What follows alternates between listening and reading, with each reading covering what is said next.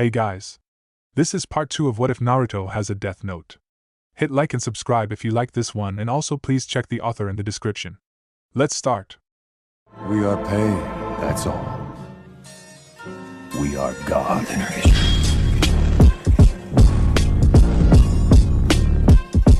Chapter 7, Triple Layered Deception.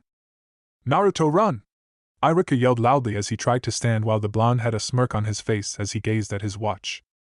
Did you know that shinigami love apples? He muttered with a small smirk, his face lowered with his eyes shadowed while Mizuki inhaled deeply. Katon Gakaku dash! The Chunin's mouth suddenly opened in silent pain while his eyes went wide as he stumbled back. Immediately taking out a kunai from his pouch, Naruto lunged towards Mizuki with a blurred speed much faster than he was before. His speed? Iruka thought in shock. Squitch! Arag! Mizuki yelled as the left side of his chest was pierced by the kunai, where his heart was located. Drops of blood sprayed onto Naruto's face as Mizuki fell on the ground with the blonde above her, the kunai deeply lodged into the flesh as the Chunin writhed in pain.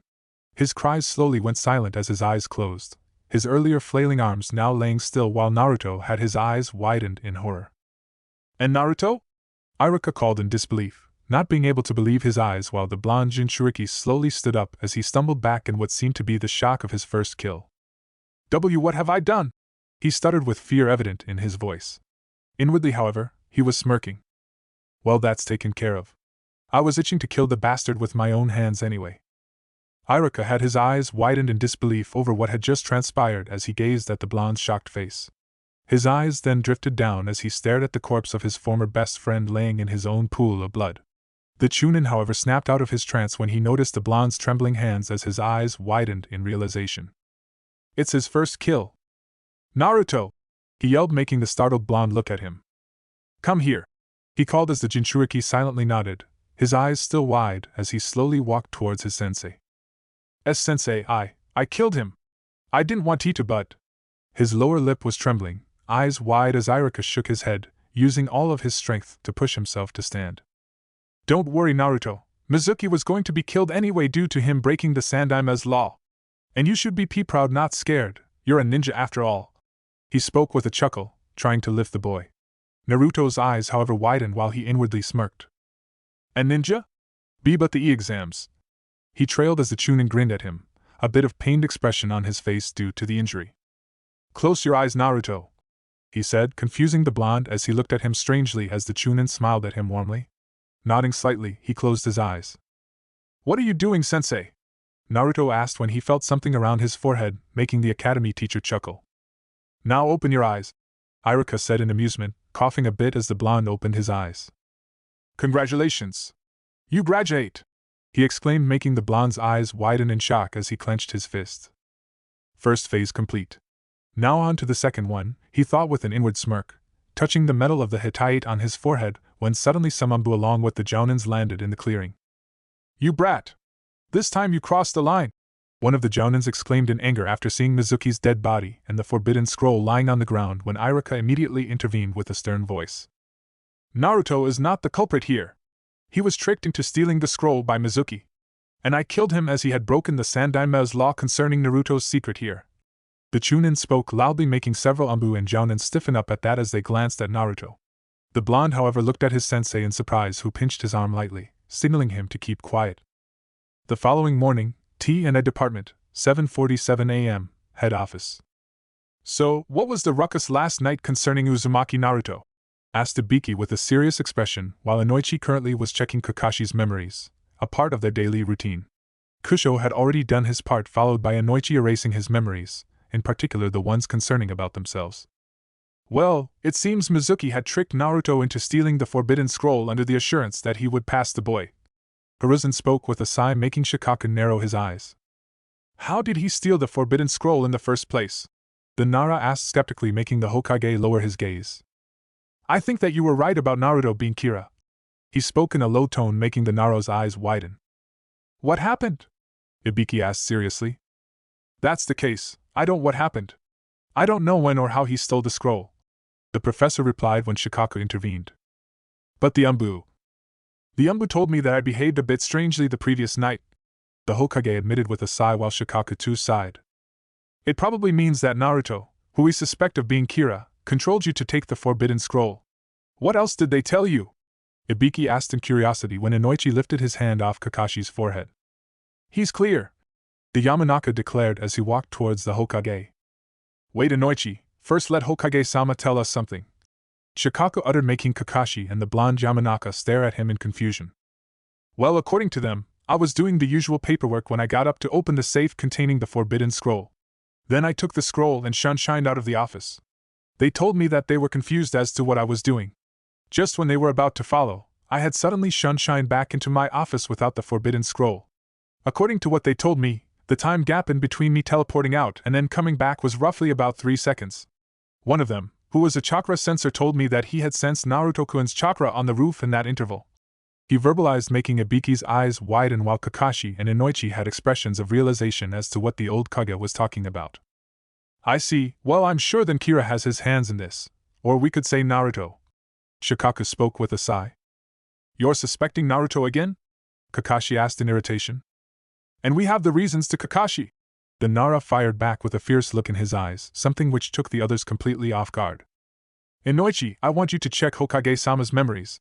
Shikaku muttered with a sigh, making the Yamanaka nod as he walked towards the professor. If by any chance it is Naruto, I just can't believe it. I mean... Ibiki trailed with a sigh as he clenched his fist when the lazy Nara put a hand on his shoulder. Stay calm, Ibiki.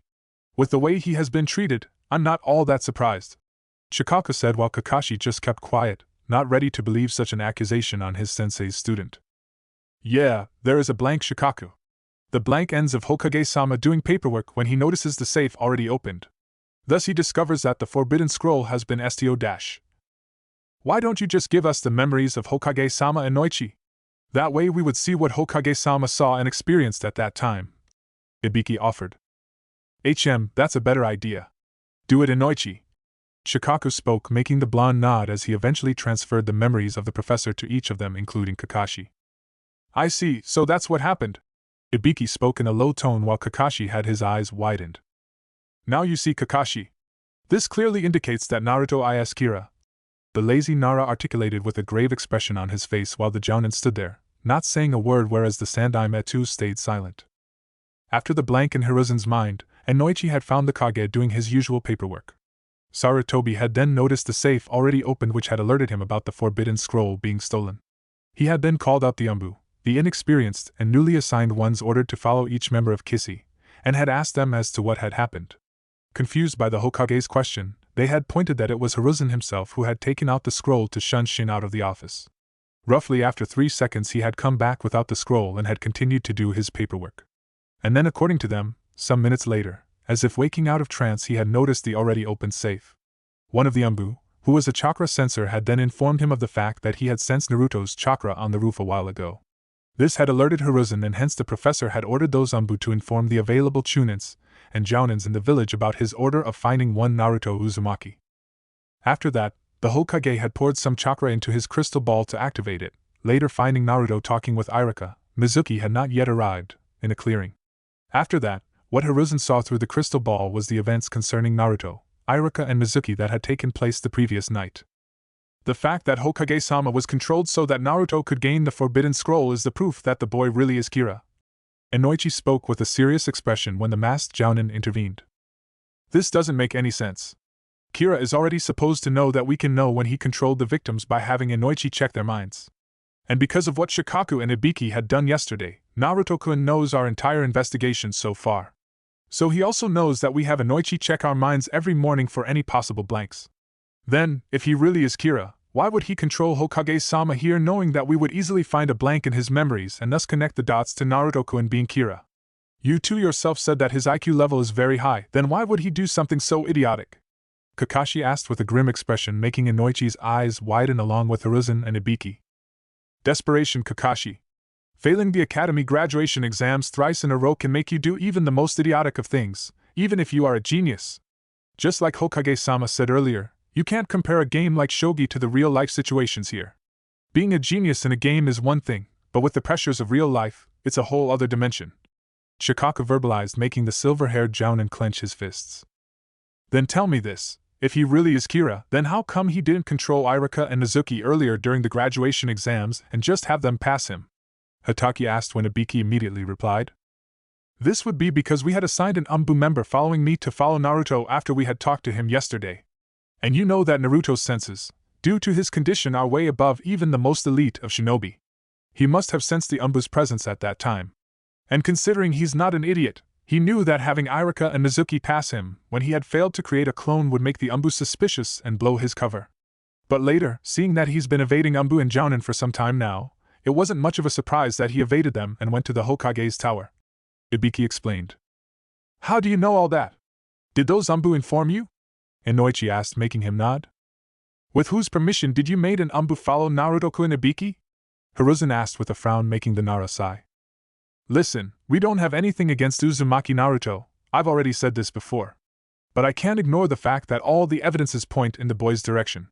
Just think, he fails the exam for the third time when Mizuki offers him the fake chance to pass by stealing the forbidden scroll. Grabbing the opportunity, he controls Hokage-sama to get the scroll. After that, when Mizuki fights with him, did you notice the way he died? Do you think an elite chunin like Mizuki would just freeze in between a fight like that and allow an academy student to stab a kunai into his heart? Of course not. Naruto, or Kira, used his powers to kill the chunin with a heart attack to save his own life since Mizuki was about to shoot a fireball at him. He then, to cleverly disguise Mizuki's death, took out a kunai precisely at the same time and stabbed that chunin where his heart was. This, he probably did to evade us. He knows that we are aware that Kira can kill his victims via heart attacks, so to dodge us he stabbed Mizuki into his heart so that it may look like he killed him with his hands when in fact he had killed the chunin using these mysterious powers of Kira. He explained as silence engulfed the members of this investigation team. Hypothesis like this wouldn't solve anything. The only straight way is to capture Uzumaki Naruto and make Inoichi check his memories at once. Ibiki muttered, making Hiruzen sigh as he closed his eyes. Naruto-kun, are you really? He's right, Hokage-sama. You yourself gave us the permission to check his memories once the exams were over. I think we should have the Umbu capture him right now. Shikaku spoke when Inoichi followed. I think first we should find his location through the Hokage-sama's crystal ball. That way, we would also come to know as to what he's doing right now. Who knows, maybe he's killing another one or controlling someone right now. The Yamanaka offered, making them nod, while Kakashi and the Hiruzen had sad looks in their eyes as they remained quiet, not being able to believe that Naruto was the one behind all these killings. Konoha, Hokage's office, 8:09 a.m. Currently we find the members of Kissy standing in Hiruzen's office, around the crystal ball. Alright, most probably at this point of time, he should be sleeping in his apartment. The professor spoke in a low tone as he put his hands on the crystal ball while Shikaku, Inoichi and Ibiki were currently gazing at the ball and anticipating. Kakashi, however, was not so eager. The Hokage applied some chakra through his hands onto the crystal ball. Boom! Arg! Garg! Wham! Hiruzen flew back due to the ball exploding into an outward burst of flames, taking Ibiki with him as the duo slammed into the opposite wall, debris surrounding their foggy forms, while Kakashi, Shikaku and Inoichi too had skidded back a bit due to the impact of the small explosion. What was that? Inoichi stumbled on his words, his elbows in front of his face as he stared at the former crystal ball, now covered with nothing but black smoke, its broken shards lying throughout the office. Hokage-sama! Ibiki! Are you two alright? Shikaku asked in a bit of panic while coughing when he heard Ibiki grunt through the dust screen that had formed around the duo because of the debris. Damn it! What was that? The torture and interrogation specialist asked as he coughed out the dust, embedded into the small crater. It was a paper bomb. It must be beneath the ball. That's why we couldn't notice it. Hiruzen muttered, coughing a bit, who was being supported by Ibiki. Pushing himself, he walked forward a bit. Futon Tappa, wind style, breakthrough. The professor muttered, spitting a small gust of wind from his mouth, consequently pushing away the smoke and dust from his office. Who could be behind this? Inoichi asked with widened eyes while Hiruzen signaled his Umbu to stay in their positions, who were about to jump out for their protection. Shikaku narrowed his eyes as he stared at the broken pieces of crystal laying around them. Someone would do this only so that Hokage-sama can't use his crystal ball anymore to keep watch. It could be possible that after last night, Naruto controlled someone to plant a paper bomb beneath this crystal ball so that whenever Hokage-sama here will try to use it, it would be detonated. Naruto, or Kira, probably did this to save himself, so that we wouldn't be able to keep an eye on him in the future. You think you're smart, little boy, but we are the experienced veterans here, the Nara thought with a grim expression when he turned to the Sandaime Hokage. Hokage-sama, as you can see, this is probably the work of Naruto. Let's just order the Anbu to take him into custody and bring him over to Ibiki's office. We should check his memories right away. Also, send the newly appointed ones, as Naruto may be aware of the personal information of the experienced ones here. Shikaku uttered, making the old Kage rub his temples when he signaled the Anbu to show themselves. You called Hokage-sama? An Anbu wearing a tiger mask asked, currently kneeled before the Hokage. I want you to take your unit and capture Uzumaki Naruto at once. Bring him to Ibiki's office. He ordered with authority while Kakashi couldn't believe what was happening. I just can't believe Sensei's son could possibly turn out like this, but this is just impossible. How can a mere 12-years-old child kill all those criminals locked up in jail as well as the civilians every day without being noticed or anything? The masked Jounin thought with a sigh as the Anbu blurted out from the office. Hokage-sama, you go back to Ibiki's office with Kakashi and Ibiki. Inoichi, let's go to the autopsy department. I think we should check Mizuki's memories, and Irika's too. Shikaku verbalized, making the blonde Yamanaka nod in exasperation. It was one after another. Checking memories of people like this one after another was getting boring now, even if it was extremely important. He's admitted in the hospital, right? The Nara asked the Hokage, who nodded lightly in response. Konoha, Naruto's apartment, 8:21 a.m. Huh? Anbu? What do you guys want this early in the morning? Naruto asked, a yawn escaping his lips as he stared at the shinobi standing in front of him through half-lidded eyes. Uzumaki Naruto, upon Hokage-sama's orders, you are to come with us quietly. If you refuse to cooperate or try to run away, then we will use force. The one standing in the front, wearing a tiger mask, spoke in a monotone voice while the three Anbu behind him stood quietly. What? But why? I didn't even prank anyone this time, he exclaimed with a frown. I will not repeat myself again. Come with us quietly or we will drag you with us through force. He spoke, making the blonde narrow his eyes before he closed them, a sigh escaping his lips as he clenched his fists. Fine, but at least let me pee first, he said, taking them aback with surprise. Alright, just make it quick. And remember, don't try to run. We have the perimeter surrounded. The tiger-masked shinobi spoke in a threatening voice, making the blonde nod as turned around to close the door. So it finally happens, huh? They're gonna check my memories. It's a relief Ryuk is not here. Half a minute later, the whiskered blonde came out, wearing his orange jumpsuit. What's going on here? If Gigi wants to meet me, why did he send these Anbu to get me? Something's not right. Let's go. Gigi's next on my pranking list for sure. Disturbing my sleep like that, he would pay dearly for his insolence. Kukukuku.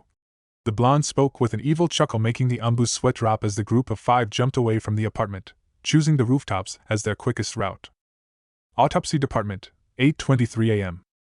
Make this quick, Inoichi. We also have to check Irika's memories and then return to Ibiki's office. Shikaku uttered, currently standing in front of Mizuki's corpse lying on the dissection table, while Inoichi rolled his eyes. Stop commanding me around like you're the leader here, you lazy ass. The blonde Yamanaka muttered in irritation, making the Nara glance at him with a smirk on his face. Well, it's apparently clear that I'm the brains of this investigation team, he replied with an amused chuckle, making the blonde sigh in exasperation. And without us, this team is incomplete anyway, he said, now walking to stand in front of the silver-haired Junin's corpse. Going through a few hand seals, he put his right hand on Mizuki's forehead. Let's see, there shouldn't be any blank in Mizuki's mind, considering Naruto killed him instantly without controlling him. Irika, though, is a different story, Shikaku thought with a look of anticipation on his face when Inoichi sighed as he pulled his hands from the dead Junin's forehead. So, found anything interesting? I'm not sure if this was expected by you, but Mizuki has a blank in his mind from tomorrow morning till the second he died, the blonde Yamanaka stated, making Shikaku's eyes widen in disbelief. What? He asked in a low, choked voice, mouth opened. Yeah, he was being controlled since yesterday morning till his last breath, the Yamanaka confirmed as Shikaku's eyes gradually narrowed, slowly drinking in the shock. What is going on here? Then it means that Naruto was controlling Mizuki the whole time? Then about stealing the forbidden scroll, Naruto controlled Mizuki to say all that to himself. Yes, he was probably aware of the Anbu following him, that's why he did all this drama. The Anbu following Naruto informed Ibiki today that he had heard Mizuki's plan and waited to catch the Chunin red-handed. But then he said that Naruto evading him had ruined his plans. So that's why the boy had made Mizuki say all that stuff about the secret of passing the graduation exams, just so he could have that Anbu hear Mizuki and frame him, when instead he was the one behind all this. This boy, I underestimated him, Shikaku thought with a dead serious expression on his face, while Inoichi too was surprised that Naruto had planned all of this. Let's go, Irika's next. the lazy Nara muttered as he started to walk towards the door, Inoichi following him when suddenly Shikaku stopped, his pupil zooming out in shock. Then when Mizuki told Naruto about the Kyuubi? And considering this Chunin was being controlled by Naruto all the time, then Naruto already knew about the Kyuubi being sealed inside of him. For how long did he know of this? His acting fooled all of us into thinking that he heard of the secret for the first time then, when in fact he already knew it. All of this was planned. Shikaku? What's wrong? Inoichi asked in confusion. Nothing, the tense Nara murmured. Let's go. He spoke afterwards. Oh, I forgot to tell you that Mizuki had been controlled once more in the past, around midnight 2 days ago. It was Saturday. The Yamanaka verbalized in realization, mentally slapping himself for forgetting this important bit of information. Shikaku, however, clenched his fists as he closed his eyes, a sigh escaping his lips. I see, let's just go, Inoichi. Konoha, T&I Department, Ibiki's office, 8:46 a.m. Hey, what's going on here? Why have you tied me like this? And what are these seals? Naruto yelled, currently sitting on a chair. He was tied by some sort of rubber ropes, with several chakra suppression seals on him. The more you struggle, the more chakra these ropes will suck from you. So I'd advise that you stay still. Hokage-sama is going to come any time now. One of the Umbu standing in the room spoke in a monotone voice. But why are you treating me like a criminal here? The whiskered blonde growled, his eyes cold with fury. Just when he was about to say more, the door opened as 3 figures stepped in, his expression changing immediately. Gigi. What's happening here? Why am I tied like this? He asked in a loud voice, his wide eyes showing a mixture of anxiety, confusion, and fear, while Hiruzen and Kakashi had sad expressions on their faces. Ibiki, though, however, was boiling with rage. Killing all those innocent civilians, and the boy was still acting. Just stop your damn acting, you brat! The Tokubetsu Jounin snarled as he took a threatening step towards the blonde when Hiruzen put a hand on his left shoulder firmly. Stop it, Ibiki! You will not touch the boy under any circumstances, got it? He exclaimed in a stern voice. What acting? You think I'm acting? The whiskered blonde asked in confusion, eyes still wide while Kakashi stared at him quietly. Ni-san, what's going on here? Did I do something wrong? Naruto asked in a bit of quivering voice, making the masked Jounin avert his gaze while Sarutobi had a stony expression on his face. I'll tell you what's wrong. You killed all those civilians. You are a mass murderer. You are Kira. Ibiki yelled, losing his cool as he clenched his fists while Naruto's eyes narrowed in anger. I see now. So that's why. After pulling your stunt on Sunday, you're still spouting that crap about me being Kira. Are you insane? Not even 1 day ago, I was an academy student. A 3-time failure at that. You think a 12-year-old deadlass like me can kill so many people? Lower your voice, Uzumaki Naruto! The Hokage exclaimed through gritted teeth, his tone full of authority making the blonde's eyes widen in shock. JGG, you two think I'm Kira? He asked quietly in disbelief. Poof! Suddenly, 2 puffs of smoke filled the room, which revealed to be Inoichi and Shikaku. You two, what did you find in their memories? Hiruzen asked, making Shikaku sigh while Inoichi gave Naruto a hard look. Oh, we did found interesting things.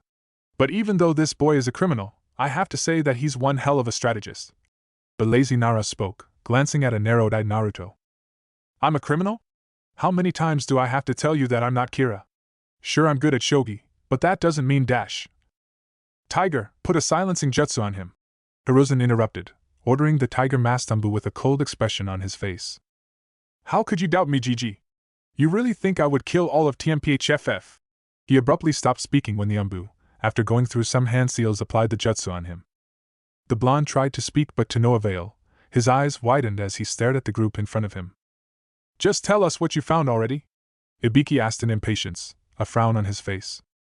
Mizuki had a blank in his mind right from yesterday morning till the moment he died, Inoichi stated, making their eyes widen in spine-breaking shock while Shikaku walked towards the squirming form of Naruto before bending at his face level.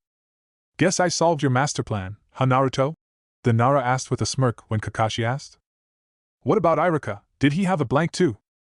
No, Iruka was clear, the blonde Yamanaka replied when Shikaku turned around to face them. Now let me tell you this boy's plan, which he executed almost flawlessly yesterday. The Nara spoke with a serious expression, while Kakashi just sighed quietly to himself. Naruto knew an Umbu member was following him. So when he was called by Iruka and Mizuki to execute the Bunshin no Jutsu during the examination tomorrow, he had no choice but to try his luck. He couldn't control Iruka and Mizuki and have them pass him even when he failed to form clones of himself, because he knew that if he did, the Umbu watching him would notice, and it would blow his cover. He also couldn't control the Umbu member, considering that guy was a newly appointed one and our boy here didn't know any personal info about him. Therefore, Naruto here had come up with a plan. He later controlled Mizuki and had the Chunin speak to him about a second chance of passing the graduation exams by stealing the Forbidden Scroll, just so that the Umbu listening in on their conversation would know that Mizuki is a traitor. Naruto here framed Mizuki when it was all him executing the plan. He also knew that Umbu always arrest or detain any criminals red-handed, so he knew that Umbu member would wait for the right moment. According to what that Umbu told Ibiki, Mizuki had told Naruto to meet him at the entrance of the Forest of Death, Training Ground 44 at 9 p.m. Meaning Naruto had deliberately made Mizuki give himself that location and time to inform that Umbu when in fact they were going to meet at a different location. At some point of time, Naruto here had evaded that Umbu. Now since that Umbu member knew the time and location of where Naruto and Mizuki would meet, he just went to Training Ground 44 and waited there while Naruto had another location planned in his mind. So after controlling the Hokage to get the scroll, he went to the decided location and practiced some techniques and hence learned the shadow clone technique, an added bonus might I say. After that, as planned by him, he had made Mizuki inform Iruka that he had stolen the Forbidden Scroll. Thus Iruka finds Naruto and the boy here acts all innocent when Mizuki too arrives, acting exactly as Naruto had planned. Then Naruto made Mizuki tell the truth about Kyuubi to him, meaning Naruto, at some point of time had already come to know that Kyuubi is sealed inside of him. This made their eyes widen in shock while Naruto glared at Shikaku's back. He knew of the secret all along, but who told him? Hiruzen asked in mild panic, making the Nara sigh as he muttered troublesome under his breath. Well, Inoichi informed me that Mizuki was also controlled on Saturday midnight, so Naruto must have used Mizuki to know the secret. Mizuki openly showed hatred towards the boy after all, so naturally Naruto considered him as the best source. This also explains the reason as to why he looked to be suffering from sleep deprivation when me and Ibiki met him on Sunday morning. After knowing such a large secret of his life, he probably couldn't sleep, he explained, taking a deep breath before continuing. Well, anyway, the reason Naruto did all this was to obviously pass the examination as well as evade us at the same time. That's why he had Mizuki call Iruka so that he could showcase some of his skills, gain Iruka's pity by hearing his secret through Mizuki, framing Mizuki and then killing him in front of Iruka, and finally learning the shadow clone technique from the Forbidden Scroll. All in all, he stole the Forbidden Scroll so that he could make it seem to Iruka like he learned a kinjutsu from the scroll in a couple of hours, when who knows, he may have had controlled a jounin in the past to show him how to do this technique. Also, he had Mizuki blurt out the secret in front of Iruka when he already knew it to gain pity, as well as to get away with the reason that Mizuki had broken Sandaime Hokage-sama's law after killing the Chunin. This was the master plan of Uzumaki Naruto here. Shikaku spoke with a smirk as everybody stood there in shock that a 12 years old possessed such a high IQ. It was unheard of. Naruto, however, stared at Shikaku with narrowed eyes while Kakashi sighed, muttering under his breath. Sensei would be disappointed in you, Naruto. Shikaku turned around as he bent at Naruto's level again. So, am I right, Kira? He asked in amusement, making the blonde stare at him with cold eyes when the door opened to reveal two figures. Akusho-san, come in. I presume you brought the perfect volunteer for the task? Inoichi asked, making the blonde Yamanaka nod, standing with a much younger-looking Yamanaka. This is Dash. Don't! Shikaku snapped with a serious expression, taking Kusho and the unknown Yamanaka by surprise. Don't tell us his name, not now at least. Whoever you are, thank you for coming here. Shikaku spoke while bowing a bit. It's my pleasure, Nara-san. The unknown Yamanaka spoke. Alright, I want you to check Inoichi's mind to see if he's being controlled right now. Shikaku verbalized, making the stranger nod as he walked towards Inoichi. No, he's not being controlled right now, the stranger uttered after checking Inoichi's mind while everybody else stood quietly. Naruto, however, had his eyes widened in fear. Now here's what I want you to do. When Inoichi is checking Uzumaki Naruto's memories here, at the same time you keep on checking Inoichi's memories for any blanks at the present time. The moment you find one, tell us immediately. Shikaku spoke, glancing at Naruto while the stranger nodded. Inoichi then walked towards a wide-eyed Naruto with the unknown Yamanaka behind him. Putting his hand on the whiskered blonde's head, Inoichi began to check his memories when the stranger put his hand on Inoichi's head, forming a chain. A few minutes passed as the trio remained still when Inoichi snapped his eyes open in shock. Inoichi, what happened? Shikaku asked with narrowed eyes, quite confused with the expression of disbelief on Inoichi's face. Chapter 8. The Fourth Opaque Layer of Deception. Inoichi, what happened? Shikaku asked with narrowed eyes, quite confused with the expression of disbelief on Inoichi's face. And Naruto has the longest and the most number of blanks in his mind so far. They start from 2 days before since Kira started killing all those criminals and civilians a week ago. The blonde Yamanaka exclaimed wide-eyed, silence engulfing the room as the members of Kissy along with Kusho and the other Yamanaka stood there, not uttering a single word. What? The Nara stuttered in a choked voice, not believing his ears. I don't know, but this is what I saw. Inoichi spoke in a low tone while Naruto was currently glaring at Shikaku. See? Didn't I tell you that he was innocent? Now look. He was the one being controlled by Kira all along, even before he had started killing all those criminals and civilians. It's now clear that the bastard wanted to frame Naruto-kun.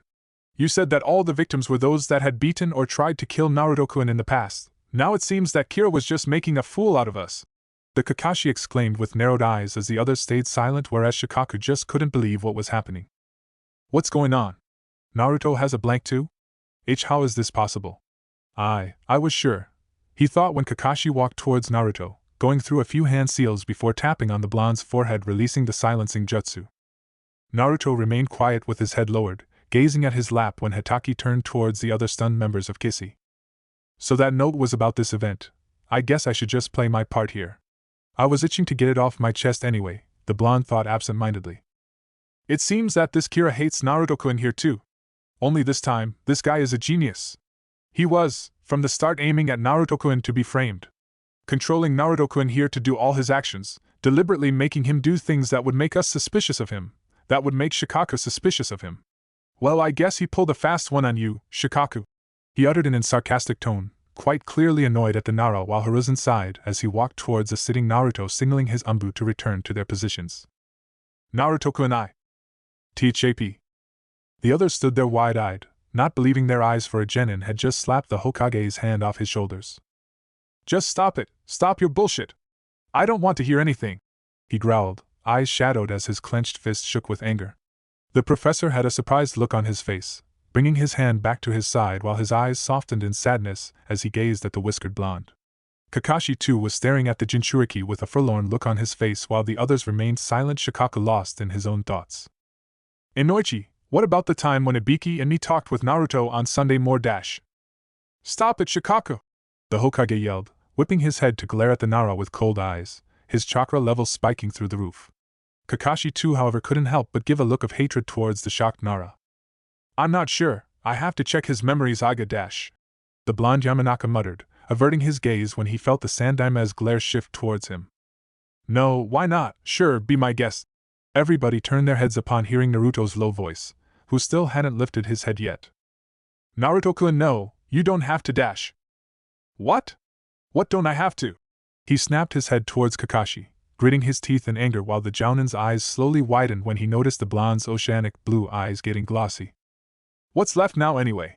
He exclaimed before standing up, walking towards Inoichi, who just stood there in silence, head bowed in a mixture of emotions. I'm the demon anyway. What would it matter if you just read my mind anytime you like? I'm your slave after all, right? I'm your fucking scapegoat to be used whenever you feel like it, any Gigi? He shouted, his voice getting louder as a lone tear streamed down his whiskered cheek, glancing at Hiruzen before turning towards Inoichi. Come on, I'm here, the demon Brad is here. What's wrong? Are you scared of your Hokage? Don't worry, he too wants to fuck my childhood. After all, there's a reason as to why I've been constantly beaten up since I got out of the orphanage. Naruto, it was not like that. I made the law, but the civilians dash. Law? You are the goddamn Hokage. You are the one who ruled the village, a Kage who is said to have trained the 3 legendary Sanins and known as the Kami no Shinobi. You are saying that you couldn't stop those civilians? Naruto asked heatedly, eyes cold when Ibiki stepped in with a stern voice. You're crossing the line, Dash. You shut the fuck up, Marino! The blonde fired back, pointing his index finger at the startled Tokubisu Jounin, his eyes now red with black slits in them, making others' eyes widen in shock. This feeling, Hiruzen thought, his breathing being hitched in his throat as he gazed at the blonde warily. Naruto! Control yourself! You're using the Kyuubi's chakra! Kakashi warned loudly, making the whiskered blonde snap his head to glare at him, his crimson eyes getting intense. What? You afraid of the little demon brat, Nai-san? He asked, his eyes slowly reverting back to normal as his lips slowly curled down, making Kakashi avert his eyes as he sighed. Look, Naruto, I'm sorry, I'm extremely sorry. I tried to tell them, but they, especially Shikaku, just wouldn't listen to me. The masked Jounin spoke, glancing at the said Nara with a cold eye while Naruto clenched his fist. How could you, Nai-san? After all the years of me getting beaten up, after all the times I've endured, you would still even doubt me that I could be Kira. Did I ever attack them back? I go around, jumping like idiot, laughing like an idiot, hoping that people would acknowledge my existence. You think me, craving for friends, craving for acknowledgement, craving for love. His voice quivered as he lowered his head, taking a deep breath while wiping his cheeks with the sleeve of his orange jacket, soft sniffing sounds filling the room while the others stood quietly. Shikaku had an unreadable expression on his face, Ibiki sporting a sympathetic look, and Noichi just had his head bowed in what seemed to be shame while Hiruzen's and Kakashi's eyes started to tear up a bit. I thought that the ninja here, even if indifferent towards me, at least didn't hate me. But look here, the greatest shinobi of the village forming a special team just to frame me as Kira, taking advantage of all these killings going on. The blonde continued as he lifted his head, eyes indicating hate, anger, pain, and sadness. Well, who's to say that you guys are not the Kira? Maybe this was your plan from the beginning to frame me. Maybe you're the ones killing all these criminals and civilians who were somehow connected to me just so that you could frame me. Maybe the Yamanaka clan has been controlling me from the beginning to make me kill all these people. You didn't think that maybe this is the work of an S-rank Kage? A former Konoha shinobi, maybe, someone like Orochimaru pulling the strings from behind? But no! Instead you have to target a 12-year-old, two-time failure academy student straight away. Clearly this smells of your doing here. He ranted continuously, now panting a bit while the others present in the room stayed quiet. Shikaku was still absorbing the shock while the others found themselves at fault. Now that Inoichi and Ibiki thought about it, Naruto had become the center of their investigation from the beginning. He was their prime suspect. No, not prime, he was their only suspect. They hadn't suspected anyone else. It was like their minds wanted Naruto to be Kira. It was like they inwardly believed that he was Kira. Fuck it! My speech is not gonna affect you intelligent people anyway. I'm the dead last loser of the academy after all, you probably don't have time to listen to my problems anyway. I'm outta here! The blonde exclaimed with a frustrated expression on his face, now walking towards the door when he stopped. Oh, good day, Hokage-sama. And to you, Nara-san, good luck in catching Kira, whoever that guy is. I'm sure you would catch him, after all, you are the genius of Konoha here. He further added when Shikaku narrowed his eyes. Now listen here, you dash. Shikaku. Hiruzen verbalized with a tightened jaw in anger, making the Nara sigh while Naruto left the office. Kakashi gazed at the door through which the blonde had exited with a concerned expression on his face. Don't worry, Kakashi, it's best that we leave him alone for now. He wouldn't talk to us anyway, we have hurt him greatly this time, just like all those villagers. We broke his trust, the Hokage said in a pained voice, now sitting down with a jerk as he put his face in his palms. Now are you relieved, Shikaku? Kakashi asked in a calm tone this time, his one visible eyebrow raised in question. I don't know. I just can't believe that, Kira. He was fooling us all along. He was moves ahead of us, ahead of me. I never thought. I just severely underestimated him. I didn't think he would be this clever. He was leaving hints so subtle that it made me believe that Naruto really was Kira. I guess he knew that I would pick up on those hints. It was a master plan to frame Naruto. And he nearly soused if it wasn't for Irika interfering. The Nara said in a low tone, looking quite defeated with his shoulders slumped. No, it was not your fault. Kira is just that good. I mean, not 15 minutes ago we were almost sure that Naruto was Kira, except Kakashi, that is. Hiruzen muttered while Kusho and the other Yamanaka had left the office with Inoichi erasing their memories of the events that had taken place. No, I too was beginning to doubt Naruto-kun. I guess Kira just fooled us all. He played with us like we were nothing. All those small mistakes, controlling Hokage-sama, stabbing Mizuki in the heart, all were his deeds. He deliberately did that to frame Naruto-kun, making us believe that Naruto-kun was trying to frame Mizuki in fact. The Jounin mumbled when the professor towards Inoichi. You encountered the Kyuubi Inoichi? He asked, making the Yamanaka sigh. Hi, I could feel its presence, but thankfully his memories were at a different location. It seems the seal is made to keep the Kyuubi away from the boy's memories, though it connects to Naruto's chakra coils, he said, making the old Kage nod while others stood quietly. I think I now know what Kira was planning. Shikaku spoke, making them look at him in anticipation. It's just a hypothesis really, but the one with the most probability. What I think is that Kira did all this to steal the Forbidden Scroll and framing or killing Naruto in the process. Kira controlled Mizuki into offering a down Naruto to pass the exams by stealing the Forbidden Scroll. So after that, he controls Naruto as well as Hokage-sama. He makes Naruto go to the Hokage Tower's roof while making Hokage-sama give the Forbidden Scroll to Naruto just so we think that the boy was behind this. Then he makes Naruto go to the decided location to meet Mizuki. But he didn't count on Iruka finding Naruto, so that's where his plans were ruined. Now Iruka knew that Mizuki was behind this, so Kira's plan to frame Naruto was crushed. However, which took the priority for him, the Forbidden Scroll or framing Naruto, I don't know. Though judging by his actions from the beginning, him killing all those civilians connected to Naruto, I would say that Naruto was his prime target all along. Maybe he wanted the whole village to hate the boy by framing him in this incident. He paused when Inoichi asked. But then, what about Mizuki freezing up in the midst of the battle? Like I said, his plans were to frame Naruto by stealing the Forbidden Scroll. But when Iruka arrived, it was all ruined. So Mizuki was of no use to him any longer. But he quickly improvised. He made Naruto kill Mizuki in such a way that we would be sure that Naruto is the Kira.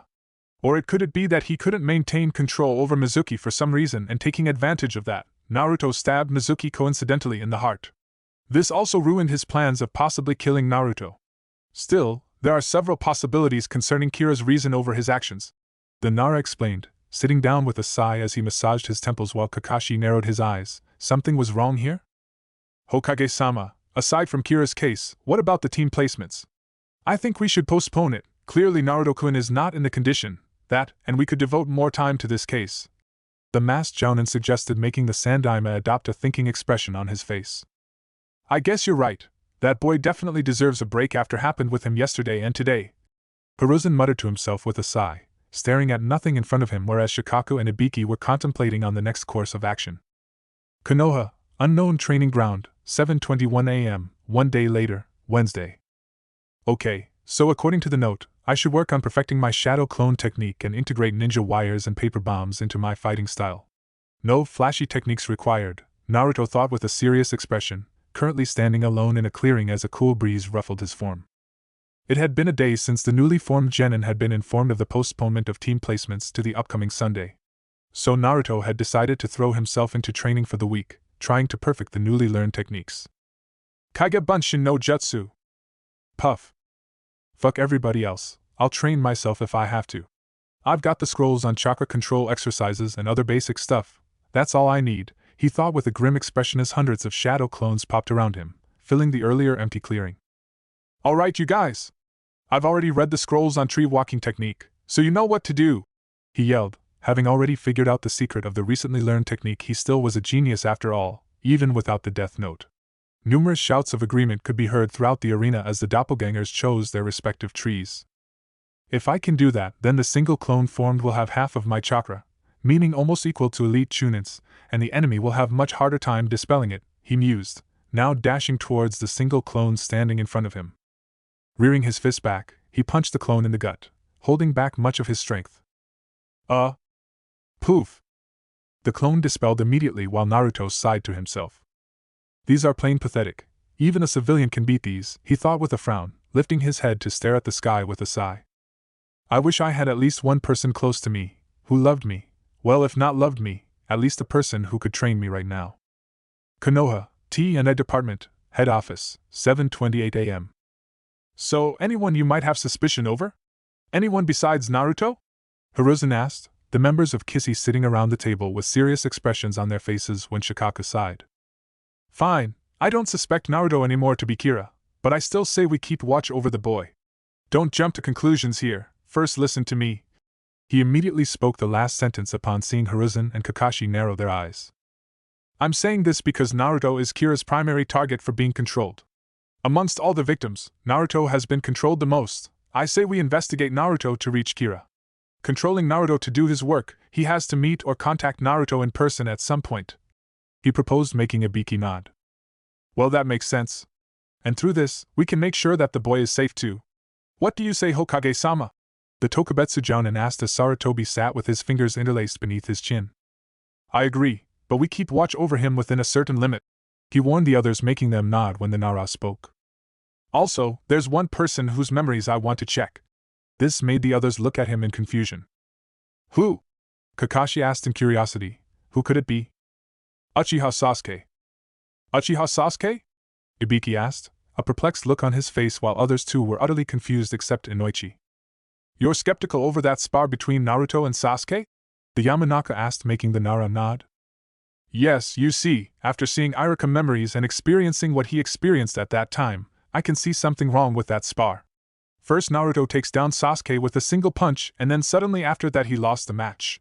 I think Kira was controlling Sasuke at that time, but anyway, even if the Uchiha was not being controlled, it will help us reach a decision concerning the team placements. Shikaku explained when an expression of realization dawned on the old professor's face. Team 7, huh? Yeah. Time skip, 2 days later, Saturday, 12:04 a.m. Ah damn, I'm spent. My muscles are burning. Naruto exclaimed as he jumped on the bed, panting a bit for he had just returned from a rough training session. He wiped the sweat off his brow as the blonde just laid on his bed, staring at the ceiling in thought. Tomorrow is the team placements. I'll get a team, 2 genin who I would have to cooperate with until we become chunin. One of them I'm sure would be Sasuke. The other one has to be a smart kunoichi or something like that, most probably Sakura, Ino or Hinata, he thought with a sigh when he heard several gentle knocks. Who could it be at this time? He thought with narrowed eyes before quietly making a shadow clone, signaling him to open the door. The clone went towards the door with Naruto transformed into a scroll lying on the floor. Coming, coming! The clone spoke loudly in a carefree tone as he opened the door slowly. I am Ne-chan? He stuttered, surprised to see the ramen girl standing in front of him with a smile on her face. Coming over his surprise, he turned around to point a thumb at her over his shoulder. Yo boss, it's only I am Ne-chan! He exclaimed with a smile. Puff. Naruto appeared through a puff of smoke, his eyes narrowed in a serious expression. Password I am Ne-chan? He asked in a threatening voice, brandishing a kunai in front of him. Even though his senses were extremely impressive for even a shinobi, the blonde sucking in illusions since he could remember, couldn't see through a transformation technique. In response to his question though, I am just smiled as she put a hand on the clone's shoulder. I quit. She simply spoke, making the clone's eyes widen, his mouth opening a bit while Naruto's eyes narrowed. That's not the password. One last time, what's the password? He asked, his voice gaining a colder edge when the clone gazed at him with a smirk. It worked. It spoke with a glint in his eyes, making Naruto's eyes turn into that of confusion. He puffed into smoke, revealing himself to be a clone too when the real Naruto undid the transformation to reveal himself. What worked? What's going on? The blonde asked when the clone dispelled itself while I.M. continued to stand there, a robotic expression on her face as a piece of paper fell from her right hand. Naruto's eyes widened in slow motion, his pupil zooming out, vibrating in shock as the memories flooded into his mind. Everything, from the first instant when the notebook fell on his head to the last instant of when he had thrown a piece of paper of Death Note after taking it out from the waistband of his teddy underwear. LOL. Yo, long time no see, brat. He lifted his eyes, the coldness, the depth in them returning as he stared at the shinigami in front of him with intense oceanic blue eyes, his lips slowly curling into a smirk. Shinigami love apples, huh, Ryuk? He asked in a lone tone while the shinigami stared back at him with an amused expression on his face. Nah, her ramen is much better, he replied, pointing a thumb over his shoulder at the standing female behind him. Shifting his pupils towards I.M., Naruto's smirk turned into a smile as walked towards her standing still form. He took her in a gentle hug, his arms wrapping around her waist as the blonde closed his eyes while I.M. stood unmoving, a neutral expression on her face. Leaning back, he stood on the tip of his toes to kiss her gently on the cheek. Arigato I.M. Ne-chan. He spoke with a true smile when she turned around and started walking away, exiting his apartment. Naruto followed her as he closed the door of his apartment. So, your plan worked, huh? Ryuk asked in an amused tone as the blonde turned around to face him, chuckling to himself lightly. Yeah, worked perfectly, and I have to say, the acting of my other self was impressive, the blonde uttered as he glanced at a sticky note on the wall beside him. What's this? Ryuk mumbled to himself as he walked towards the note, watching it closely. There will come a moment where I should release my mask and release my frustration. Training schedule, shadow clones, chakra control, shadow, paper bombs, what's all this stuff you've written? The shinigami asked while reading the contents of the note as Naruto walked to his bedroom before laying down. It was not for me, meaning to me having the memories of the Death Note. The note was meant for my other self without the memories of Death Note. It gave him, or me, hints over what to do until I got my memories back. The postponement of team placements was an added bonus for me though, he verbalized, now staring at the small yellow rectangular piece of paper on the wall. Okay, now you have to tell me that plan of yours which you've been boasting about, Ryuk said frantically, an eager expression on his face making the whiskered blonde glance at him, currently chewing on his lower lip. Where to start? He mumbled to himself while Ryuk was currently laying in midair beside Naruto, an eager expression on the Shinigami's face. Well, after getting to know about the investigation from Inoichi, the main aim of my plan was to pass the academy graduation exams as well as fend off Kissy, which soon was going to be hot on my tail. Now the plan starts. One obvious thing after getting to know about their investigation was that if I forfeit the ownership of Death Note, then all my memories concerning you and the Death Note would be erased, leading to blanks in my memories.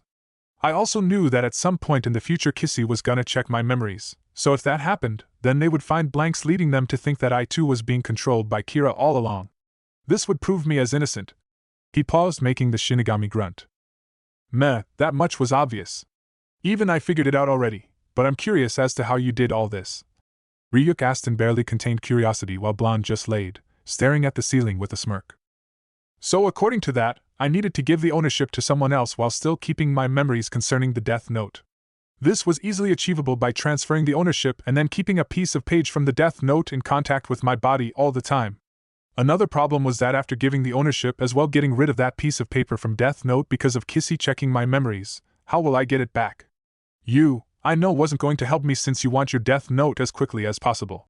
This made the Shinigami cough as he continued. Since I wouldn't know if a thing such as Death Note even existed, how was I supposed to get it back as well as my memories?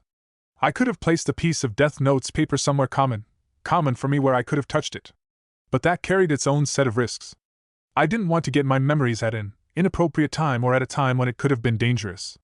I needed a foolproof plan which would have my memories returned at a specific time which I would choose, and not just by random accident. So to achieve that, I wrote the conditions of death for the person who was going to be the next owner of Death Note. I didn't know yet as to who was going to be the next owner, but I knew the conditions.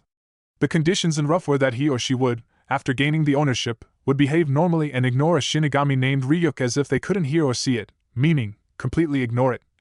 The blonde said with a smirk while Ryuk's eyes widened in surprise. So that's why that brat and that ramen girl behaved as if they couldn't see or hear me. They just acted like I wasn't even there. It irked the hell out of me, you know. The Shinigami spoke in irritation when the blonde's eyes darkened. Now you know at least some part of my pain. This made Ryuk glance at him, a surprised expression on his face before his eyes softened whereas Naruto turned his pupils to the ceiling. Anyway, I did that so you couldn't trick them into giving the ownership back to you and hence ruin my plans. One of the other things I wrote in the conditions for the death of the next owner was that he or she would write the conditions of death for the next owner of Death Note. Hey, whoa. Wait, pause, rewind. What the hell? Another owner? So it was you who made that Sasuke Gaki further transfer the ownership to that I am girl? The Shinigami asked in a mixture of utter confusion and shock while Naruto nodded with a serious expression. I was writing these conditions for the sparring match that was going to happen on Saturday morning.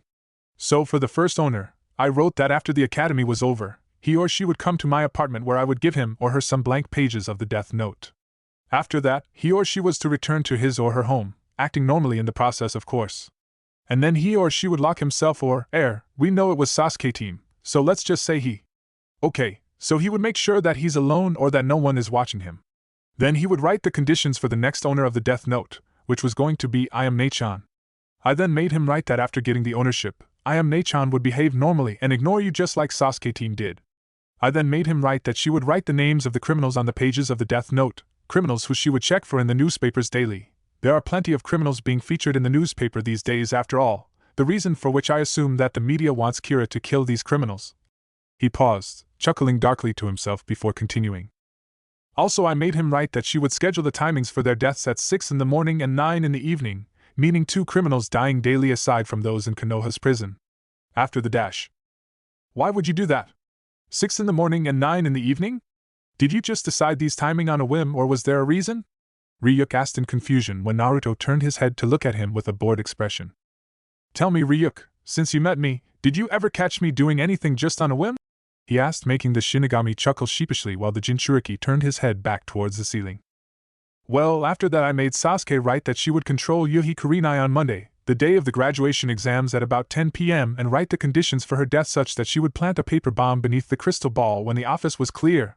That is when Gigi was outside there commanding other Jounin, Chunin and Umbu about finding me and Mizuki. Yuhi Kurenai? Now who is this chick? The Shinigami asked in confusion when the blonde muttered. A Genjutsu specialist kunoichi who was recently promoted to Jounin. Her skills in Genjutsu are unrivaled in Konoha and hence she was the perfect for this job of planting that paper bomb sneakily. And before you ask why I made Sasuke do that, who in turn made I am do that, who again in turn made Kurenai do that, what's wrong? The whiskered blonde asked in confusion, while Ryuk was just sitting in midair, holding his head.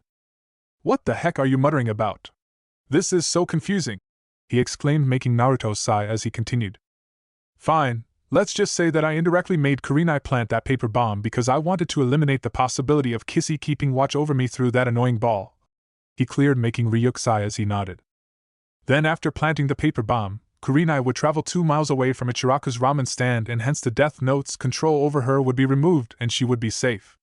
After that I made Sasuke write that Ayam would continue to behave normally. At Saturday, meaning tonight, she would leave her apartment at 11:59 and do what she just did here. Upon hearing arigato, she would leave the apartment and travel 2 miles away from my apartment dash. Wait, your apartment? But isn't she supposed to travel away from where the page of Death Note in which the conditions for her death is written? In this case, shouldn't she travel 2 miles away from that Sasuke's house? Ryuk asked in confusion. Yeah, you're right. But I made Sasuke and Ayam, whatever they wrote on the pages of the Death Note, deliver to me so that it doesn't get into someone else's hands. The blonde responded. Alright, I understand this much. But you still haven't told me the reasons behind your actions. The Shinigami verbalized, making Naruto sigh as he lazily sat up, staring into the Shinigami's eyes with a serious expression on his face. Fine then, I'll just tell what really happened instead of what I wrote in the Death Note. It will get confusing for you considering I wrote in the Death Note to make Sasuke write in his Death Note, who further made Ayam write in her note, so yeah. He spoke with a chuckle, making the Shinigami facepalm himself.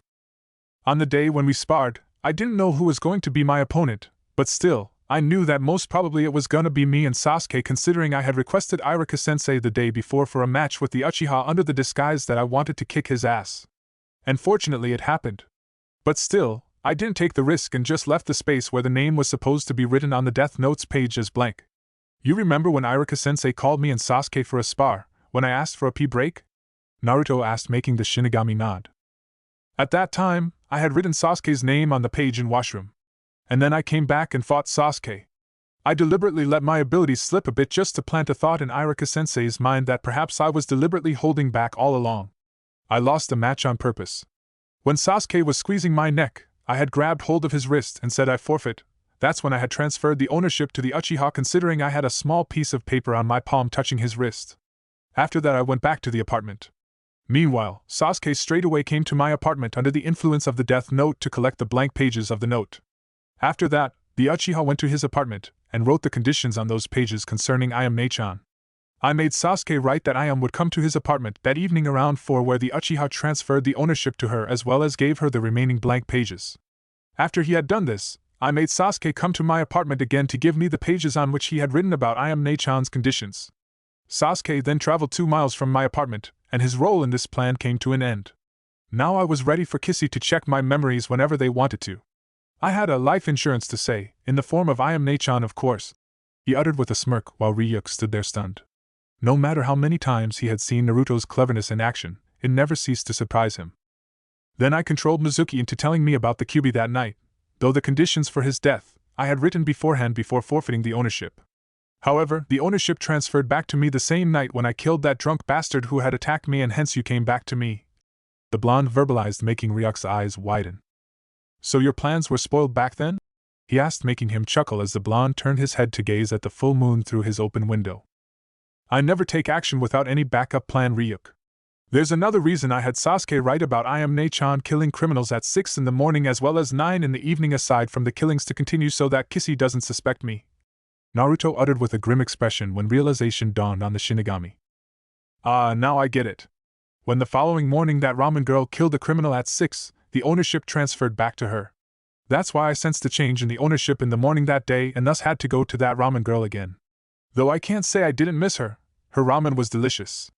But still, why choose 6 in the morning? The Shinigami asked, making the blonde Jinchuriki sigh in exasperation. Kissy's meeting timings are at 7 every morning.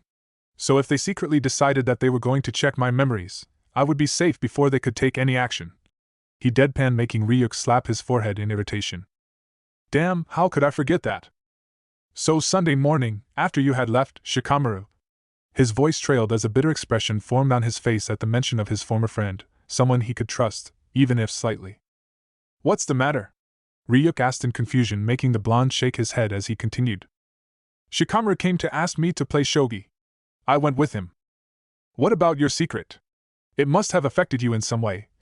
The Shinigami intervened, making Naruto clench his fists. You have no business with that. He spoke in a cold tone, making the Shinigami sigh. Fine, just continue. It later revealed to be Shikaku's and Ibiki's plan. Somehow, even with the side effects of sleep deprivation, I was still able to hold myself together and endure their mind games without completely blowing my cover. Next day, Monday morning, was the graduation exam, while a criminal as usual died due to IM at 6 in the morning. That morning, I wrote Mizuki's name in the death notes page and the conditions for his death, hence the ownership transferred back to me. I, as expected, failed the Bunshin exams. Now Mizuki comes into play. You know the stuff, as you were there with me when he said all that to me. I made him say that. I pity that Umbu who was watching us. He thought we were going to meet at Training Ground 44 and waited there for us after I had run away from him. Naruto muttered with a chuckle, making Ryuk laugh a bit with him. Yeah, that was fun, alright. After that, I know you went to the Hokage's tower where that old man gave you the scroll. Though sadly that's when that ramen girl had killed the criminal, considering it was 9 back then and I had to go. The Shinigami articulated with a sigh, making the blonde nod with him. Yes, I had Gigi give the scroll to me and then shun Shin back to his office. After that, I went to a clearing in the forests behind the Hokage's monument. That clearing was beyond 1.6 miles away from the Hokage's tower, so during my traveling, I crossed that mark and the control of Death Note was lifted over Gigi.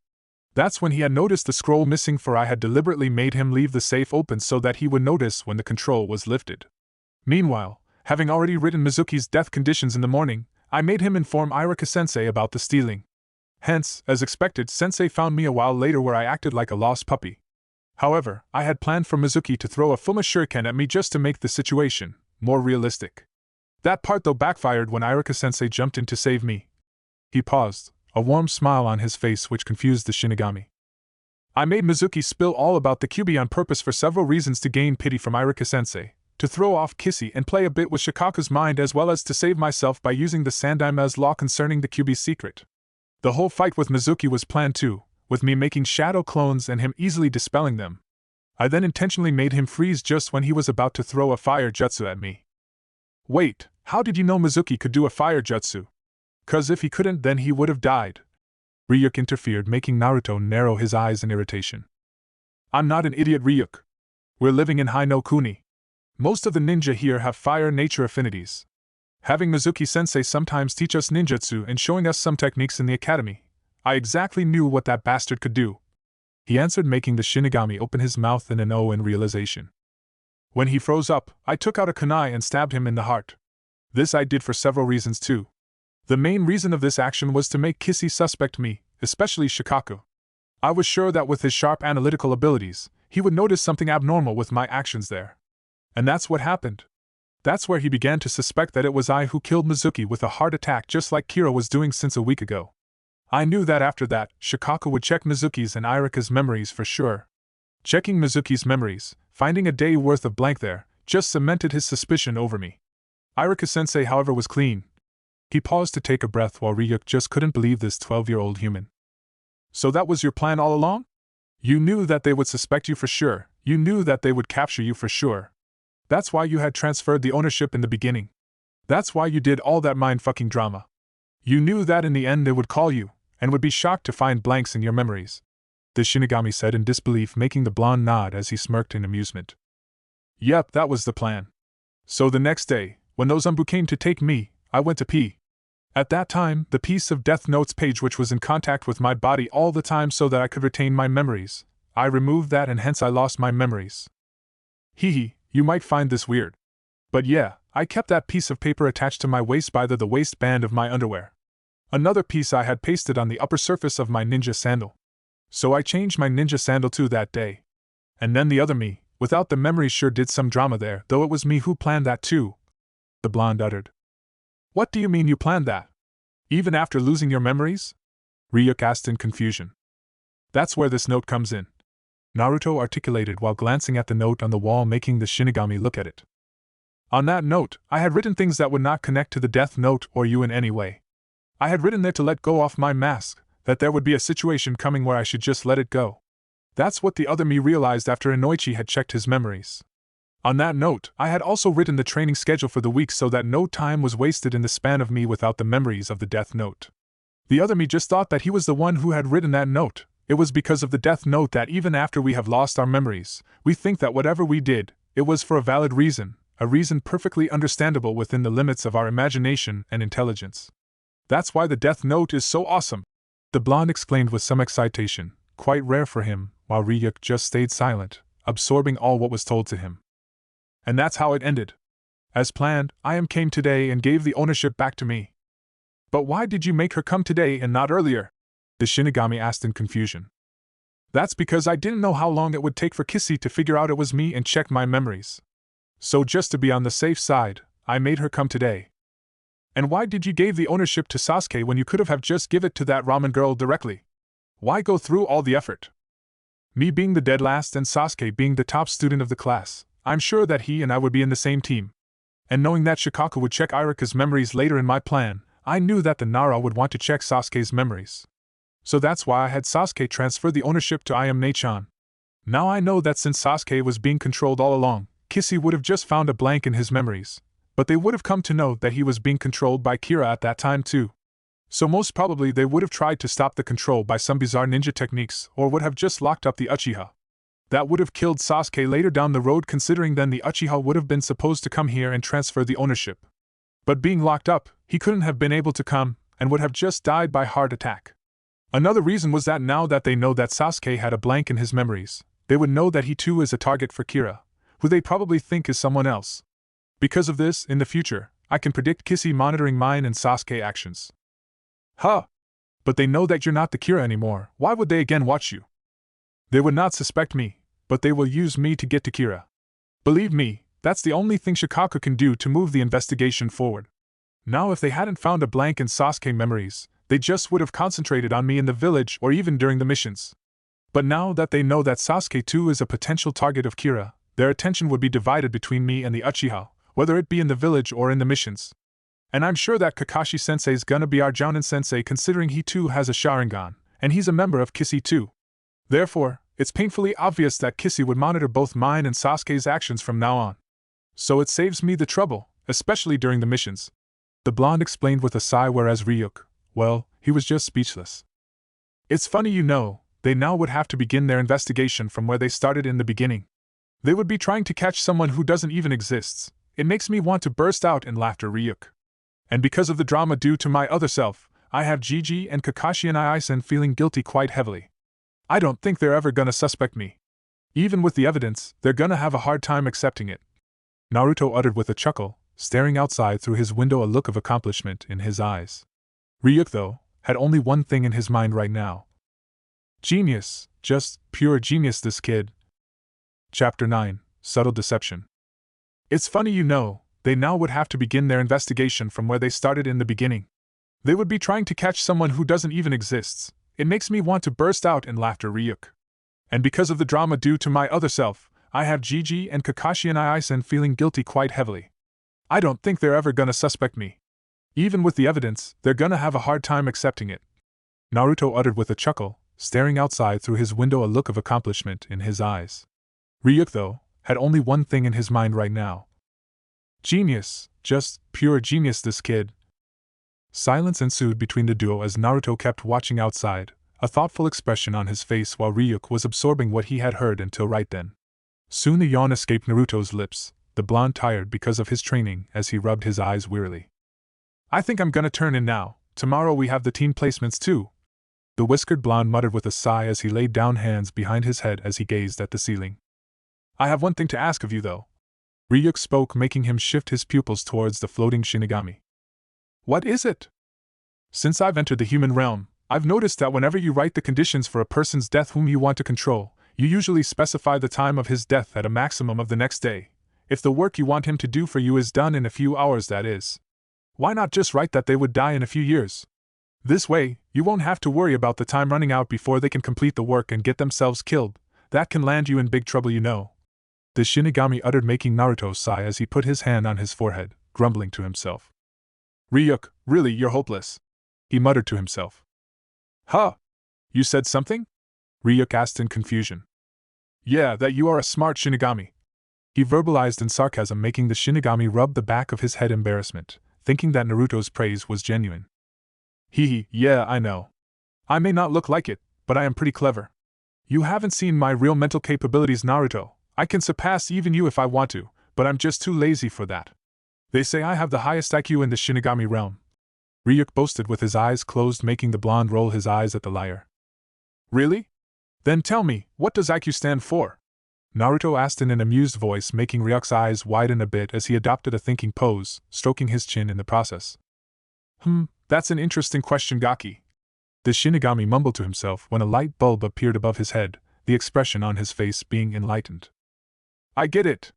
It stands for interesting question. Yep. It means that if you can answer those difficult and interesting questions, then you have a high IQ. Yup. I totally knew that, just kinda slipped my mind, he exclaimed with closed eyes, nodding to himself with a proud smile while Naruto stared at this piece of creation in amazement. Wow, I'm glad his death note fell into my hands. It scares me as to what he could have done with a thing as powerful as that, the blonde thought before his expression turned into that of a serious one. Okay, I get it, you're a genius. Now about your question, the reason I write the time slots for their deaths as a maximum of 1 day is because if, as suggested by you, I write that they would die of whatever reason in a year or whatever, then I'm putting myself in a big risk, he stated, making the shinigami look at him in confusion. How so? As you told me before, the original time span of every human is already decided when they take birth.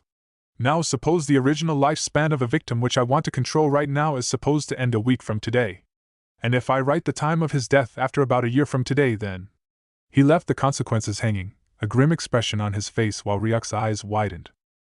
Then the victim will already die of a heart attack by default, since it's physically impossible for a person to die after a year when he's going to die just next week. A dead person cannot be killed after all, the shinigami articulated to himself in realization while the Jinchuriki nodded. That's the reason I keep the time after which they die short, so that I don't accidentally kill a person whom I don't want. Being a shinobi, you never know, even the next day can be the last day of your life. So I can't take unnecessary risks. That's the reason I'm reluctant to control people close to me. I did, however, control Ayame-chan. But being a civilian in a peaceful village like Konoha, it's very unlikely that she could die in this week, he murmured to himself, his eyes getting heavy as sleep began to overtake him. Don't worry, that ramen girl isn't going to die anytime soon. She has a full-fledged human life in front of her. Ryuk spoke, making the blonde look lazily at him. How can you say that? He asked as yet another yawn escaped his lips. Oh yeah, I didn't tell you this. Through shinigami eyes, I can see a person's name as well as his lifespan just by seeing his face. The shinigami spoke with a sheepish chuckle when Naruto's eyes snapped open at this. The following morning, Sunday, 7:22 a.m., T&I Department, Ibiki's office. Today team placements are scheduled to take place, right? Ibiki asked in curiosity, the members of Kissy currently sitting around the table as they started their daily meeting. So, it seems Uchiha Sasuke too was controlled by Kira if we go by the large blanks in his mind yesterday. Hiruzen spoke with a serious expression, taking a puff of his pipe, making Kakashi agree with him. I guess Shikaku's intuition was right, Kira did control Sasuke during the spar between him and Naruto-kun. The question is, why? Was it to deliberately humiliate Naruto in front of his class, trying to lower the boy's self-esteem? The copy ninja asked when Inoichi spoke. And regarding the wide blanks in the Uchiha's mind during this past week, it seems Kira has started to use him too, along with Naruto, of course. Brave expressions on their faces. What do you say, Shikaku? Hiruzen asked, turning his head towards the Nara when his eyes twitched at the sight. Snore, snore, snore. With his head on the table, the lazy Nara was sleeping without a care in the world while the other members of Kissy's sweat dropped at the sight. Inoichi nudged the sleeping Jounin lightly, trying to make him wake up quickly as he did not want to anger the Hokage. The response from the Nara was only to snore more loudly, much to his annoyance. Inoichi laughed nervously as he turned to the Hokage. Well, he tends to sleep a lot when he gets depressed. You see, he's quite sad at the fact that Kira outdid him so easily, the Yamanaka uttered, stepping on the sleeping Naruto's foot as hard as he could. Shikaku mumbled as he opened his eyes groggily, not sitting back as he rubbed his eyes. He just has to find excuses to get more lazy, Ibiki uttered with a sigh when Kakashi intervened. Actually, I did want to say something regarding Kira, regarding what Shikaku told us several days ago about Kira's plan of framing Naruto. I just found something that bugged me. Shikaku here said that Kira planned on taking the Forbidden Scroll as well, framing Naruto in the process, and due to interference of Iruka, his plan was ruined. But after checking Inoichi's memories, we know that Mizuki was being controlled by Kira the whole day. So my question is, if Kira really wanted to steal the Forbidden Scroll and frame Naruto in the process, why did he have Mizuki call Iruka? If Iruka was a wrench in his plans, why call him through Mizuki? He asked, making everyone's eyes widen except Shikaku. Thank Kami, finally you noticed, huh? He said lazily, making Ibiki look at him in surprise. You already knew this? The Tokubetsu asked, making Shikaku nod. Of course I knew that. I was just waiting for one of you to sort it out. If I was the one to raise this doubt, then you again would have exploded at me that how I was suspecting Naruto again. The Nara muttered, making Hiruzen sigh to himself. What is going on here? This is madness. We're getting nowhere in our investigation. This means that Naruto himself. The Sandaime trailed, not wanting to say it when Shikaku continued. This means that it could be Naruto who created this master plan to play us in for a loop. I'm still not sure if Naruto is Kira or if Kira is another person in existence. If Naruto is actually Kira, then I'm assuming he deliberately left those subtle hints on that day just so we could suspect him. Just so we would check his memories, so that we find blanks in there and think that Kira is someone else who was using Naruto all along, giving him the clear signal. Then according to you, does this mean that Naruto, if he is Kira, can deliberately erase memories from his mind? Inoichi asked, making Hiruzen shake his head. No, that's not possible. There's no way Naruto knows techniques related to your clan, besides with his per chakra control, it's impossible. The Hokage stated, massaging his temples over the situation. Now the ride started again, they were again beginning to suspect Naruto, but this time they were even more confused. They just didn't know if Kira in fact really is Naruto or some other person. What do you meant by Naruto getting the clear signal, Shikaku? Ibiki asked curiously. It means that if Naruto really is Kira, then he can kill people in the future and blame it all on Kira who might not even exist, under the excuse that he was being controlled. He answered, making the torture specialist nod. Still, it makes no sense for Naruto to be able to erase his own memories. I'd say that Naruto being Kira has an overall probability of about 10%. Kakashi verbalized with a sigh as silence followed amongst them, the members lost in their own thought. I guess we have to start our investigation again. But first, we must determine whether Kira is a different entity controlling others or Naruto is Kira himself. Hiruzen said decisively, making them nod. Either way, Naruto and Uchiha Sasuke would be the focus of our investigation. Inoichi muttered with a serious expression.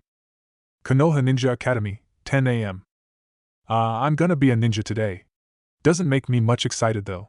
Now if I didn't have the Death Note, then it would have been a different story, Naruto thought as he walked through the corridors, hands in his pocket with a calm expression on his face. Hey, come on Gaki, you can't ignore me like this. I told you it just slipped my mind. It's not like I wanted to hide things from you, right? Ryuk spoke, trying to talk to Naruto who had been totally ignoring him since last night. After the Shinigami had told the blonde about the Shinigami eyes concept, the blonde had started to ignore the Shinigami. For Ryuk, not being able to talk with anybody was like, utterly boring. Having experienced this with Ayame and Sasuke, he didn't want a repeat of that. Moreover, Naruto was quite an interesting guy. It was fun to talk to him, even if most of the times the blonde remained serious. Naruto, however, still ignored him as he continued to walk through the corridor, towards his classroom. Fine then, don't talk to me if you don't want to. At least give me my Death Note back, then I'll go back to my realm and won't bother you again. Ryuk said, hopefully making Naruto snort to himself quietly. You're right. He thought in amusement before his lips curled down as he neared his classroom, the excited chattering of his classmates reaching his ears. Great, now I have to handle their blabbering. It's really hard to find some peace these days, he thought with a sigh, pulling his hands out of his pockets as the blonde lazily slid open the door. The noise level in the classroom went down considerably as almost everyone turned their heads towards the entrance, expecting Iruka to finally start with the team placements which had been postponed a week ago, much to their annoyance. Everybody's eyes widened upon seeing a familiar blonde wearing orange enter the classroom. Naruto had a calm expression on his face as he entered the room. Sweeping his eyes over the whole class watching him, he turned around to close the door. Hey, what are you doing here? Only the students who graduated are allowed to come here. Kiba spoke loudly from behind as the students started to murmur while Naruto just ignored them. Not saying anything, he started to walk towards the last row. Hey, why are you ignoring them too? I don't like that mutt, why don't you give him a piece of your mind, kid? Ryuk spoke as he glared at Kiba, much to Naruto's amusement, who kept walking upwards through the steps towards the last row. Hey! I was talking to you dead last. I said you don't belong here, Kiba said loudly while Shikamaru was rubbing his ear due to the decibel level of the Inuzuka. Arg! What an idiot! Can't you see the headband on his forehead, you stinky mutt? Ryuk yelled while Naruto sighed at the antics of the Shinigami. Didn't know he was that bored, talking to someone who can't even hear him, he thought before turning to Kiba. Not saying anything, Naruto pointed at his Hittite with the index finger of his right hand, the other hand in his pocket, while a certain Uchiha was giving the blonde a calculative gaze. A look of realization crossed the Inuzuka's face while the students were perplexed watching this quiet Naruto. The usual Naruto, after entering the classroom, would have offered them a ear-splitting grin, loudly exclaim "Oheu," and then would have started to pull pranks or ask Sakura for a date before being beaten to a pulp. Oh, so you passed, huh? But how did you pass in the first place? He asked loudly in confusion, while Shikamaru was staring at Naruto intently. In response, Naruto, whose index finger was still pointing towards his Hittite, went down while the middle finger went up. Oh ha ha ha ha. Oh boy, that's a good response, Gaki. Finally you do something. Take that, you mutt. Ryuk spoke with a grin while other students started to laugh, whereas Kiba growled at the blonde who, after again ignoring him, started to walk. Wham! Get out of my way, Ino pig! I'll sit with Sasuke-kun. Shut up, forehead! Arg, you're so annoying! Everyone again turned their heads except Naruto, who inwardly groaned to himself. Great, just fucking great, he thought sarcastically, rubbing his forehead. Lifting his eyes, he spotted Sasuke sitting on the second last bench, staring at him, while he narrowed his eyes at the Uchiha. Get out of my way, Naruto baka!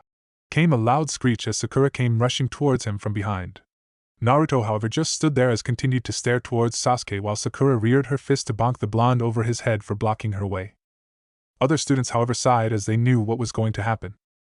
There we go again, her personal punching bag, quite durable and effective with no expiry date, the others thought as her fist neared the top of Naruto's head. Get aside, you ID dash! However, much to everyone's surprise, Sakura's fist stopped an inch over his head. Why can't I move? Sakura asked as she tried to move, but in vain, while Ino, who was standing behind her, had a confused expression on her face. What's wrong now, forehead? The Yamanaka asked in irritation as she tried to push, but the pink-haired graduate just wouldn't budge. What did you do to me? Sakura asked with wide eyes, trying her best to move while Naruto still hadn't moved from his position. Shikamaru and Sasuke, however, had their eyes widened in surprise. Kanashibari no Jutsu? Temporary paralysis technique, they both thought in shock as Naruto started to walk forward, a serious expression on his face. Now that Kissy knows that I'm not the knucklehead idiot I made everyone else to believe, I have to stop acting like one. They know I was holding back all this time, but they don't how much. So I'll just leak a bit of my real personality and make them believe that this is the real me, he thought, now sitting on the last empty bench when Sakura regained her movement. She shook her fist to test her hands, a shaken-up expression on her face while the class had grown deathly silent. Guess the punching bag finally expired, everyone thought simultaneously with a sweat drop. Hey forehead, you alright? Ino asked, now concerned for her rival and friend who just nodded. The door again opened as Iruka entered the room, quite surprised to find the class in discipline for once. A smile formed on his face as he misunderstood the situation. After a whole year of me trying to discipline them, they finally fulfill my wishes on the last day, just to see me happy. They care so much for me, oh my dear students. He thought as tears of happiness welled up in his eyes, making the students' sweat drop at his antics. What a weirdo. Everyone deadpanned while Ryuk had a confused expression on his face as he watched Iruka wipe his eyes. Yeah, your sensei sure is weird. The Shinigami commented while Naruto inwardly smiled at Iruka, who was one of the few people in the village who were precious to him. Alright, first of all, I want to congratulate all the graduates here, Iruka exclaimed with a bright smile, instantly lifting the mood of the class as the students began to murmur amongst themselves excitedly. Now let's begin the team placements here. So pay attention. Several hours later, Konoha Ninja Academy, 1:21 p.m. Arg! Where is that sensei of ours? He was supposed to be an hour earlier here, Sakura exclaimed in frustration, walking back and forth impatiently. Yeah! Where is that fucking retard who was supposed to come here an hour ago? I swear I'll go all shinigami on him if he doesn't appear in 5 minutes! Ryuk exclaimed, currently walking back and forth beside Sakura, an irritated expression on his face. Naruto was sitting on the front desk, his head resting on his elbows as he watched the pair cuss about their late jounin teacher in amusement. Sasuke, however, was quietly sitting on a desk beside Naruto's one, currently staring at the wall with cold eyes as if Itachi's laughing face was painted on it. And what's wrong with this retard? He just keeps staring at the wall like that sensei of yours is hiding in that wall! Ryuk yelled to Naruto, pointing towards a brooding Sasuke and then subsequently towards the wall being brooded at. The blonde just sighed as he closed his eyes, not answering him, or rather, not being able to answer considering they were in public. Just shut up, will you? Naruto spoke with a sigh, making Ryuk's eyes widen. Oh, you did speak. Are you sure you're not taking a big risk speaking to me in public like that? I mean, I know I'm too irresistible to talk to, but you have to be ca-. I was not asking for your opinion, Naruto baka. Sakura shouted at Naruto, making Ryuk's eyes widen again in surprise while Naruto glanced at him with a smirk on his face. Ahihi, well, I knew you were talking to her. I was just joking. Come on, kid, you need to develop some sense of humor, the Shinigami exclaimed, laughing in embarrassment, making the whiskered blonde inwardly roll his eyes. In response to Sakura, though, he shifted his eyes towards her, his blue orbs getting cold. Care to repeat that, Sakura? He asked in a low tone, daring her to speak anything while Sasuke turned his gaze towards Naruto. Sakura, however, already somewhat scared of Naruto because of what happened earlier combined with his cold eyes, became unnerved as she laughed nervously. Ahaha, I was just joking, Naruto, really. She spoke lightly with a forced smile on her face, making the Jinchuriki nod as he again rested his head on his elbows on the desk. Hee, wow, she's scared of you, kid. Makes me feel you're the Shinigami here, Ryuk said with a chuckle while Sasuke snorted to himself, making Sakura look at him in surprise. Naruto opened his one eye, staring at the Uchiha in curiosity. I get it. Sasuke-kun likes funny people. That's why he just laughed. I should be tried to be more funny then, she thought with a smile, currently gazing at Sasuke, who was smirking to himself in amusement when he turned his onyx eyes towards her, making her eyes widen as her heartbeat increased. You're pitiful, he uttered with a smile, making her sweat drop, her shoulders dropping while Naruto smirked to himself as he closed his eyes. Well, aside from his brooding, maybe he's not so bad, the blonde thought while Ryuk laughed to himself. Man, I didn't know this guy could be funny too. What was this kid's name again, Sasuke? Ryuk asked when Naruto coughed to himself, trying to control his laughter, making Sakura and Sasuke look at him awkwardly. SAS cough cough Yuk, cough cough. The blonde spoke through his coughing fit in a low tone, making Ryuk's eyes widen. Holy shit! This kid's into yaoi? If he's the Yuk, who's the Sema here? The Shinigami asked in horror, making Naruto's coughs increase in loudness, finding it difficult to control his laughter, making the other two look at him, thinking something was seriously wrong with him. Note, for those who don't know, in Japan, especially in yaoi, Sema refers to the dominant male in the relationship, while Yuk refers to the submissive male. In Japanese gay slang, Yuk can also refer to the receptive male in anal sex, lol. Is it Yugaki? Ryuk suggested, making the coughing fit stop abruptly as Naruto glared at him, making the Shinigami laugh at his expense. Sorry I'm late. The four of them turned their heads to see Kakashi coming out of the wall, having used the wall as a camouflage. Holy mother of death, note! He was hiding in that wall after all! Ryuk exclaimed, pointing at the part of the wall where Sasuke was staring during his brooding session. How did this Yuk kid know? The Shinigami asked in confusion, while Naruto tightened his jaw, standing from his seat lazily while Sakura was busy screaming at their sensei, who was further busy in making up the infamous lost on the road of life excuse. Have to keep up the act now, sorry Nai-san, Naruto thought decisively. Kakashi, however, glanced at Naruto, who just met it with his own cold stare, making the jounin sigh to himself silently. So he's still angry, huh? This is going to be difficult, the jounin thought as he asked the three to meet him at the roof. Konoha's Ninja Academy, roof, 1:32 p.m. Alright, so tell me about yourself. Your name, your likes and dislikes, hobbies, dreams, like that. Kakashi verbalized lazily, making Sakura look at him in confusion, while Naruto was staring at the railing with a bored expression on his face. The three of them were sitting on the steps in front of their sensei, who was standing by using the railing as a support. Why don't you go first, sensei? Sakura asked meekly, making the jounin shrug to himself, while Naruto sighed to himself. The only thing we'll be getting to know about him will be his name, the whiskered blonde thought in exasperation. Alright, I guess. Kakashi muttered with an eye smile before continuing, while Sasuke and Sakura stared at him in mild curiosity. My name is Hataki Kakashi. My likes include reading Ika Ika series written by Jiraiya-sama, my favorite of them being the Ika Ika makeout tactics. I also like peeping on women in the hot springs, watching porn whenever I get the time, big breasts, like Tsunade-sama. Even though I'm a virgin, still, the positions I like, at least hypothetically, are doggy style, missionary, and reverse cowgirl. The only dislike I have is youthful guys. No, a certain youthful guy. My hobbies include reading Ika Ika, cursing a certain youthful guy whenever I can, and masturbating regularly. The dreams for future is to form a large harem of big-breasted women, spread the youthfulness of Ika Ika, and one day write an Ika Ika myself. Any questions? The jounin finished with a smile. A mysterious wind swept across the roof as the three genins sat there dumbfounded, an expression of unbelief on their faces. Sakura was gaping like a fish, her face a shade of tomato red while her mouth opened and closed as no words came out. Sasuke had his eyes widened, an expression of horror on his face as if he had seen Itachi masturbating while moaning. Sasuke-kun. Naruto too had his eyes widened, however he was able to keep his cool as he stared at the jounin with a neutral expression on his face, his cheeks flaring red. What the hell? Akahahahaha. Oh fuck. Fuck. Man, your sensei is hilarious! Ryuk exclaimed loudly, rolling in midair as he laughed uncontrollably. Sensei? Naruto and Sasuke turned their heads upon hearing Sakura's voice, a cheerful expression on his face.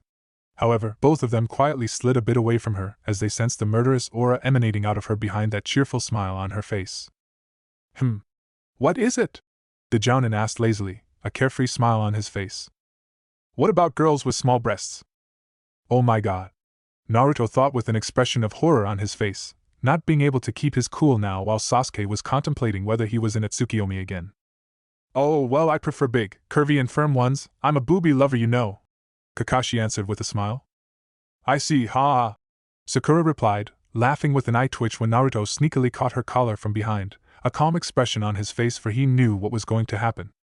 1, 2, 3, he dash. You bastard! I'm gonna kill you, asshole! You should be a porn teacher instead of being a ninja. Do you have no shame? Who gave you the license? You should be banned, you hentai baka. I don't care if you fail me for this, but I'm gonna kick you in the balls Beckham style. And the dam burst as Sakura, who was currently being held by a bored-looking Naruto, yelled her mind out, her fists shaking in righteous woman fury as she panted. Who's this Beckham now? Is this Beckham style some sort of a secret taijutsu? Sasuke thought in confusion. Whoa, this girl's got spunk, I'll give her that. Ryuk commented with an impressed expression on his face while Kakashi chuckled to himself before his expression got serious. Shinobi code rule number 1: a ninja should always keep his or her emotions in check, he said, making the pink-haired graduate look at him in confusion, her face slowly turning into that of realization, while Naruto smirked to himself. Same old smartass. That's your first lesson. Your anger was understandable, but many enemies will use tricks along these lines to get the upper hand in a fight, making you lose your cool. So make sure you keep that temper of yours in check. The masked jounin uttered, making her humph, as she muttered Ero-sensei, trying to save his sorry ass under her breath while Naruto released her. The name's Uzumaki Naruto. My likes include ramen and the Ichiraku family. My dislikes are the famed geniuses of this village and Kira. I have no hobbies other than occasional pranking. My dream is to catch Kira, become a strong shinobi, and someday have a family. The whiskered blonde muttered with a serious expression, making Sakura look at him in surprise along with Sasuke. Why has he changed so suddenly? He's not the Naruto I've been seeing all this time, Sakura thought in confusion. Really, the more I hear him, the more I'm convinced that Naruto-kun is not Kira. The only problem is, what's Kira's main objective? Why are Naruto and Sasuke his primary targets? Kakashi thought with an inward serious expression when he turned to Sakura. Now you go ahead. The jounin spoke to Sakura, making her nod. My name's Haruno Sakura. My likes include, * glances at Sasuke with a blush *. My hobbies are, * yet again at Sasuke *. My dream is to, * yet again at him *. And my dislikes are, a certain pervert. She exclaimed with a frown, making Kakashi sigh as he turned to Sasuke with a bored expression. Boy, is she mad at him. Ryuk spoke with a whistle. Name's Uchiha Sasuke, no likes, several dislikes. My goal is to avenge my clan. He spoke with a grim expression as Naruto glanced at him, curiosity in his eyes, while Sakura was yet again blown away by Sasuke's hotness. I see then, now with the introductions done, let's move on to the next part. I'm going to have to take a small test, theoretical mainly, that is. The jounin verbalized, resulting in Sakura look at him in surprise. A test? She asked, making him nod while Naruto clenched his fists quietly. Yes, and if any one of you failed to answer, that one goes back to the academy. Kakashi spoke with a closed-eye smile, making their eyes widen. Hey, we already gave the exam a week ago. Why do this again? Sakura argued, making the Jounin open his eye. My team, my rules, he muttered simply, making her sigh. What's this now? The Jounins are not supposed to take any theoretical tests except maybe survival exercises, which too depend on the Jounin. Is this another trick of Kissy? They know that I've more mental aptitude than I was letting on before, but still, wait. His eyes widened when the blonde realized something. According to them, I failed because I didn't pay attention to the classes in the academy. And I never showed any knowledge towards what academy taught us. This helped keep my mask as well as the element of surprise. If, however, I solve this theoretical question about whatever he's going to ask us, Kissy may suspect that Kira is controlling me right now, considering even the real Naruto, according to them anyway, doesn't know about those questions. They also know that Kira has a sharp mind, his master plan being the indication. In this case, they will check my memories to know if Kira was controlling me again, wanting to know his motives, and I don't want that, he thought while glancing at Ryuk. According to what Ryuk told me, I can forfeit the ownership of Death Note and gain it back only a limited number of times. I can't have them checking my memories again and forfeiting the ownership each time. However, according to Kissy, even with my high IQ, I shouldn't be able to solve these questions considering I never read the theory part in the first place. So if they're checking that whether I'm under Kira's control or not, or maybe wanting to observe Kira's behavior through me, they will assume that Kira is not controlling me if I don't answer that question. They also know that if I'm Kira, I desperately want to become a genin to start my career. Ni-san here may be bluffing to keep me under pressure, or Kira under pressure, so maybe they're expecting Kira to control Ni-san here. Or maybe Sakura, since she will know those questions. And if Kira does control these guys so that I will pass, they will immediately suspect me again, since me, Naruto, wants to pass desperately, and that Kira, who should be trying to make me suffer according to them, wouldn't want me to pass in case he really is controlling me. They would again strongly begin to suspect that I'm Kira, and Shikaku's again gonna ignite his ass to prove that I'm Kira. Damn it, this is frustrating. If I answer, there's a problem. If I don't answer, who knows, and Ai-san might really fail me. And who knows, this might be a plan of Kissy to deliberately fail me? They might be thinking that with Kira controlling me, I would put those around me in danger. His thoughts gone wild, the blonde gazed at the masked Jounin with narrowed eyes while Ryuk watched the scene in amusement. Alright, here's the question. Taking a dash. The Jounin was interrupted by Sakura. But sensei, we don't have any paper or ink brush to write with. She spoke, making him sigh. I don't care, it's up to you as to how you solve it. He answered, making her scowl when the masked Jounin started. Taking a standard kunai at a height of 4 meters, calculate the time period of its free fall while taking in consideration the force of gravitation. Ignore air resistance and any other external forces. You have 15 seconds. And the time starts now. Kakashi spoke with an amused smile, making Sakura's eyes widen as she began to turn the gears in her mind, with Sasuke doing the same, trying to solve the question as fast as possible. 15 seconds? Are they really trying to deliberately fail me? Or did he give such low time to test whether Kira is controlling me? He must be knowing that Sakura and Sasuke would be able to solve this in allotted time, but if I answer, would they suspect me? Chances are 50-50, but I can't take any risks. Even if they think Kira's someone else, they'll have to continue their investigation with me being their prime focus. Shit. The blonde clenched his fist as 4 seconds passed. His eyes narrowed as his mind ran at blundering speeds while Kakashi read his book, whereas Sakura and Sasuke were busy in solving those questions. Come on, Naruto. Think, stay calm, think over this. I have to solve this question in such a way that it doesn't make them suspicious. I can't even possibly use the Death Note, since it will take 40 seconds to take effect. Come on, got it. Putting his hands on his knees, the blonde stood up as he bolted towards the wall to his right, making Kakashi quirk his eyebrow, still reading the book while Sakura and Sasuke were busy in their own world. 7 seconds remaining. Now what are you up to, Naruto? Ryuk questioned in confusion, while the blonde just ignored him as he hurriedly slipped out of his ninja sandals.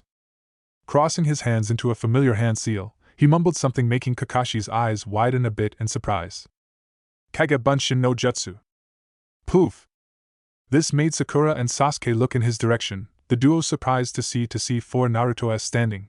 Ordering his clones to stand on top of each other's shoulders, he pulled out a kunai. Displaying swift acrobatics, the 3 clones now stood over each other's shoulders while Naruto threw the kunai towards the clones standing on the top, the 3 of them balancing on each other. The top clone caught the kunai as he brought it down to about his neck level, the metal tip of the kunai, at his lower chest level, facing the ground. Alright, drop. The real Naruto spoke, standing on the ground while he was currently gazing at his watch before lifting his head to make eye contact with the clone. Having gotten the signal, the clone dropped the kunai. The moment it touched the ground, the real Naruto clicked a small button on the side of his wristwatch as he turned towards a wide-eyed Kakashi with a smirk on his face. 0.903 seconds to be exact, sensei. Chapter 10, Warm Cracks in My Cold Heart. Alright, drop. The real Naruto spoke, standing on the ground while he was currently gazing at his watch before lifting his head to make eye contact with the clone. Having gotten the signal, the clone dropped the kunai. The moment it touched the ground, the real Naruto clicked a small button on the side of his wristwatch as he turned towards a wide-eyed Kakashi with a smirk on his face. 0.903 seconds to be exact, sensei. What the? Sakura was left speechless as she sat there wide-eyed, not believing her ears. 0.903 seconds is the answer, Sasuke muttered, glancing at Naruto when Sakura snapped her head, now realizing the time was still ticking. Why yeah, 0.903 seconds, sensei. She spoke while laughing nervously, blushing in embarrassment, for she was expected to be the first one to answer the question, not the last. Kakashi, however, sweat dropped at them. He hadn't expected the test to go like this at all. You two just copied his answers, the Jounin accused, making Sasuke look at him. I'm the rookie of the year and Sakura here has aced all the theoretical written exams. You think we would feel the need to cheat here? We were just about to answer when Naruto there spoke first. Like you, we were just momentarily surprised, that's all. He finished with a serious expression, making Kakashi sigh. Well, he couldn't argue against that. Sakura was swooning over how Sasuke had also defended her. Naruto, however, narrowed his eyes upon noticing the slight smirk on Sasuke's face, hidden by the hands interlocked in front of his mouth. The Ryuk boy seems to care about that pink girl, Ryuk commented thoughtfully while Naruto. No, he hadn't solved the question yet. Clever Sasuke, you used your reputation quite well here. And I know you were not defending Sakura because you care about her, you were just dragging her reputation in too to make your excuse more believable. 'Cause if Kakashi would have gotten to know that Sakura, who's the top bookworm of the class, was not yet able to solve the question, he also would have suspected Sasuke. And to think he was able to make up this excuse instantly, the whiskered blonde as he dispelled his shadow clones, now walking towards his seat. So Naruto, I don't remember saying that you could use ninjutsu for this. Kakashi spoke with a bored expression on his face, now reading his book with Sakura glaring daggers at the offending piece of literature. The blonde stopped walking as he shifted his cold eyes towards the Jounin. And I don't remember you saying we couldn't, he replied, making the Uchiha smirk at his answer while Sakura found herself staring at him. Wow, Naruto can be cool too sometimes, she mused before turning to Kakashi. Well, he's right, you yourself said that you didn't care as to how we solved the question, the pink-haired graduate uttered, making the blonde glance at her in mild surprise. By the way, Naruto, I'm curious as to how you solved this question by just making shadow clones stand on top of each other? The Jounin spoke, making the blonde shrug. It was pretty easy. My height, from the scalp of my head to toe, is 1.453 meters. 3 shadow clones on top of each other with the top one holding the kunai at his lower chest level. This makes the distance of the tip of the kunai from the ground around 4 meters, as asked in the question. After that it's obvious, activating the stopwatch here on my wrist watch, I ordered the clone to drop it. The wind flow is negligible today, so the atmospheric conditions really pertain to your question. Meh, I was lucky actually. He finished with a bored expression, while Sakura was gaping in shock. Even Sasuke couldn't help but glance at him in surprise. And I presume the reason as to why you removed your sandals was so you could remove the extra height gained by the thickness of your footwear, resulting in somewhat accurate calculations? Kakashi asked, making the blonde nod lazily, making Jounin smile at him. Shinobi code rule number 2: a ninja should always look underneath the underneath. He verbalized, making Sakura's eyes widen while Naruto smirked to himself inwardly. Nice one, Nai-san. I wonder if he's saying this in regards to that Ika book of his. Ryuk pondered, making Naruto blush lightly upon the implications of underneath the underneath, in a perverted way. Naruto here did that by completing the test in an unorthodox way, while Sasuke, even though he hadn't solved the question, took advantage of the circumstances to his advantage. Kakashi finished while Sasuke's eyes widened at that. Hey! I did solve that question. He spoke with narrowed eyes as the Jounin smiled at him, his eyes closed in a U. Sasuke-kun, I'm an elite Jounin of this village with tons of experience under my belt, he articulated, making the Uchiha avert his eyes in nervousness. See? He really is a pervert. Even while talking casually, he says something like tons of experience under his belt. Now what's that supposed to mean? I tell you, kid, he's corrupting the children of this village, Ryuk said with a sigh, shaking his head in exasperation, making the blonde harden his jaw to prevent his lips from tugging upwards. Their Jounin sensei was giving a serious lecture after all. Stuffing his face back into the book, he turned a page before commenting casually. And the next time you lie, Sasuke, try not to smirk so arrogantly, he muttered, making the Uchiha blush lightly in embarrassment as he interlocked his fingers in front of his mouth, trying to hide his blush. Even if your hands are hiding that smirk. The Jounin finished, making Naruto smirk, while even Sasuke's ears were red now due to such embarrassment. Ooh, this was a humiliating blow to the Ryuk boy's pride, the Shinigami verbalized while Sakura was staring at Sasuke's face in awe, her own cheeks tinted a light shade of pink as flowers of mauve fell behind her. When he's blushing, Sasuke-kun is so cute, she thought when the Uchiha glanced at her from the corner of his eyes. Something on my face? He asked, still staring forward while Sakura snapped out of her thoughts. And no. Hee, sorry. She spoke meekly before turning her head back towards their sensei, who was giggling like a pervert. Naruto, however, coming out of his own thoughts, sweat dropped when he saw Ryuk floating behind Kakashi, giggling eerily as he too read that book. Oh, human girls are quite naughty, he muttered as the whiskered blonde put a hand on his forehead. Out of all the scary and bloodthirsty Shinigami, why did I have to get a damn pervert with his own set of sarcastic remarks? He thought in exasperation when Kakashi suddenly closed his book upon feeling the murderous aura of a woman charged up with righteous fury. I'm so going to report your behavior to Hokage-sama. You're not hormonally fit to be our sensei. Yep, righteous woman fury. Calm down, Sakura, your yelling would achieve nothing. Sasuke mumbled with a somewhat irritated expression on his face. Geez, this girl was loud. Alright, now it's time for the second and the last question, the Jounin said, closing the book while the expression on his face was serious, with Naruto obviously on his guard. Another question? Sakura asked. This wouldn't be a theoretical one, more like me testing your morals as a shinobi, he answered, making her nod nervously. Okay, let's start. Suppose you're the captain of a squad sent on an A-rank mission during an ongoing war. Your squad has to steal an important scroll from the daimyo's castle of your enemy country. However, upon reaching there and a closer inspection regarding the scenario, you find that the security is tighter than your village's Kage predicted, making the mission an S-rank one. You've got two options now: either you infiltrate on the expense of your comrades' lives and complete the mission, or you abandon the mission, saving their lives. But if you abandon the mission, due to the lack of information the scroll contains that the village needs, it could result in many lives of your village being lost. So, I want to hear each of your decision on this. You've got 30 seconds, Kakashi verbalized with a smile before opening his book as he began to read it, giggling perversely with Ryuk doing the same. Sasuke and Sakura had serious expressions on their faces, quietly thinking about the hypothetical scenario they were presented by their Jounin sensei. Naruto, however, was inwardly shocked, deeply so.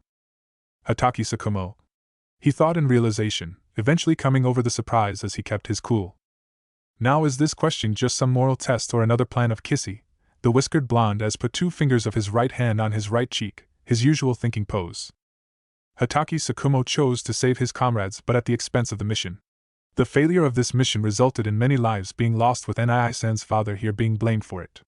Later Hatake Tsukumo committed suicide, leaving a young Nai-san alone in this village.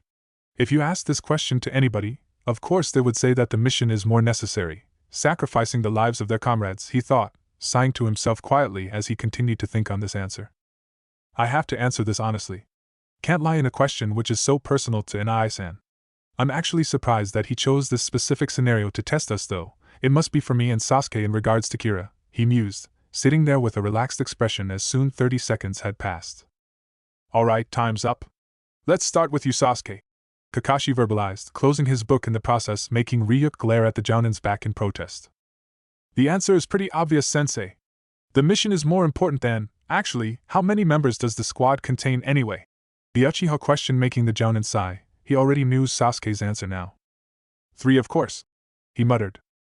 Then it's even more obvious. I would choose the mission. An S-rank mission, which has so many lives under its grasp, is much more important than the lives of just 2 people, he answered with a smirk, making Kakashi nod as he turned to Sakura. I agree with Sasuke-kun sensei. We cannot just put so many lives at risk just in favor of 2 persons. She spoke as the Jounin turned to Naruto, silently asking for his answer. Well, if I was the leader of that squad, I would have chosen both. He spoke with a dead serious expression on his face, making Sasuke and Sakura look at him in surprise. Ryuk and Kakashi too seemed to be taken aback by the answer. Both? Sakura asked in curiosity, making him nod. I wouldn't let my comrades be killed, nor would I abandon the mission. My squad will continue the mission, but I will be the one who would act as a decoy, the one who sacrifices his life while they take the scroll and return to the village. The whiskered blonde uttered when Sasuke snorted. Be realistic, Dobe, we all know you don't have the guts to do that. So just be honest here with the answer and concentrate less on your noble talks. He spoke quietly. Yeah, you aren't being realistic in this, Naruto. Nobody would do such kind of a thing, she verbalized as the blonde clenched his fists. I pity you too, he spoke, turning his head towards them as he stared at his teammates with cold eyes, making Sasuke narrow his eyes. What? If you think sacrificing yourself during a mission is unrealistic, then you too have chosen the wrong profession, Naruto stated, taking Sakura by surprise while Sasuke growled in anger. What did you say, loser? Like a dead lass like you knows what becoming a shinobi means, huh? Kakashi, meanwhile, was standing there quietly, watching the three graduates debate amongst themselves. Naruto clenched his fists tightly as he breathed in deeply, closing his eyes in the process. A dead lass like me may not be strong enough to take an enemy down, but unlike you, a dead lass like me is strong-willed enough to sacrifice himself for his comrades, he exclaimed with a fierce look in his eyes. Sasuke, Sakura, Kakashi and Ryuk, everybody's eyes widened as they stayed in their positions, staring at Naruto in shock and amazement. Sasuke was left speechless as he kept gazing at the blonde wide-eyed. Naruto, Kakashi thought as he stared at blonde with wide eyes, while Ryuk too, he had to say, this 12-year-old kid was definitely different than others. Naruto, leaning back a bit, put both of his hands on the floor, supporting himself as he now gazed at the sky. People say that the Yondaime was the greatest of all the Hokage because of his skill and the sacrifice he made for the village 12 years ago. He started when Kakashi went stiff at the mention of Yondaime. For me, however, the Nidaime was the best of them all. Not because of his famed mastery over the water element, not because he drastically improved the infrastructure of the village, not because he found Konoha Police Department. The blonde trailed when he noticed Sasuke visible react to that. The Uchiha were in charge of that organization after all. Not because of his ability to manipulate space-time like the Yondaime, but because of the way he died. He sacrificed himself even if he was the Hokage, even if the others in his squad were willing to sacrifice themselves. Before going off to the battlefield, he appointed our current Sandaime Hokage, who was also willing to sacrifice his life at that time. Tobirama-sama sacrificed his life as the leader of Konohagakure no Sato. He died as a shinobi, a great and a legendary shinobi. There was a small smile on Naruto's face while Sasuke and Sakura were pulled into the story, for they hadn't heard of this part in the academy. They were only told that the Nidaime had died an honorable death. Naruto then shifted his gaze towards Sasuke, his eyes narrowing at him. A shinobi's greatness is not measured by how he lived his life, how many jutsus he learned or how strong he was, but by how he died, the cause he died for. Remember that, Uchiha. Sasuke couldn't say anything as he sat there quietly, now turning his head to gaze at the floor while Sakura was staring at Naruto in disbelief. What had happened to the loud, obnoxious and brash boy she was so used to in her academy? Turning back to a frozen Kakashi, he spoke. You heard my answer, sensei. This snapped the Jounin out of his trance-like state as he sighed to himself. I see. Well, it seems Naruto passed today's tests with the highest grades, he uttered, making Sakura and Sasuke lower their head. They couldn't deny that now. Sasuke, Sakura, although your intentions were correct in your decision, however, concerning the outcomes of your decision, it's a wrong one. Kakashi continued, making both the graduates lift their heads, surprise written over their faces. Why would our decisions be wrong? Aren't the lives of so many people important than just two people? She asked, making the Jounin narrow his eyes. Kakashi put the book in his back pouch as he pushed himself off the railing, standing straight now. And this is my personal favorite, Shinobi Code Rule number 3: those who abandon the rules are trash. He trailed as even Naruto listened to him in curiosity while Sakura and Sasuke were hanging on to every word of his, the latter of course acting as if he was bored. But those who abandon their comrades are worse than trash. The silver-haired Jounin finished, making the trio's eyes widen. Wow! Ryuk mumbled as he gazed at the Jounin, floating beside Naruto now while Sasuke and Sakura stayed quiet, absorbing what they had just heard. Anyway, this ends today's session here. However, there's an important event tomorrow which will decide your future. So meet me at Training Ground 3 at 7 a.m. sharp tomorrow morning, he verbalized, catching their attention before turning around, his back facing them now. What event? Sakura asked in confusion, making him smile in amusement as he turned his head slightly. You'll find out tomorrow. And oh, one thing, don't eat anything for breakfast, cause if you do, you'll puke. he muttered, making her gulp while Naruto and Sasuke narrowed their eyes. See ya. Poof! The Jounin vanished in a puff of smoke, leaving the three graduates along with the Shinigami. He sure is weird, huh? Sakura started as she kept staring at the spot where Kakashi was standing. Yeah, a perverted one-eye weirdo. I wonder if Hokage-sama chose the right teacher for us. Yep, he chose the right porn teacher for us. I hope he's competent enough, though. I know he said he was a virgin, but from the dent in his pants, I can tell he's competent, alright. But he did say he has a lot of experience below his, under his belt. Yeah, that defines the dent. So you think we should skip tomorrow's breakfast, guys? Sakura continued to speak, still staring at the spot deep in thought when she turned her head to find no one. Oh, they already left? She realized, now sitting alone there with a certain Shinigami floating there when he too turned his head. Huh! He's gone? He exclaimed, turning his head right and left quickly for any trace of the blonde. Then I was talking with this pink girl, who can't even hear me. I was talking to myself. Both Sakura and Ryuk slowly realized that they were ignored, anger filling their systems as a vein popped on their foreheads. You bastards! Both of them yelled loudly into the sky as a bird passed over them, producing sounds comically in contrast to their situations. Ahu ahu! Ahubaka idiot! Konoha, Hokage's monument, 10:57 a.m. So here you are! Naruto, who currently was sitting on the Nidame's carved head, lowered his head upon hearing a familiar voice. He sighed upon noticing Ryuk flying towards him, the blonde sitting on the edge as he gazed past his hanging feet. I was looking for you all around the village, kid. The Shinigami spoke with an annoyed expression on his face. Aren't you supposed to know where the current owner of Death Note is all the time? He asked, making the Shinigami shake his head. No. My sensing powers increase with the Death Note.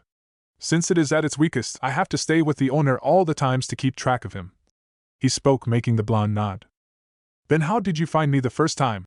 He asked with a neutral expression on his face, gazing over the quiet village. Through my Shinigami eyes, I can tell who the owner of Death Note is, he muttered, now sitting beside the whiskered blonde.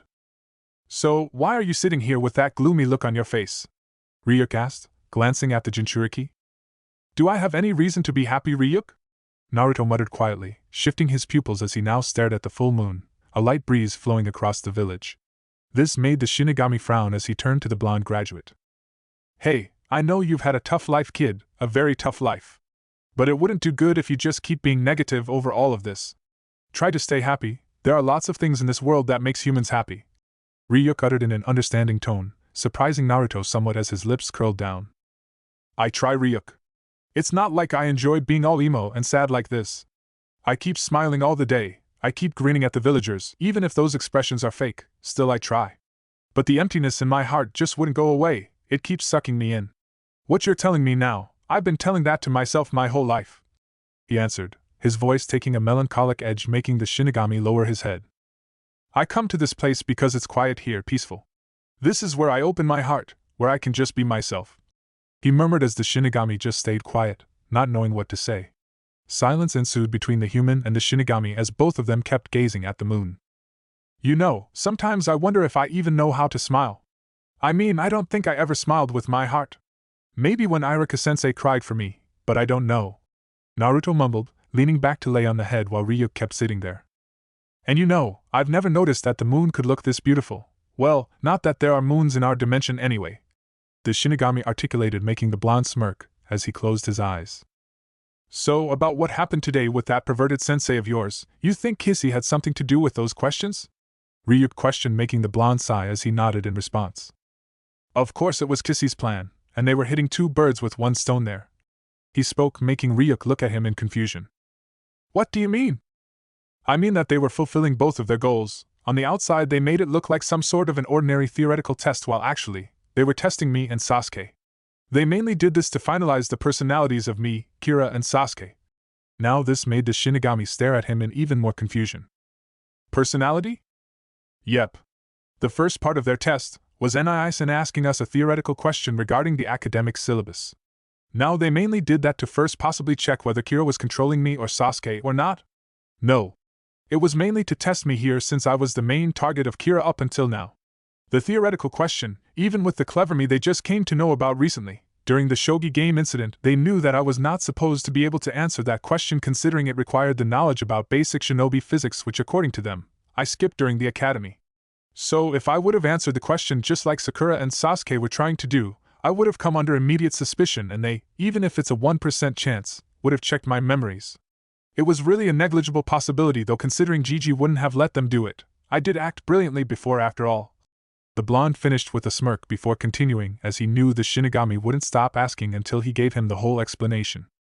So to prevent them from suspecting that Kira was controlling me at that moment, I tried to think up of an unusual way to solve that question, something completely unorthodox.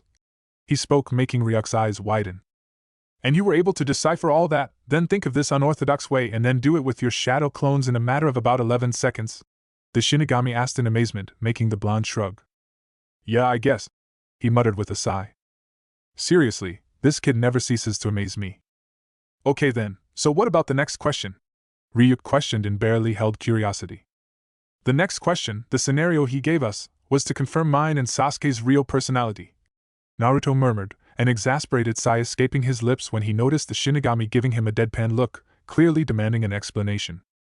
It's like a human like me teaching an almighty death god, the whiskered blonde mused as he started to speak. Sasuke's answer was that the mission was more important for a village than just those 2 lives, saying that the lives of so many people weighed over just 2 lives. This showed them that he is the one who strictly follows rules, who is ready to sacrifice the lives of his comrades if the situation demanded, is somewhat and understandably so, cold-hearted due to the massacre of his clan. The fact that he said obviously I choose the mission also indicates that forfeiting the lives of his comrades, be that they be of his own squad like us, or being included in another squad, is not a big thing for him. However, the fact that he seemed shaken up on his ideals when me and Nai-san kinda lectured him leads to a strong possibility of a gradual change in him in that area. I see then, so what about you? Ryuk asked in curiosity, making Naruto smirk. What about me, huh? I answered that question honestly, what I really believed I should have done. He murmured, making the shinigami scrunch his eyebrows. Should have? But you said there you would have with so much confidence. He spoke, making the blonde push himself to sit, again staring at the moon. I really don't know, Ryuk. I mean, would I really sacrifice myself for anyone belonging to this village possibly except Ayam-chan, Tuchi Aji-san, Gigi and Nai-san? Will I really be able to sacrifice myself for this village, these pathetic villagers who ruined my life? I don't know, maybe if those comrades are very precious to me, then I definitely will, no doubt about it. And my sacrifice will be solely for those 2 comrades of mine, not for these villagers, Naruto said, pausing in between when he chuckled to himself. But that sacrifice will help the whole village too, so I guess that sacrifice will be for everyone then, any Ryuk?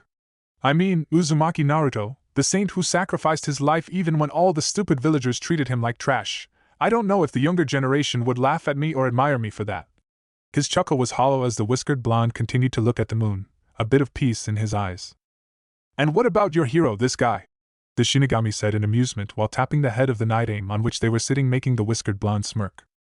This guy loved the village and the villagers loved him in return. He sacrificed himself for his comrades when he could have done better for his village by letting someone else on his squad die and continue his reign as the Hokage.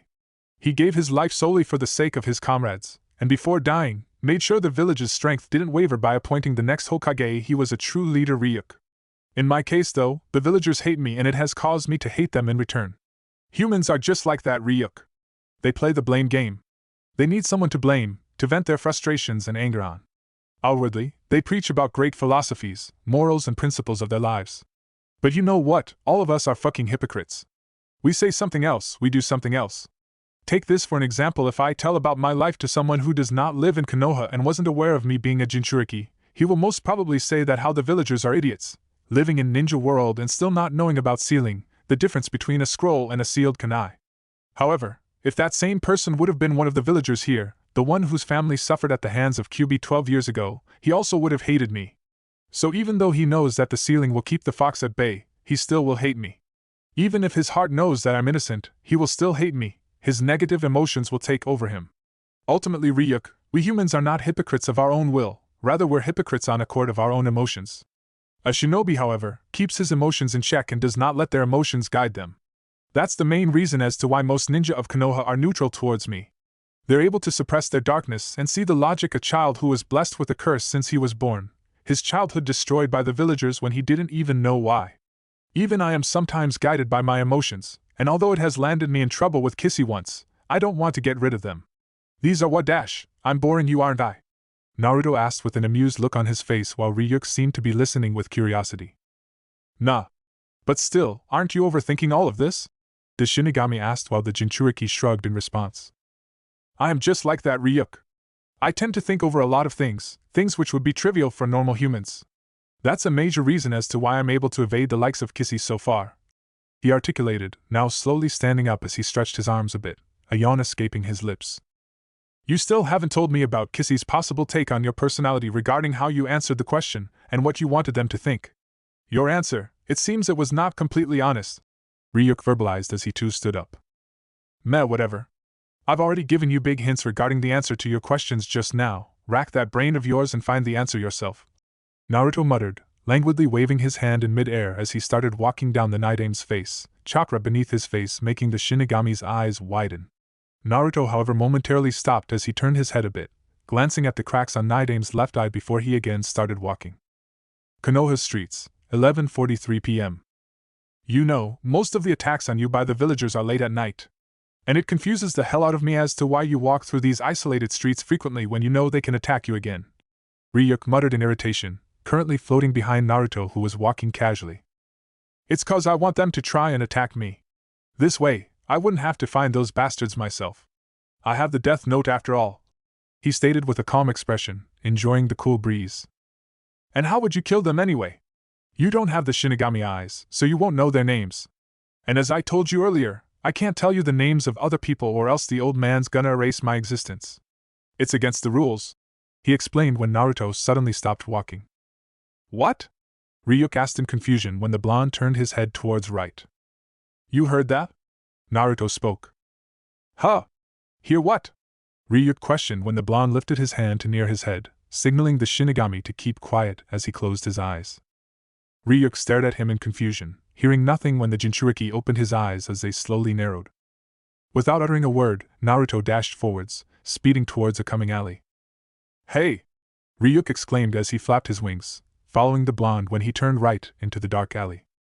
Naruto sprinted towards the end of the alley sneakily, no sounds of footsteps being produced as he took a left turn before turning around a right corner. If you scream once more, I'm going to kill you, alright, pretty little girl? A middle-aged man sneered, his right hand over a whimpering civilian girl's mouth while his right hand was holding a kunai against her neck.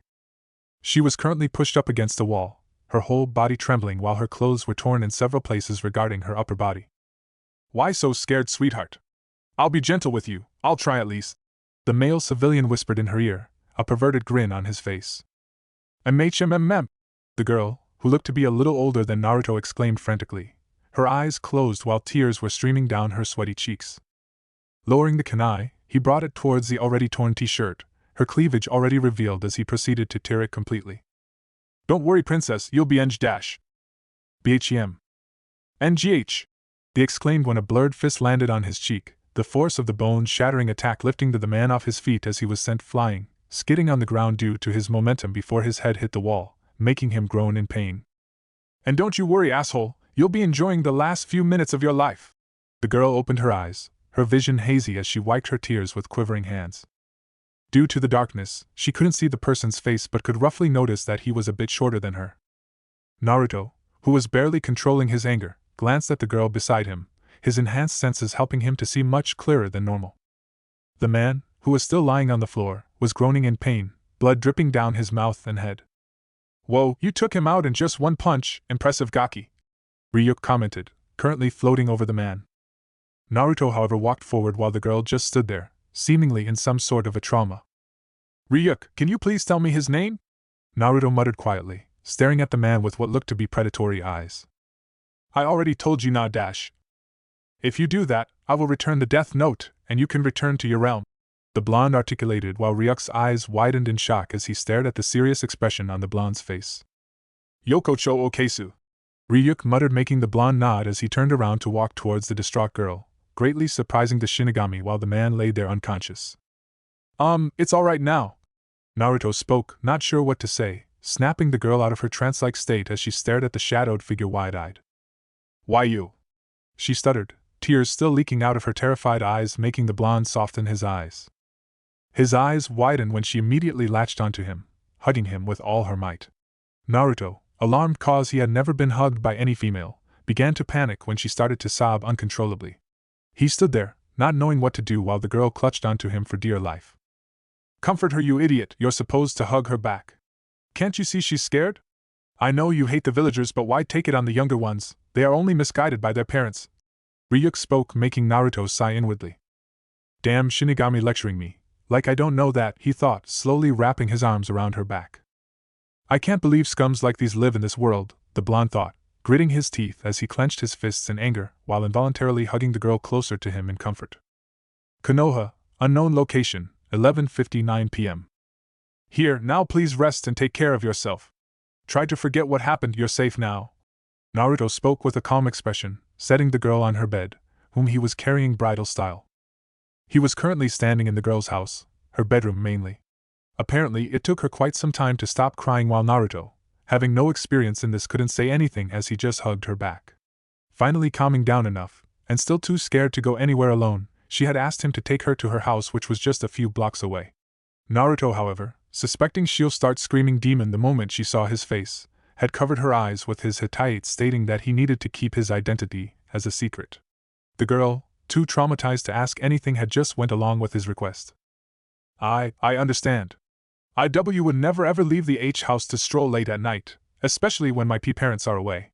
And I will always keep a kunai with me for protection. She spoke, her voice still trembling, making Naruto's lips tug upwards into a small smile. Wow, gotta say she's cute. Ryuk spoke with a grin while the girl's eyes were still covered with his Hittite, Naruto's jacket wrapped around her to cover her exposed skin. And when your parents come back, don't tell them anything of what happened just now. You don't want to worry your parents after all. The blonde said, finding it strange that he was smiling, and it was because his heart was happy? Was it because he had saved this girl's life and sanity? Why yes, mister. She responded, making Ryuk scratch the back of his head awkwardly. Even though she looks older than him, he's the one lecturing her as if he's her big brother. Humans sure are strange, the Shinigami thought with a sigh. See, can you take your leaf B-band off? She asked, snuggling into his jacket. Okay, I should be going now anyway. Naruto verbalized as bent towards her. See, can I keep your J-jacket? She asked, suddenly making the Jinchuriki stop as he stared at her awkwardly. The way she was biting her lower lip showed that she was already nervous, a slight blush on her face. Do you know Uzumaki, Naruto? The blonde asked with a neutral expression on his face as the girl tilted her head cutely. It seemed as if she had calmed down enough. Who's he? Why, your father? Ha ha ha ha ha. Ryuk began to laugh loudly, making Naruto glare at him before he turned to the girl, sighing in relief. You can keep it. But don't show this jacket to anyone else, okay? Not even to your parents. He spoke in a serious tone, making her nod. What's your name? She asked, making the blonde stiffen at that a bit as he stared at her. Kira. He muttered, making Ryuk's eyes widen while she gasped in shock. Kira? She questioned when the blonde put a hand on her shoulder in a comforting manner. Don't be scared of me. I only hurt the thugs and such of this village. I wouldn't hurt a sweet girl like you. Naruto spoke gently, making her smile, her cheeks a light shade of pink. I was never scared of you. In fact, you're my hero for erasing all the bad people from Konoha, she said, smiling gently as slowly Naruto's eyes widened. It's because of you that I'm even alive right now. Well, look what we have here, your first fangirl. The Shinigami commented with a chuckle while Blonde's eyes slowly softened as he put a hand on his heart. This feeling, he thought, not being able to describe this positive feeling. Don't worry, your secret is safe with me. I wouldn't tell anyone that I ever met you, she muttered, shifting to her side as she nuzzled her cheek in her pillow, still waiting for the blonde to unwrap his Hittite. Thank you. You sleep now, it's already 2 a.m. now, and don't worry about anything. From now on, I will make sure that everyone can stroll safely through the village's streets whenever they want to, he declared with a serious expression, covering her with a blanket as she smiled lightly. Good night, Kira-kun, she muttered, slowly drifting off to sleep while Naruto gently unwrapped his Hittite. His eyes though softened at noticing the tear stains on her cheeks. I have to say this again, man, she's cute. Hey, how about we go back and torture that fucking bastard? Ryuk suggested, surprising the blonde with the anger in his voice. No. I have plans for him, he murmured in a low tone, making sure that he did not disturb the sleeping girl. Why did you tell her the wrong time? It's not 2 a.m. right now, I think about 12:15. Ryuk questioned, making the Jinchuriki sigh. Why does he have to be so curious about everything I do? He thought before replying. Sometime in the future, Kissy may reach this girl in their investigation and most probably will read her mind. They will think that it was 2 a.m. when Kira was standing here. At 2 a.m., I'll be in my apartment, sleeping. This gives me a solid backup if they get suspicious of me. He verbalized, making Ryuk nod in realization, no longer surprised by whatever the blonde did.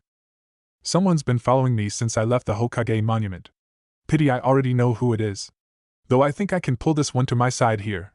2 is better than 1 after all, Naruto thought with a grim expression, already knowing that this person now probably knew about a thing called Death Note, and him talking to a shinigami named Ryuk. Let's go.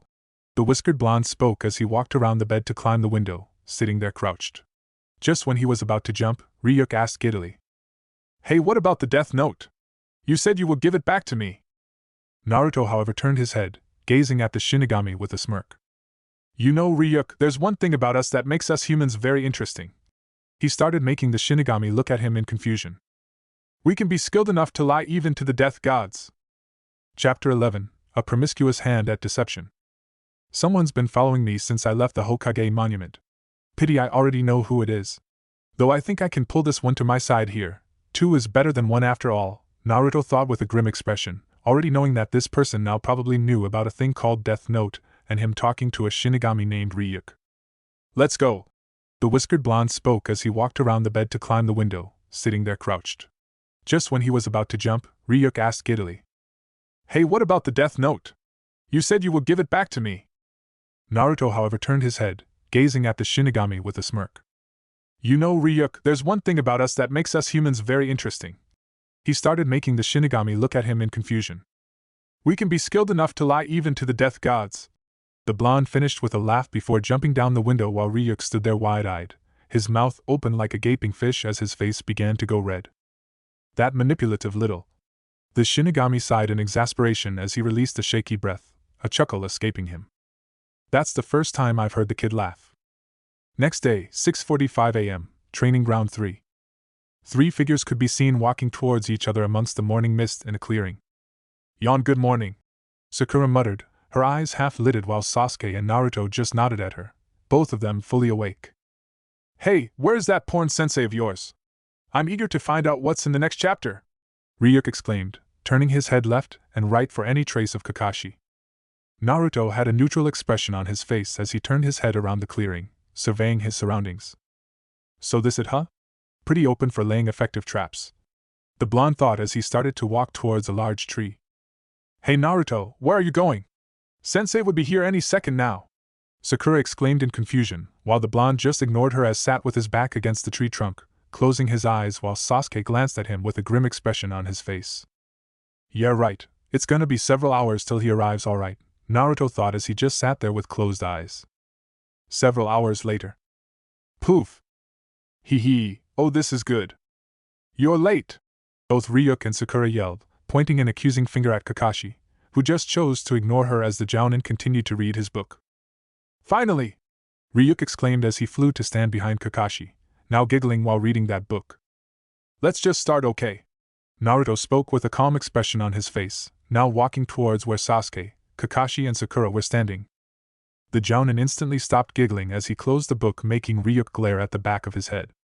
So I see you're all ready for the survival test this fresh morning, Kakashi said with a smile, making Naruto give him the deadpan look. Survival test?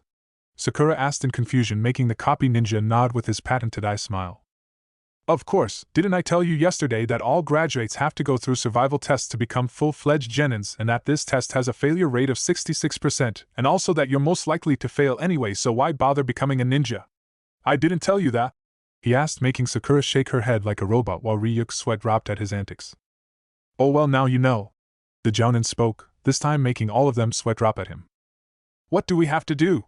Sasuke questioned seriously. It's simple really, you just have to take one bell from me. The one who takes a bell will become my apprentice. The rest will be sent back to the academy, he uttered, making their eyes widen in shock. What?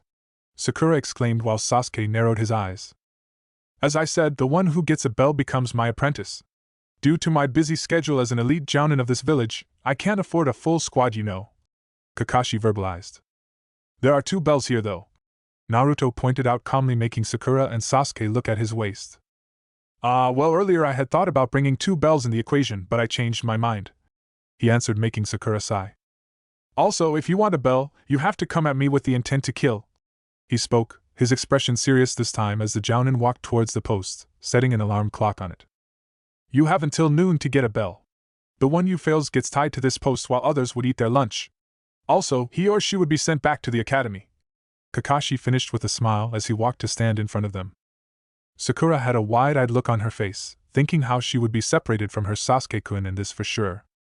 The only way would be if both me and Sasuke-kun fail. But there's no way Sasuke-kun would fail in this, she thought nervously while the Uchiha clenched his fists, a confident look on his face. Well, kid, looks like you're in a tight spot here, Ryuk commented while Naruto had a small smirk on his face. I'm impressed, man, that Nara really is a genius. He sure knows how to play his cards all right, the blonde thought as he outwardly sighed to himself lightly. All right, you 3, get ready. 1. Kakashi started as immediately Sasuke and Sakura were on their guards while Naruto continued to stand there with a neutral look on his face. 2. Start! The Jounin exclaimed when the 3 genins disappeared in blurs, taking their positions among the forests surrounding the clearing. Shinobi battle skill. When a shinobi must be able to conceal himself effectively. Kakashi spoke loudly as a light breeze swept over the clearing. They've hidden themselves well. Though it's not a surprise that I can't sense Naruto-kun at all, the Jounin thought as he took out his book, making Ryuk's eyes brighten as the shinigami flew towards him from where Naruto was hiding. Again, they are doing this really well. Just like before, they are hitting 2 birds with 1 stone here, Naruto thought with a serious expression as he took out a kunai from his thigh pouch. Having the 3 of us fighting for 1 bell, they are daring me to control someone here and get the bell to pass the academy since I'm the most desperate one here. And in case I'm Kira, which I am actually, they've deliberately made things simpler for me in this just so that I use the death note to pass myself. They know that if I use the death note, most probably I'm gonna control Sakura. By doing that, her questionable behavior under the death note's control can be put under the excuse that she deliberately wanted me to pass so that she could be together with her Sasuke-kun in the academy, and hence I would pass. They're tempting me here. They have deliberately created this situation so that I, or in case Kira is controlling me, get myself or himself busted by them later checking Sakura's memories. And if they find blanks in her mind, most probably they'll check my mind cause this will be a hardcore proof against me. This way, either they'll get to know I'm Kira in case I'm caught by surprise in this, or they will know that Kira is controlling me. If they find blanks in my mind, meaning if they deduce that Kira was controlling me during the test, they'll get to know Kira's motives that he wants me to become a ninja. This will make Kissy be on their guards. They'll think that Kira wants to achieve something by me becoming a shinobi, hence most probably Gigi would be forced to drop me from the shinobi program for the security of the village. This, I definitely can't allow. Besides, there's a limited number of times I can forfeit the Death Note's ownership and then get it back. I have to be careful in this. On the other hand, according to them, if Sasuke passes, they'll check his memories for blanks since Gigi hasn't put restrictions on checking his memories yet. In this case, they'll know that I'll try my best to pass the test using my ninja skills. Since they know I'm holding back, they'll get to know about my real skills. Really, now that I've realized it just now, they're killing 3-4 birds with 1 stone here. Damn. I'd earlier planned to create another fake identity of Kira so that Kissy would concentrate less on me and more on catching the non-existent Kira which I made for them to believe his existence. Now they're concentrating on me even more than before, Naruto thought, concealing his presence as he tried to patiently think of a plan. Kakashi, however, stood there in the clearing, not making a move as he kept giggling while reading his book. That pervert. Even now he can't take his eyes off that disgusting material. Sakura thought in fury when she felt someone tap her shoulder. Psst, you gonna sit here all day, Sakura? She snapped her head for her eyes to get wide. Both Naruto and Sasuke turned their heads upon hearing Sakura's scream echoing throughout the area. That's 1 down. Kakashi muttered to himself with a smile, while Ryuk was just lost in the erotic pages of Ika Ika. I have to try and get the bell. I can do it with that jutsu, but I don't want to reveal it now, Naruto thought as he readied himself. Hee, damn you Jiraiya-sama, Kakashi mumbled with a giggle as he turned over a page. Whoosh. The Jounin ducked, without looking up as a kunai passed where his head was. Kakashi's eyes, however, widened a bit upon noticing an exploding tag on the kunai. He jumped in a blur when... Boom! A small explosion took place, making him turn his head from where the kunai had been launched. Futile attacks such as these give out your position, Kakashi stated as he launched several shuriken into a dense tree from which the kunai had sailed towards him. Poof! So it was a shadow clone. The Jounin thought when several shuriken hurled through some of the bushes where Kakashi had just thrown a shuriken. This time all the shuriken had paper bombs attached to them with the help of a wire going through the hole in the middle. More paper bombs? Kakashi asked as he jumped back to skid on the ground while the shuriken hit the ground. His eyes though narrowed when they didn't explode. CHRRR. He lifted his head upon hearing the rustling of leaves, his eyes widening when about 50 shadow clones of Naruto jumped through the bushes towards him. What is he planning?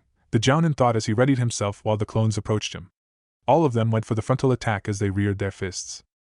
Kakashi dodged the first punch easily, his eyes narrowing in slow motion when all the clones smirked at him as they made the ram seal. One of the clones opened the zipper of his jacket to show him a paper bomb attached to his chest, making the Jounin's eyes widen. Impossible! Boom!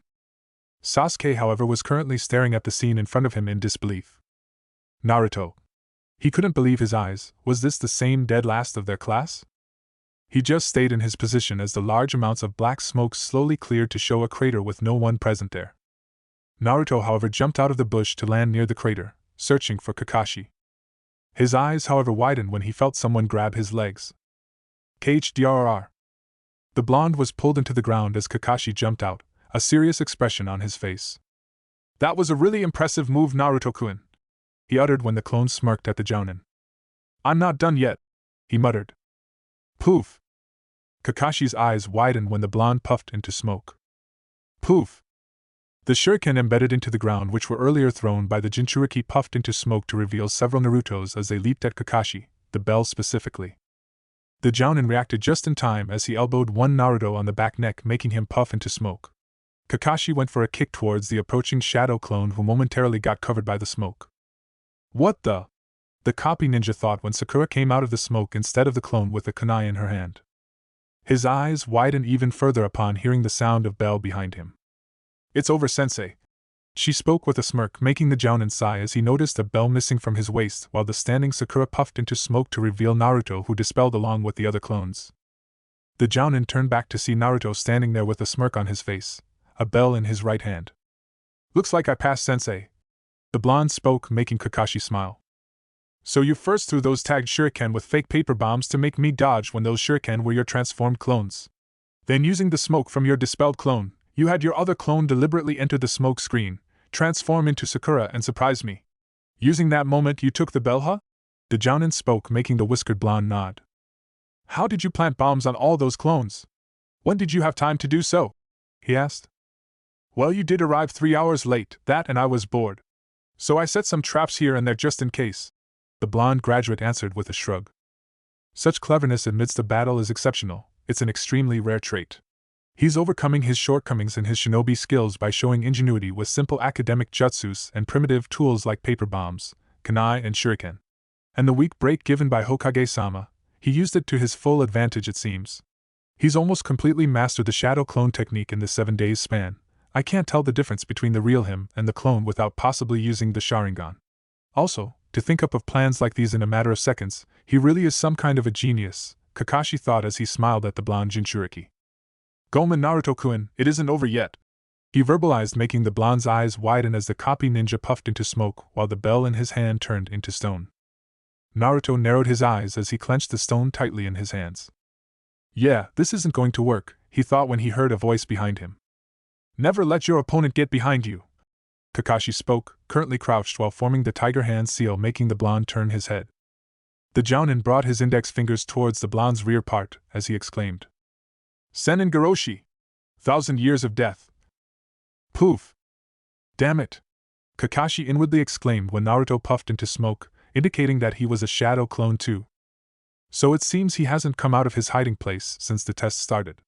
It's quite the surprise as to how much he was holding back during the academy, the copy ninja thought as he stood up. Katon, Gakaki no Jutsu! Fire release, fireball technique! Sasuke exclaimed, standing several meters away from Kakashi as he fired a human-sized fireball from his mouth at the standing Jounin. As I suspected, fighting against an Aisen is futile.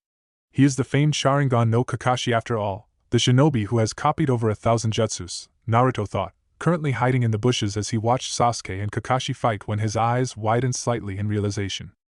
Oh wait, there is a way, he thought with a serious expression as he sneakily moved through the bushes.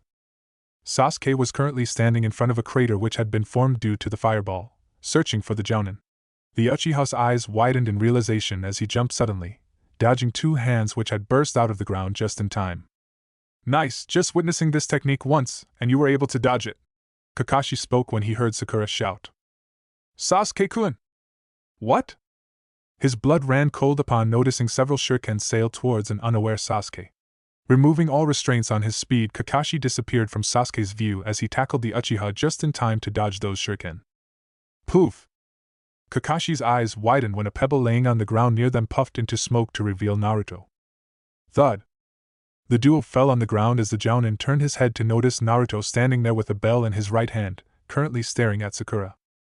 Kakashi stood up along with Sasuke as he narrowed his eyes while Sakura came running towards them. Sasuke-kun! Are you dash? Why did you attack Sasuke? Kakashi asked in a stern voice while the Uchiha stared at the pink-haired graduate with cold eyes. I don't know, I didn't want to, it's like my body moved on its own. I swear I didn't meant to harm you, Sasuke-kun! Sakura exclaimed in a shaken-up voice while Naruto stayed quiet as he kept staring at her. Hey, is this your work? Ryuk asked, coming from above. It seems he was observing the fights from above. Naruto, however, ignored him. Is this again Kira's work? It could be that he made Sakura throw a kunai at Sasuke, taking both of us by surprise, leading to me saving him, and hence giving Naruto-kun the opportunity to take advantage of the situation. Or it could be that due to her infatuation with Sasuke, Sakura threw the shuriken on purpose so that Naruto could pass. Either way, we'll have to check Sakura's memories now, the Jounin thought as he sighed to himself. Well, it seems Naruto here has passed the test, he muttered, making Sasuke grit his teeth as he clenched his fists. It's not my fault that she interfered, he growled while pointing a finger at Sakura, making her lower her head. Neither it's my fault that you were unaware of your surroundings. The Jounin spoke calmly, making the Uchiha grit his teeth. I wasn't expecting an attack from my own teammate, he said sternly in a low tone, making the copy ninja sigh. Asuna puppet user during a war attaches chakra strings to Sakura's arms and makes her fire a much more destructive attack than just those shuriken. Then? You still going to complain that you weren't ready for your teammate to attack you? The Jounin questioned with a serious expression, making the Uchiha lower his head, his fists tightly clenched by his sides. A couple of minutes later. Why do I have to be tied like this while they eat their lunch, sensei?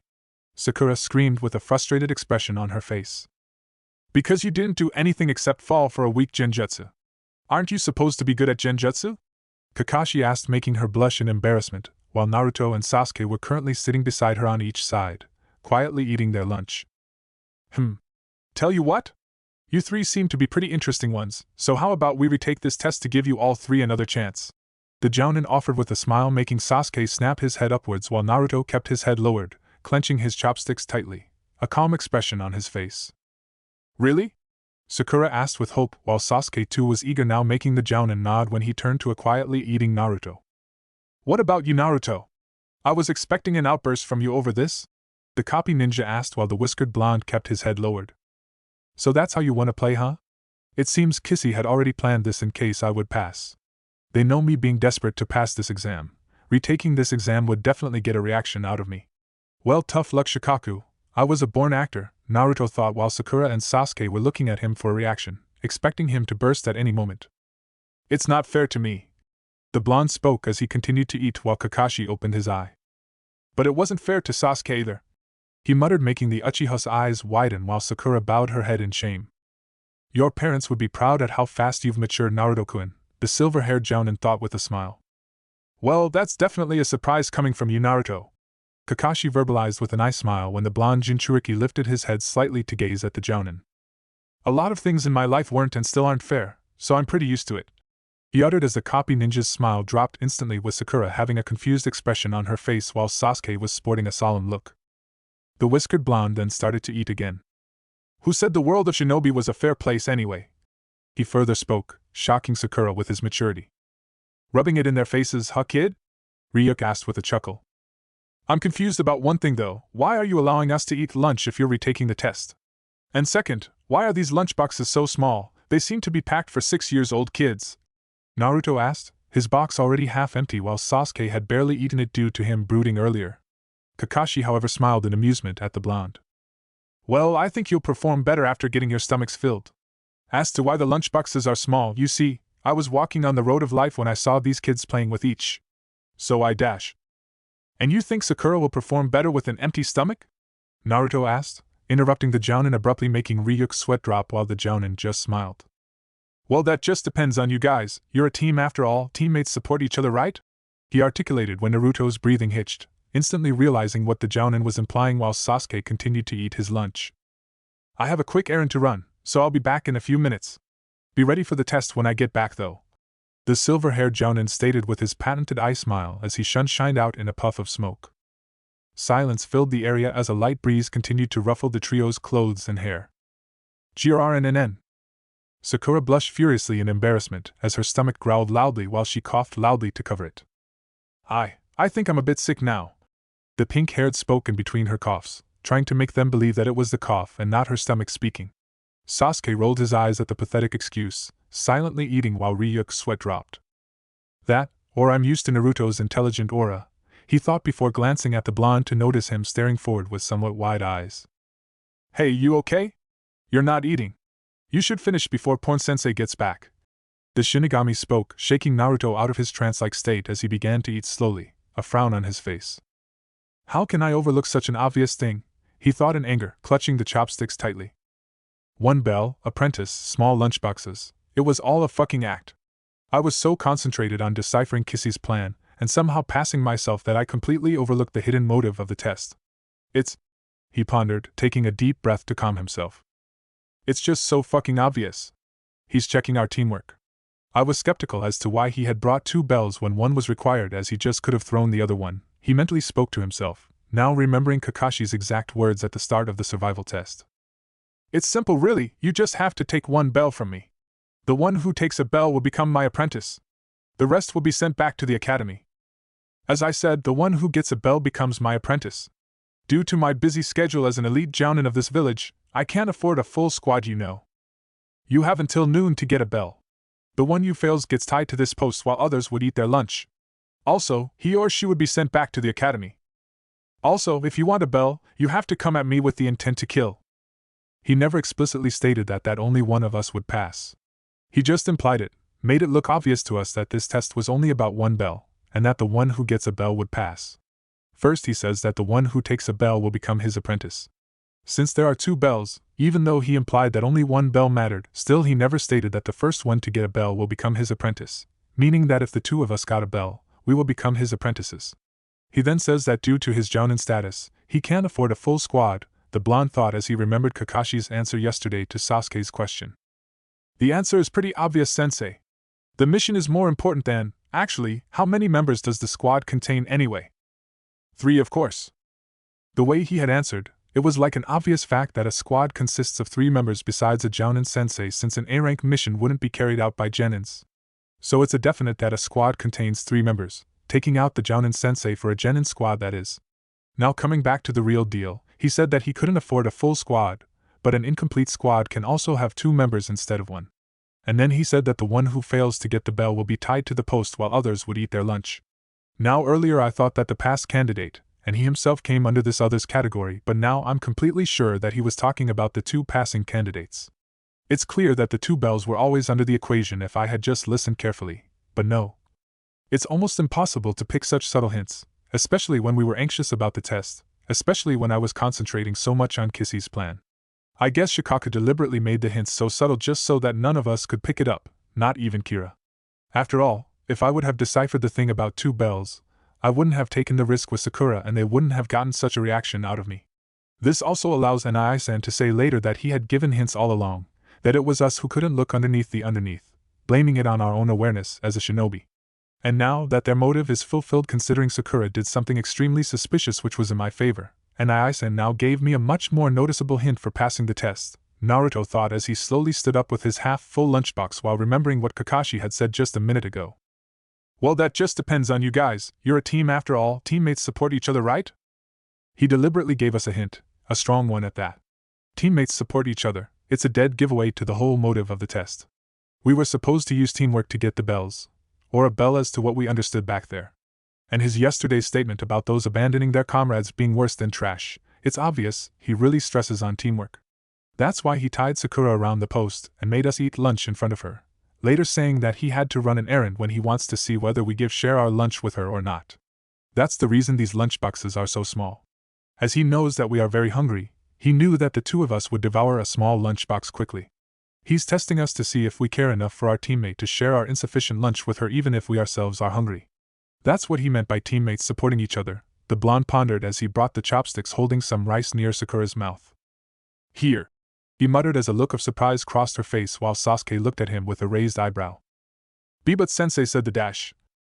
If we want to get the bells, we have to fight him together. We can't take a jounin like him by just one of us.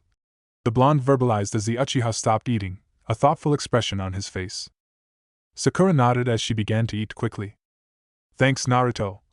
She spoke gratefully while he glanced at Sasuke, who just sighed to himself as he slowly stood up.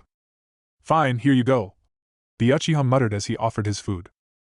Sasuke-kun!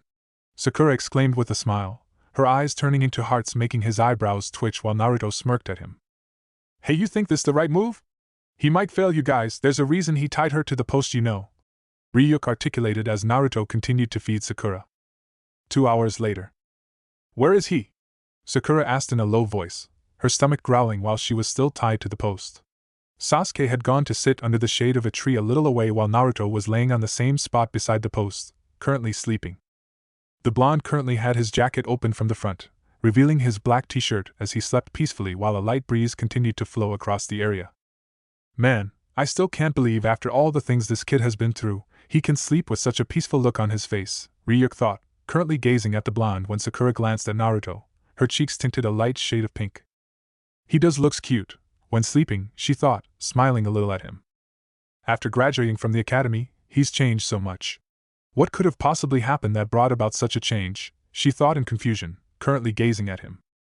Poof! Yo! Kakashi exclaimed with a smile, making her glare at him murderously, not having the energy to yell at him. Naruto was still sleeping while Sasuke walked to stand beside Sakura, an annoyed expression on his face. Hey Naruto, sensei, is he dash? No need to wake him up, you three have passed already. Kakashi interrupted with a smile, making Sakura snap her head towards him, both her and Sasuke's eyes widening in shock. What? The Uchiha simply asked with an expressionless face, making the Jounin chuckle. I said you three pass. We are now officially Team 7, he said as they continued to stare at him for any possible explanation. Several minutes later. So, as you see, this was about teamwork all along. It seems Naruto saved your cute little asses today, Kakashi uttered, making Sakura's eyebrows twitch while Sasuke just sighed to himself. I think Porn-sensei is by. What do you think, Naruto? Ryuk commented, glancing towards the blonde who was still sleeping. Oh, you're still sleeping. He spoke as a matter of fact. Well, tell Naruto that we start doing missions from tomorrow onwards. Meet me here at 11 in the morning. The Jounin verbalized, glancing at the blonde Jinchuriki before puffing into smoke. Sasuke, however, without saying anything, started to walk away, making Sakura look at him. Hey Sasuke-kun! Don't leave me! At least untie me! She spoke loudly as he continued to walk. Sakura sighed as she lowered her head. Why does he keep ignoring me? She muttered to herself in a defeated tone before noticing that Naruto was still sleeping. Hey Naruto, Naruto! She called, trying to wake him up while the blonde's eyes scrunched a bit as she continued to call for him. His eyelids slowly fluttered open as he sat up lazily, rubbing his eyes. Cute! Sakura thought involuntarily as the whiskered blonde stood up. Where's Sasuke? He asked with a yawn, making her blink. Oh, hey, we passed. Sensei had just come to tell us that. And Sasuke-kun just left now. She answered, making him nod as he walked around her, untying her from the ropes. Sakura sighed in relief as she flexed open her arms. I see, he muttered with a thoughtful expression on his face. So he never intended to take the test again after all, he thought when the pink-haired genin uttered. Hey, you don't look so excited, I thought you'd be the most happiest of us. Sakura verbalized, making him look at her strangely. She seemed to talking to him like a normal person now, unlike before though. No, I'm happy. Just that I don't have the energy to grin like an idiot. He mumbled, making her giggle a bit. I think all of them should have noticed by now, Naruto thought as he looked in the direction of the Hokage's carved faces. Hey Naruto, since you gave me your lunch, I think I should treat you to lunch too, Sakura said with a smile, excited that finally she was a kunoichi now, snapping the blonde out of his staring daze. Huh! Oh, thanks for the offer, but I'll pass. I have some important work to do, Sakura, he stated with a neutral expression, while her smile visibly deflated. Oh, well, see you tomorrow, I guess. She spoke with a small smile, making him nod. The blonde turned around as he started to walk in the direction of Hokage's monument, waving his right languidly. Yes, sure, see you later, he uttered with Ryuk floating by his side. Konoha, streets near the Hokage's monument. Currently, almost everyone had their eyes glued to the famous monument of Kanehagakure no Sato. I can't believe it, this is the beginning of a new era. Kira, I told you, no one can get away from him. He's everywhere, watching us. The guardian of Konoha. The hell? He has insulted our beloved Yondaime. Who does he think he is? Hey, be quiet. If he's really watching us, he may kill you if you say things like that. Whispers, exclamations, discussions, predictions, people of Konoha were anxious. Children were ushered to their homes, locked in their rooms, their parents not wanting to see this display of brutality. Fear and hatred, a sense of security, these were the emotions, the basis on which the population of Konoha could be divided right now. Streets, balconies, roofs, people were standing with expressions of awe, fear and comprehension on their faces, their eyes fixated on the carved face of their beloved Yondaime Hokage. Hokage-sama, I understand what he means to say, but what are those numbers? What should we do? Inoichi, currently standing beside Hiruzen on the roof of Hokage's building, spoke with a serious expression. The old leader sighed, his mind running in full gear. We'll leave that to Shikaku, Ibiki in the cryptographic department. Right now, I think it's best if we cover it up with a strong genjutsu and make the place off-limits for anyone except us, he declared, staring at the dead body of a man who was hanging upside down via rope, it being tied to the base of the Yondaime's nose. It's better if we don't pull out the body or rub the message, we need to decipher it first, Hiruzen thought with a grim expression, not being affected by the gruesome sight of the blood-soaked naked body, a vital body part of it missing. This Kira really looks like a sadist to me. Inoichi spoke in an uncomfortable tone. Well, now it looks like he's had some experience in torture and interrogation, Ibiki muttered, standing beside them along with several other jounins while Hiruzen stayed quiet. Teach Yuppie. Landing on the roof of his apartment, Naruto had a serious expression on his face as he gazed at the monument. Inwardly, though, he was smirking with excitement. Hey yo whoa! Holy shit! So this is what you were planning? Ryuk exclaimed in surprise, examining the modified face of the Yondaime like many others. When did you get the time to do this? No wait, you made someone else do this bloody stuff for you, right? The Shinigami asked, making the blonde nod. Naruto had a small smirk on his face as he swept his gaze over his surroundings, noticing that how all the roofs were filled with civilians and shinobi, their attention caught by this latest stunt. He shifted his pupils to the large carved forehead of the Yondaime, eyeing Kira's message, written with blood, a hint of cold mirth in his deep oceanic pools. Chapter 12, Transparent Deception. Naruto had a small smirk on his face as he swept his gaze over his surroundings, noticing that how all the roofs were filled with civilians and shinobi, their attention caught by this latest stunt. He shifted his pupils to the large carved forehead of the Yondaime, eyeing Kira's message, written with blood, a hint of cold mirth in his deep oceanic pools. 21138322121 4300621 Uchbuchba. 8. Upon the fourth sneeze. 1. Outswarm rapists like bees. 11. No sperm his dick shall hath. 8910. Cause at 2 a.m., he faced Kira's wrath. Beware! Wretched rapists of Konoha. Yeah, it's the beginning of a new era. Konoha, 1:23 p.m., T&I Department, Ibiki's office. Thanks for coming you all, Hokage-sama. Shikaku spoke with a sigh, currently sitting with other members of Kissy around the oval polished table, several photos lying on it. It's nothing, besides I myself was going to request an immediate meeting because of the latest stunt of Kira. Hiruzen uttered, his fingers intertwined in front of his mouth while others were sitting there with serious expressions on their faces. Picking up the photographs, Shikaku took one before passing the rest to Inoichi, asking him to distribute them to others. Hiruzen, Kakashi and Ibiki began to inspect it with critical eyes while the Nara gazed at each of their expressions intently. So these are the photographs of the Kira's message before the genjutsu was put up there, he verbalized as they stayed quiet, still staring at the message. Well, I have sent these photographs to the cryptographic department. Let's see what they can come up with. Well, so far, I haven't been able to deduce anything from this. The first two sequence of numbers just don't make any sense to me so far.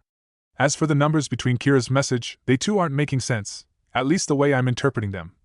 Chikaku explained while Inoichi leaned back in his seat, gazing at the ceiling. Are you sure this isn't just one of his games? A thoughtful expression on his face as Ibiki put his elbows on the table. Very much possible. It could be that Kira wants us to concentrate on this message when he might be planning something big. This tactic was pretty common during the Third Great Shinobi War, the interrogation specialist articulated. I think we should leave this message to the cryptographic department for the time being. We should just concentrate on Naruto-kun and Uchiha Sasuke for now. Sarutobi spoke, making Inoichi nod when Ibiki turned towards the quiet Jonin. So Kakashi, what happened today? Ibiki asked, making the copy ninja sigh. Well, nah dash. Don't Kakashi. Shikaku intervened, making everyone to look at him in confusion. What's wrong, Shikaku? Hiruzen asked, making the Nara sigh. Have you all forgotten about the precautions we have been taking on a daily basis? He asked, an exasperated look on his face when realization instantly dawned on their faces. Kira could be controlling any one of us right now. And we don't have Kusho here to check Inoichi's mind first to see if he's being controlled. So it's better that we listen to Kakashi tomorrow morning. This made them nod while Inoichi just rubbed his temples with a weary sigh. Who knows, maybe Kira pulled this stunt just so he could have us assemble in this emergency meeting. Maybe he's expecting us to forget all precautions in haste and let him know vital parts of our investigation? Ibiki pointed out with a grim expression, making them agree with him. Yes, that's a definite possibility. This Kira has been playing with our minds since the beginning. It's clear that he's a master of mind games. I think he just wants to fuck our minds just so we that lose our concentration. The Yamanaka stated in somewhat noticeable frustration. Well, I want all of you think over Kira's message and tell me what each of you think. Unless the decoding of this message is random, I doubt that the cryptographic department will be able to solve it. We are the ones who currently know Kira the best in this village. We have the most probability of deciphering this message. Just think over this. These numbers can be anything: dates of his killings, time, longitudinal or latitudinal locations, dates of birth of his upcoming victims. Maybe he's deliberately giving us hints of his future killings. He's been playing with us after all. Shikaku stated as he stood up lazily, a yawn escaping his lips while the others glanced at the photographs in their hands. Konoha, Training Ground 44, 10 p.m. KHDRR. Shit, still not legible. Naruto thought, currently panting as he stared at the piece of paper in his hands while sweat poured down the side of his face. Hey, I've been asking you for an hour now, what are you trying to do with the paper and this needle? Ryuk asked in frustration, currently floating above the whiskered blonde. Naruto took deep breaths as he slowly opened his eyes, now staring at his dried blood on the samban in his right hand. Throwing it, he took out another samban before slicing it into his palm, coating it with blood. Again. He suddenly dashed forwards, a determined look on his face as he bolted towards a large tree at full speed. Dust began to trail him as the blonde further increased his speed. Applying chakra beneath his feet, he began to sprint along the tree's trunk. Lifting his right hand to bring the paper closer to his eyes, he began to write on it using the blood-coated samban, try being the keyword. Due to his adrenaline-pumping motion, his hand was mostly scribbling on the paper while the blonde had the utmost look of concentration on his face. His eyes narrowed as soon a look of frustration replaced them. Using the trunk as a springboard, Naruto jumped back as flipped backwards in mid-air to land on his feet. The blonde was panting lightly as he wiped the sweat off his forehead, now staring at the scribbled, barely recognizable red lines on the paper. Damn it! He cursed quietly as he clenched his fists when Ryuk landed in front of him. You keep cursing to yourself, now will you tell me what you're trying to do at which you're so gloriously failing right now? The Shinigami asked, making the blonde glare at his playful comment. The blonde sighed as he let his arms fall to his sides, a sigh escaping his lips. I'm trying to write while running, he replied, making the Shinigami sweat drop. That's it. That's what you've been trying for the past hour. Trying to write while running? He asked, making Naruto nod as he crumbled the blood-soaked paper in his right clenched fist. The blonde sighed in frustration as he opened his fist, letting the paper fall into the grass. Lifting his right hand, he ran his fingers through the bangs on his forehead. Yeah, it's not easy as it sounds, damn it! The blonde exclaimed as he jerked his left arm to throw the samban in frustration, a scowl on his face. Whoa, easy there, kid. Why are you getting so hyped up over such a small thing? You're always so calm and patient, and now you're this frustrated. It's kinda weird, you know, even for me. Ryuk uttered while scratching his head. You're not getting it, I need to learn this. I'm a ninja now, no enemy of mine is just going to sit and let me write his name on the death note. He spoke, making the Shinigami's eyes widen. I see, so that's why you're practicing to write recognizable letters on the paper, he stated, making the Jinchuriki nod. That's right. I have to practice my writing when I'm in motion, when I'm jumping, when I'm running up the trees or water, when I'm in midair. I have to perfect these things if I have to use the Death Note effectively from now on.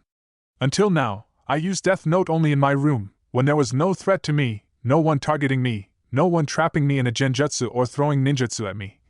The blonde paused as he sat down cross-legged, staring at the grass with a thoughtful look on his face.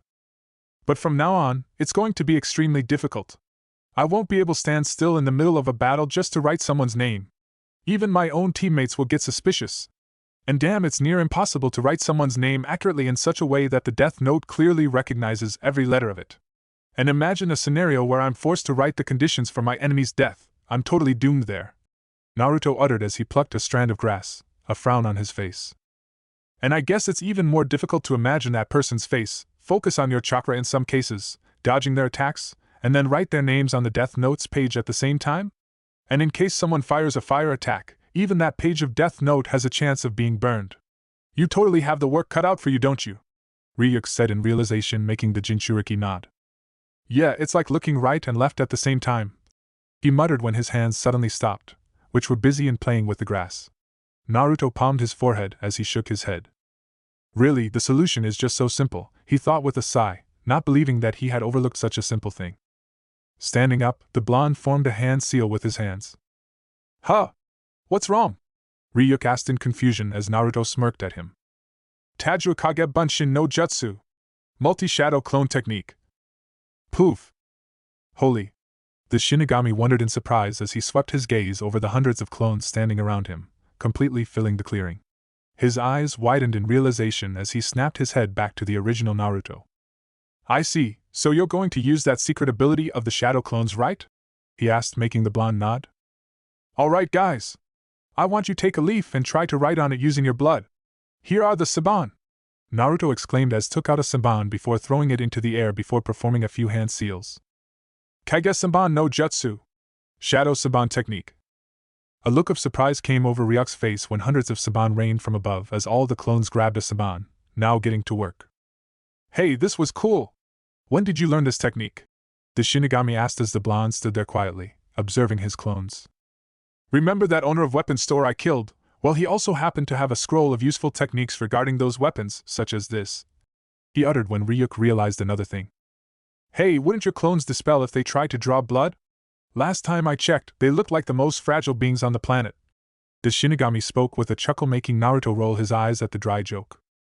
Well, if you don't know, I trained solely on this jutsu for the whole week and have almost perfected it. So you don't have to worry about them getting dispelled so easily.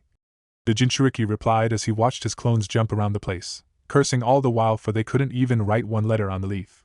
Sometimes due to their sudden motion, the saban would just tear through the leaf or rather would miss its mark. It was funny how they were struggling for even a smooth contact on its surface to at least write something, anything.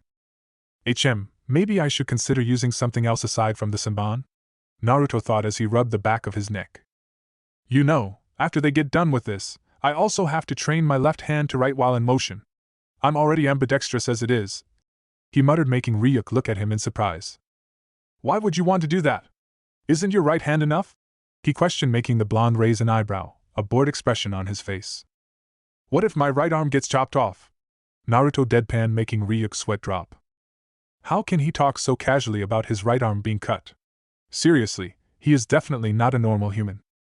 Okay? What if both of your arms get chopped off? The Shinigami asked, making the blonde shrug. I guess I can try to write on the Death Note, while holding the saban in my mouth. Desperate times call for desperate measures after all. What if your mouth gets sealed by some form of fuinjutsu? Ryuk fired back with a teasing grin when Naruto lifted his head to meet the Shinigami's curious gaze, a smirk on his face. That patented one which made the Shinigami expect something badass from the blonde human every time. Uh-oh, here he goes. He's going to reveal something which only his crazy mind can come up with, Ryuk thought in anticipation, his eyes sparkling with that gleam as Naruto's smirk widened. It's simple, Ryuk. He trailed as the Shinigami leaned in for an answer, not being able to wait to hear as to what the Jinchuriki had under his sleeve this time. I'll be dead, he articulated, making Ryuk fall face first on the ground. What the hell's that supposed to mean? You'll just give up? The Shinigami yelled comically while the whiskered blonde just ignored him as he stared at his clones with a neutral expression on his face. One should know when to give up, and a time will come when I'll have to give up the ownership of the Death Note and return it to you, no matter how prepared I am. It's not like I'm the god or anything, right? I'm a human, I'm bound to do mistakes, and those mistakes will ultimately lead me to give up the Death Note. Naruto mumbled to himself with a calm expression, while Ryuk again found himself stunned at what the blonde was saying. It seems like he's prepared for everything, even defeat, even his death. What kind of human is he? Most beings just don't accept the fact that they can be defeated, that they can be killed when they get the possession of Death Note. They start to have these wild dreams of them ruling the world, of them being a god, an angel. They think they can never be defeated as long as they have a thing such as Death Note with them. And here is this guy, even with the Death Note and his unrivaled smarts, who thinks that eventually he might get defeated. So you're ready for the day when you get defeated? Or is that you're waiting for it with open arms? The Shinigami taunted, wanting to get a reaction out of the whiskered blonde who just chuckled to himself, that usual hollow chuckle of his. Nope, I'm pretty confident that the way I'm going right now, the chances of me being defeated are very slim. Naruto answered, making Ryuk scratch the back of his head in confusion. Seriously, this guy was just making him run in circles here. But you just said that you were Dash. If I'm mentally prepared for it, I'll give my best then. As long as I keep thinking that there's a possibility of me being defeated, even with the Death Note, I'll be mentally prepared, I'll take precautions to the best of my ability, and I won't make mistakes. That's the only way I can transcend the boundaries of a human's limitations, of my limitations. Well, this was new. But when it came to Naruto, everything was strange, unexpected, completely unpredictable and out of order. I guess that's good for you, whatever you're doing that is. Ryuk spoke with a sigh. He just couldn't keep up with his 12-year-old human, no matter how hard he tried. Naruto, however, smirked lightly as he turned his head towards the Shinigami, an amused look in his eyes. I was rather expecting you to have a disappointed look in your eyes. What? No longer want your Death Note back? He questioned, making the Shinigami stiffen. Oh, of course I want my notebook back. And you better give it to me soon or you're gonna be sorry, you little punk! Ryuk exclaimed while pointing an index finger at Naruto, who just chuckled to himself, shaking his head at the Shinigami's antics. The Death God just examined the blonde as he chuckled. This was not hollow. It was full of emotions, amusement, mirth, and mischief. Seems like underneath this curtain of maturity, there are still some traces left of his childishness. It's a relief though, glad that he hasn't completely lost himself to the dark side. Still, it's impressive that how he has been able to keep a clear conscience. He has clearly drawn the line of what is wrong and what is right. Even the Death Note has not been able to shake him, Ryuk thought, deeply impressed by the blonde human who gazed at his running clones. If he wanted, he just could have killed that Shikaku guy in the beginning, since he's the main thorn in the Gaki's side. But no, he didn't kill that guy. He has continued to target only the criminals, following his morals and having a crystal clear approach when it comes to his beliefs. A normal human would have been easily tempted to just kill those guys from Kissy and get rid of the problem. Having a thing such as Death Note laying by your side, knowing that it could kill your enemies in just under a minute without you having to sacrifice anything else, is too great a temptation to resist, even for us Shinigami. And look at this human, having a will as strong as steel. Even when that Shikaku guy had pissed the Gaki off, he still didn't use the Death Note. Really, this human. Konoha, the following day, 8:07 a.m., T&I Department Ibiki's office, with Kissy. I really don't like doing this, Inoichi murmured with a sigh, currently standing in front of an unconscious Sakura who was sitting on a chair while being held by Kakashi. Me too, Inoichi, but for the safety of the village, we have to do this, Hiruzen uttered with a grim expression on his face as he stood behind Inoichi. Standing beside him were Shikaku and Ibiki. Don't worry, I too don't like invading other people's privacy, but it's important if we are to catch Kira, Kakashi verbalized, making the Yamanaka nod as he proceeded to put his hands on the unconscious Genin's head, now running through her memories of the previous day. Shikaku pursed his lips in a thin line as he rubbed the back of his head, a somewhat tense expression on his face. Kakashi too held a look in his eyes, for he knew that this could pull their suspicions back on Naruto. Hiruzen and Ibiki were keeping calm exteriors, prepared for any outcome. Inoichi breathed out as he lifted his hand, opening his eyes wearily. I don't understand this, but she doesn't have any blanks at all, he spoke, making Hiruzen and Kakashi inwardly sigh in relief while Shikaku took a deep breath. However, soon a look of confusion took birth on the copy ninja's face. But then, if Sakura wasn't being controlled by Kira, does this mean that she threw the kunai at Sasuke of her own will? He questioned, making them look at him. Yes, it doesn't make any sense. I planned on using that to deliberately tempt Kira into controlling Sakura, because I knew for sure that an academy student like Haruno Sakura wouldn't have the guts to throw a kunai at the love of her life. Now though, It seems it has backfired on us. The Nara spoke, strangely not surprised at the unexpected turn of events. You don't seem much surprised to me, Shikaku. Ibiki spoke, making him nod. Well, it's because it would have been really strange of Kira if he had controlled Sakura so directly? I mean, Kakashi could easily suspect that Sakura was being controlled. I was expecting a subtle move from him, something which would have been extremely difficult for us to notice. But this was too direct, so I was suspecting that this wasn't the work of Kira. But I guess Haruno Sakura's behind this. It looks like she really couldn't bear the thought of being separated from her crush.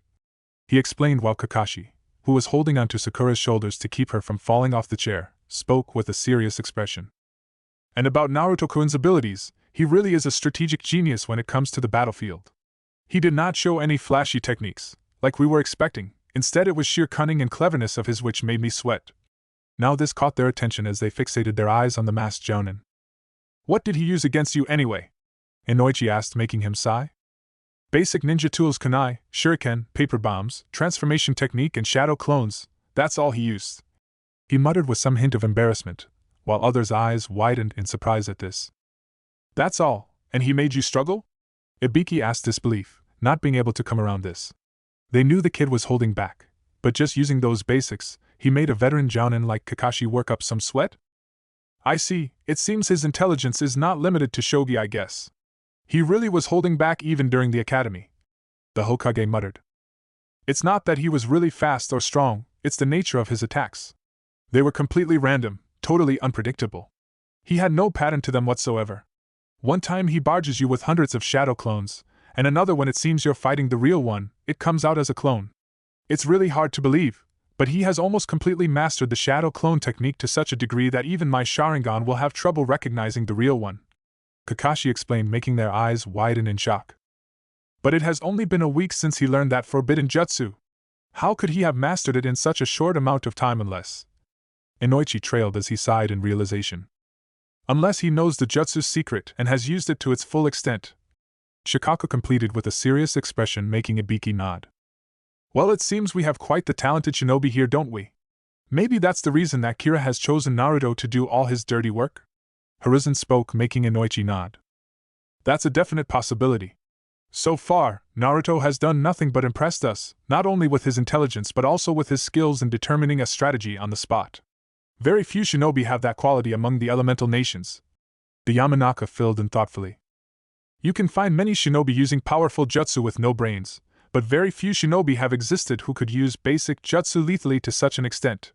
I mean, he did trick me with just a simple transformation.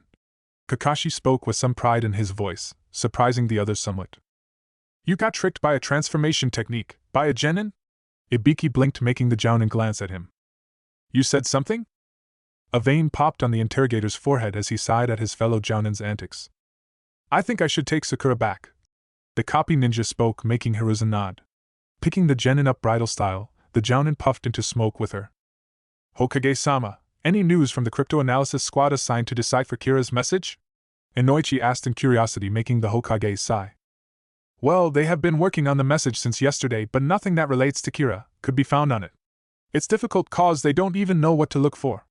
I think it's best that we first tell them of everything we know about Kira, he advised, making Shikaku shrug. That would just mean more work. We will have to check their memories too now. The Nara spoke with a sigh while Inoichi's face paled at that. Checking memories of so many people in a single day, he knew he had the work cut out for him. Shikaku may be the brains of the group, but he probably had to do the most work here. Konoha, Cryptographic Department, Kira Cryptoanalysis Squad, 8:43 a.m. Konoha's Cryptographic Department was a cylindrical type of structure situated near the library. Standing outside, one could easily spot the cracks and tarnished brown paint on the walls, signifying the building to be quite old. A large extension of Konoha's symbol crowned it on the frontal edge of the roof, with a small version of Nidame's head carved below it. The eloquent look on his face seemed to give the atmosphere around the area not to help that shinobi roaming around, talking to each other with documents in their hands, gave a professional touch to the building once you entered the premises. Poof! Hiruzen and other members of Kissy appeared via Shunshin on the paved path, now standing in front of the guards. Shikaku had a bored look on his face as he stared at the birds taking off from a tree branch, a sigh escaping his lips. I just wish I could be free like that, this is such a drag. The Nara muttered, making Inoichi's eye twitch. Even with being his teammate for so many years, That drag comment still somehow managed to get on his nerves. The Yamanaka grabbed the Nara's collar as he pulled his teammate with him, the Hokage already walking towards the two Yamanaka guards. Ibiki, however, narrowed his eyes when he spotted two cloaked Umbu standing beside them, both of them wearing a short black, midriff jacket with red straps over the shoulders, the sign of those two belonging to an all-too-familiar organization called Na. As you know, Ibiki, even though officially disbanded, members of Root have no names, no personal data, no history, no emotions, nothing. They are probably the best fighters in the village we currently have against Kira. One of those two Root members is a Yamanaka, and I particularly requested that from Danzo so that he can constantly check the other two Yamanaka guards' memory without having to worry about himself being controlled by Kira. I don't like this as much as you, Ibiki, but for the village, we have to do this, he explained, currently walking towards a room at the end of the hall. Again, like before, 4 guards were standing here, 2 Akimichi and 2 members of Root. Having their memories checked again, this time by the Na member, much to Ibiki and Inoichi's ire, they entered the chamber. It was a fairly spacious office, library structured with files stacked vertically along with a large 8-bit desktop computer at the corner, where several people looked to be working. Scrolls were littered around the table along with coffee mugs as members of the squad worked on the codes, reading the scrolls for any leads or message patterns. The dark circles under their eyes clearly depicted of their working hours, making Hiruzen sport a brief apologetic look in his eyes. Noticing that several of the members had stopped working upon noticing them, the Hokage signaled them to continue as he scanned the room for the person he was looking for. So, who's the squad leader here? Shikaku asked, having a bored look on his eyes as he gazed at the photographs and scrolls on the tables in front of him. Walking down a few steps, they proceeded to follow Hiruzen, who was walking towards the far isolate corner of the library-type office. Shikaku, Inoichi and Ibiki were confused as to where the Hokage was heading to, though the Nara just shrugged as he put his hands in pockets, thankful for the few minutes of peace he was awarded. Passing the second-last shelf, they were greeted to the sight of a woman in her late teens sitting in front of a large table. She was currently reading a scroll with an expression of concentration on her face. About 10 empty cups stacked in line beside her, while the table was filled with open scrolls, some of them hanging by the edges with some of them taking up their fair share of space on the floor. Ibiki had a look of surprise on his face along with Inoichi, whereas Shikaku looked at the woman in curiosity, his eyes half-lidded as usual. Hiruzen had a serious look on his face while Ibiki's eyes slowly widened in realization. No way, he can't be serious. Shiho-san, the Hokage called, making the earlier focused girl jerk in surprise as she snapped her head towards them. Hokage-sama! The blonde woman stammered as she quickly stood up, bowing to him in respect. Easy there, Shiho-san. He spoke softly with a grandfatherly smile, making her smile back, which instantly dimmed when she noticed the others looking at her. Before I do any introductions, I have to let Inoichi check your mind, the Sandaime Hokage uttered with a serious expression, making her nod. She had already been filled in about the basic abilities of Kira after all. She's clear, Inoichi stated after checking her memories, while the blonde woman inwardly sighed in relief. It really was creepy that they could be controlled by someone even without them knowing it. It scared her actually. Alright, well, these are the members of the secret group I told you about, the one I formed to counter Kira. As you probably already know, this is Nara Shikaku, Yamanaka Inoichi, and Marino Ibiki, Sarutobi introduced, making her bow in respect. I'm Hisajima Shiho, leader of the cryptology team assigned to decipher Kira's message. It's nice to meet you, Nara-sama, Yamanaka-sama, Marino-sama. The blonde teen spoke in a soft tone while Ibiki and Inoichi were slack-jawed. She? The leader of the crypto-analysis team? And the one assigned for Kira?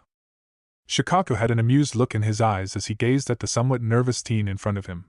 She had light blonde hair tied in a loose ponytail with occasional strands sticking out, a testimony of her working out through the night. She wore a white lab coat over her red dress with her forehead protector stitched on the back of a sash tied around her waist.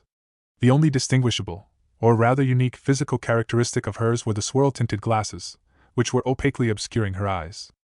You don't have to be all formal in front of us, Shiho-san, and no need to give us so much respect, makes me feel like an old geezer, Shikaku uttered lazily with a chuckle when he felt Hiruzen glaring at him at the indirect jab. So you are the leader of this squad, Shiho-san? Inoichi asked, making her frown a bit inwardly. Hi Yamanaka-sama, she answered while Ibiki still was coming around this revelation. Hiruzen, sensing their surprise, gave them a pointed look. Inoichi, Ibiki, you don't have to doubt her. Believe me, her position as the squad leader is completely justified, and it's because she has earned it. So you don't have to doubt her abilities, the Hokage said sternly, making the blonde teen smile softly. It warmed her heart to know that at least the Hokage had trust in her abilities. I know, and I'm not doubting her, Hokage-sama. It's rather the circumstances. No offense to you, Shiho-san, but Hokage-sama, we all know what's at stake. We are facing Kira here. I was thinking that you would assign someone with much more experience. I think she's young for the task, Hokage-sama. Ibiki uttered clearly, not restraining himself while Shiho lowered her head. We don't mean to be rude, Shiho-san. You must be some kind of a prodigy to have been appointed as the squad leader regarding Kira's case. But Ibiki is trying to say that we need experience here. We are dealing with the likes of Kira, someone who can kill you in a heartbeat. 1 second you'll be working on his message, and the next instant you might die by a heart attack. I'm just not sure if you're psychologically ready for this, Shiho-san, or rather, would you be willing to put your life on the line at such a young age? Your profession usually doesn't demand such risks, and we just want to make sure if you're ready for the consequences. Inoichi explained in a sympathetic voice while the blonde teen kept her head lowered. Hiruzen was going to say something, but he held back. It was not like he doubted her abilities or anything. In fact, all the other experienced shinobi in the cryptoanalysis department had backed out from this, stating that they didn't want to risk their lives. As the Hokage, Hiruzen could force them to do it, but his morals and codes as a shinobi didn't allow him to do that, not to the people of his own village at least. Besides, they needed a willing candidate for this job, and as fate would turn the wheel, Shiho was the only one among the talented cryptologists who had stepped forward. However, before assigning her to this case, the Hokage had to make sure she knew what she was getting herself into. However, she had spoken just one line in response, and it was all clear. I'm willing to risk my life, Yamanaka-sama, and I want to catch Kira. This made Ibiki's eyes widen while Shikaka had a small smirk on his face as he walked towards the table. I see then. Ibiki trailed with a serious expression as he glanced at Hiruzen, who was sporting a proud look on his face. Then I look forward to work with you. He continued, making her smile brightly at him, while Inoichi nodded with him with a smile. And you don't have to worry about getting yourself killed. So far, Kira hasn't killed any innocent people, well, unless you have shown some form of hatred physically towards one Uzumaki Naruto. The interrogation specialist verbalized with a serious expression, making Hiruzen frown at him, while Shiho perked up at that. No, I don't hate him or anything like that, and I haven't done anything in the past. I think he at least brightens up your day. I don't think the village would be the same it has been the past few years without him. Even though the people hate him, still, by his pranks, he does remove that dull atmosphere after what took place 12 years ago. She muttered, making Hiruzen smile while Ibiki and Shikaku raised a curious eyebrow. I assure you that we have hired the right person here, Ibiki. Now you, if don't mind, stop doubting her. She doesn't need to prove her worth to anyone. The Hokage spoke in a somewhat stern voice. So Shiho-san, any progress with decrypting the message? Shikaka asked while she blushed in embarrassment, adjusting her glasses in the process. Well, not yet, I just don't know what to look for. I've made some assumptions, but they don't lead me anywhere, something which makes sense. She answered truthfully, making him nod. Ibiki walked towards her table as he sat down, gazing at the large zoomed-in photograph of the message. It's obvious this message was also an insult to Yondaime-sama.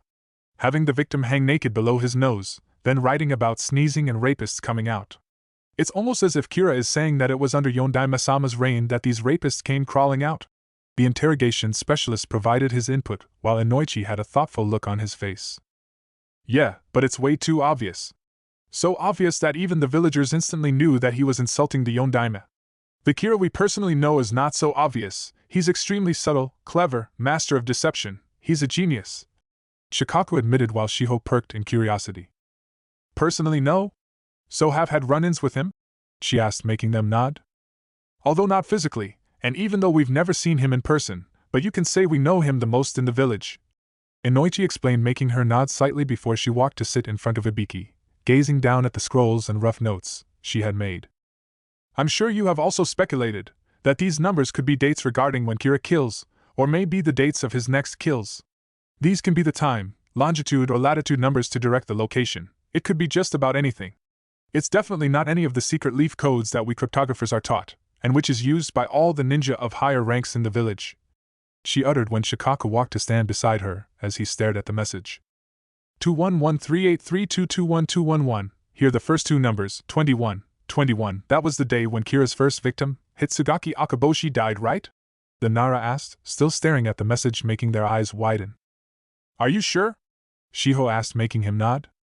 It could be that the remaining set of numbers could be the dates of his future killings, 13, 8, 3, 22, 12, 11, what do you guys say? These dates could be for this month, right? Today's 12th of November, meaning if we assume the dates are for this month, 8th and 3rd are no longer useful to us. Or it could be that these dates are for the next month, he continued while the others just kept quiet. And coming down to the next set of numbers, it could be the time of his killings. 4300621, it could be 4362 and 1. Or it could be, to make more sense, we add 4 and 3 to form 7, which is our meeting time in the morning. It could be in the evening too though. And then we add 6, 2 and 1, which gives 9 and is the starting time for the academy. Maybe he's targeting academy teachers or students? Anyhow, the 9 could be in the night too. It's all just a hypothesis. The Nara just sighed heavily while Shiho was inwardly impressed. It was the first time she had seen Konoha's master strategic in action after all. But it does somehow make sense. You know, the 7 and 9 in the morning, which is our meeting time and the time when academy starts. Inoichi muttered. Also, there's this one thing I figured, although it's still not complete. Shiho pointed out as she put her fingers on the specific numbers. These numbers in between his message, 8, 1, 11, 89, 10, A/N, you may want to refer to the message written at the top. If we apply these numbers to letters in the corresponding lines of upon the fourth of sneeze, for 8, here F is the 8th letter, ignoring the spaces that is. Similarly, applying this to outswarm rapists like bees, for 1, we have O as the first letter. Then to... Shiho paused as she blushed furiously while Inoichi refrained himself from not laughing outright. T this line. She stuttered while pointing with her index finger on the photograph. No sperm his dick shall hath. Ibiki uttered with a stone face while Inoichi bit his lower lip from laughing at the poor girl. He immediately composed himself upon feeling Hiruzen's glare while Shikako had an amused look on his face. Why yes, this one, you see, here D is the 11th letter. So, combining the 3 letters we have FOD. She trailed while their eyes held confused looks on their faces. FOD? As in fear of death? Inoichi asked, making Shiho glance at him with a funny look on her face, making him smile nervously. Ahihi, Gomen, he muttered while others were deep in thought. FOD, FOD, FOD? What could he mean by FOD? Hiruzen thought when his eyes widened in a possible realization. Forest of Death? Ibiki, Hiruzen and Shikaku spoke simultaneously, making Inoichi's eyes widen while Shiho nodded. That's what I deduced too. It could be the location he's indirectly pointing to us. Now joining this with what Shikaku-san said, it could be that on those dates and times, the victim's body would be found at Forest of Death, the training ground 44. She explained when the other members of Kissy took their seats. But the number 8910? Obviously there's no letter in cause at 2 a.m., he faced Kira's wrath corresponding to this number. Inoichi argued, making Ibiki hum in thought. If we just... Both Shiho and Shikaku started out simultaneously, making them look at each other. Shiho was going to stutter out an apology when he smirked. Continue on, Shiho-san, he said, making her nod. Well, Inoichi-sama, if we just take the numbers separately as 8, 9 and 10, then we get 2 a.m. as the letters corresponding to it. She muttered as a look of surprise crossed his face. Oh yeah, then it's FOD and 2 a.m., at 2 in the morning, at Forest of Death, and going with the dates Shikaku just dug out, something's gonna happen? The Yamanaka asked, making her shrug. I don't know, but isn't this way too easy? Shikaku muttered as he put his chin in his palm, sighing in confusion, while Ibiki nodded. You're right, this is way too easy, so easy that we figured it out in a matter of minutes, well, based on Shiho-san's findings anyway. Kira isn't this stupid, or maybe he's just playing with us, again? Ibiki spoke through gritted teeth. He hated being toyed like that, as if they were just his mere pawns. Alright, Hokage-sama, you might want to send some root members to Training Ground 44 at 2 a.m. at the dates according to the first line of his message. If we don't find anything, then most likely he's playing with us. Shikaku uttered, making Sarutobi nod. As for you, Shiho-san, I have to say, I'm very impressed with the way you were able to deduce things with limited information on Kira. I can say I trust you now. The Nara verbalized, making her blush in embarrassment. Hey, you were testing her? Inoichi asked in surprise, making him nod. Of course, I'd already deduced this much a while back. I just wanted to see if the cryptology squad could deduce this. I had to check their intelligence first of all. Cryptology may require a high level of mathematics along with a keen eye. I may have been able to deduce this much, but somehow I feel that it's just a curtain for us. The real message is something else. It has to be something else. And I think only a dedicated cryptographer like Shiho-san can decipher this. However, to do this, she needs to know everything about Kira she can, so she at least knows where to start. He articulated, making her blush increase in intensity, while Shikako had a serious expression on his face.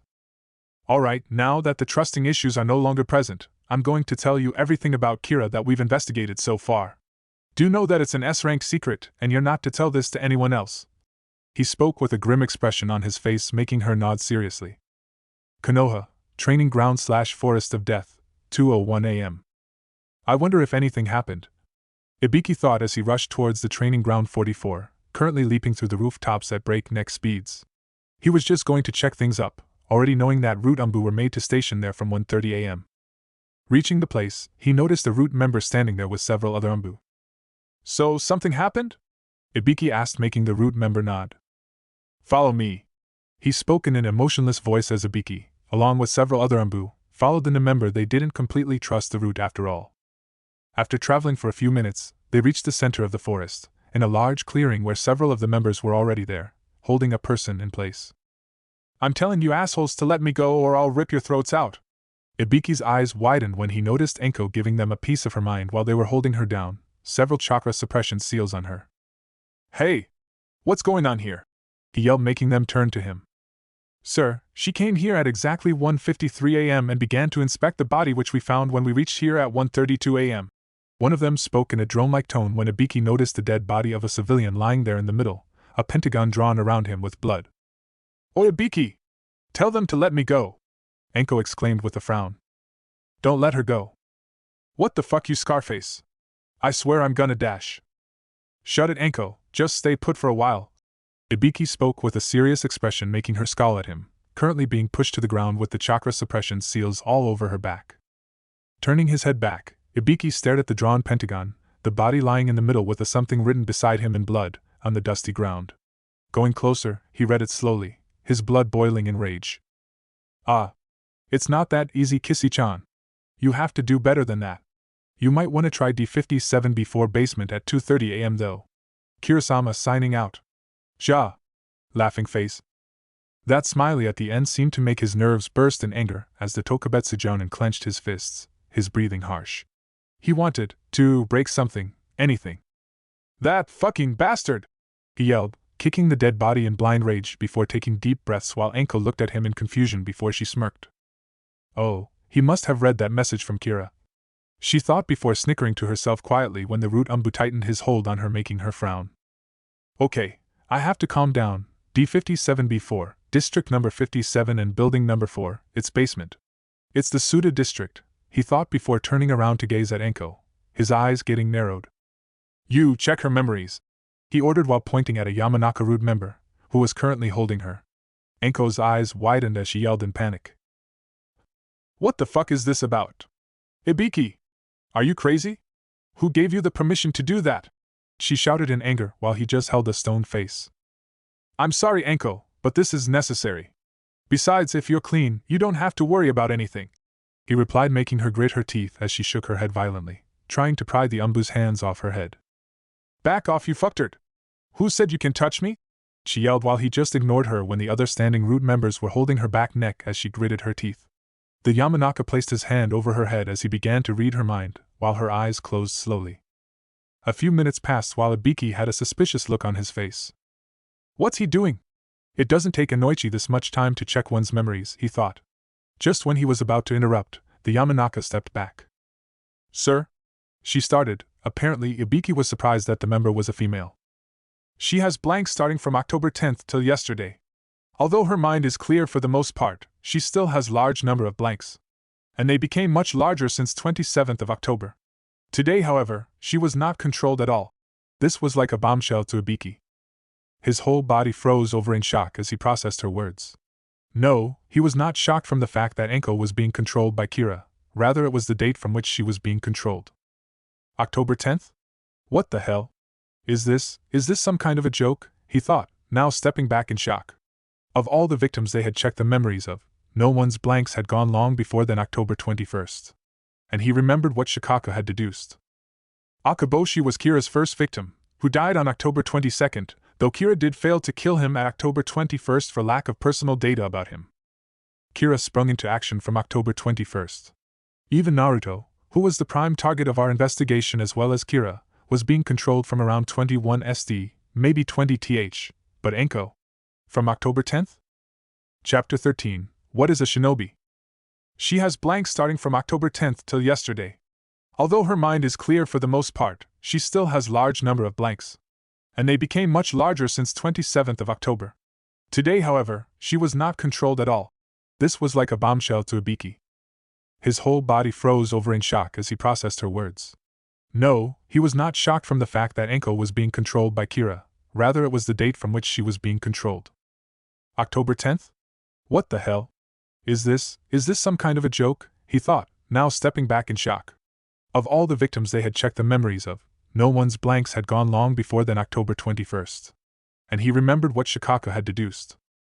Akaboshi was Kira's first victim, who died on October 21st, though Kira did fail to kill him on the same day due to a lack of personal data about him.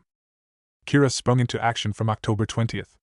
Even Naruto, who was the prime target of our investigation, was being controlled from around 21 SD, maybe 20 TH, but Enko.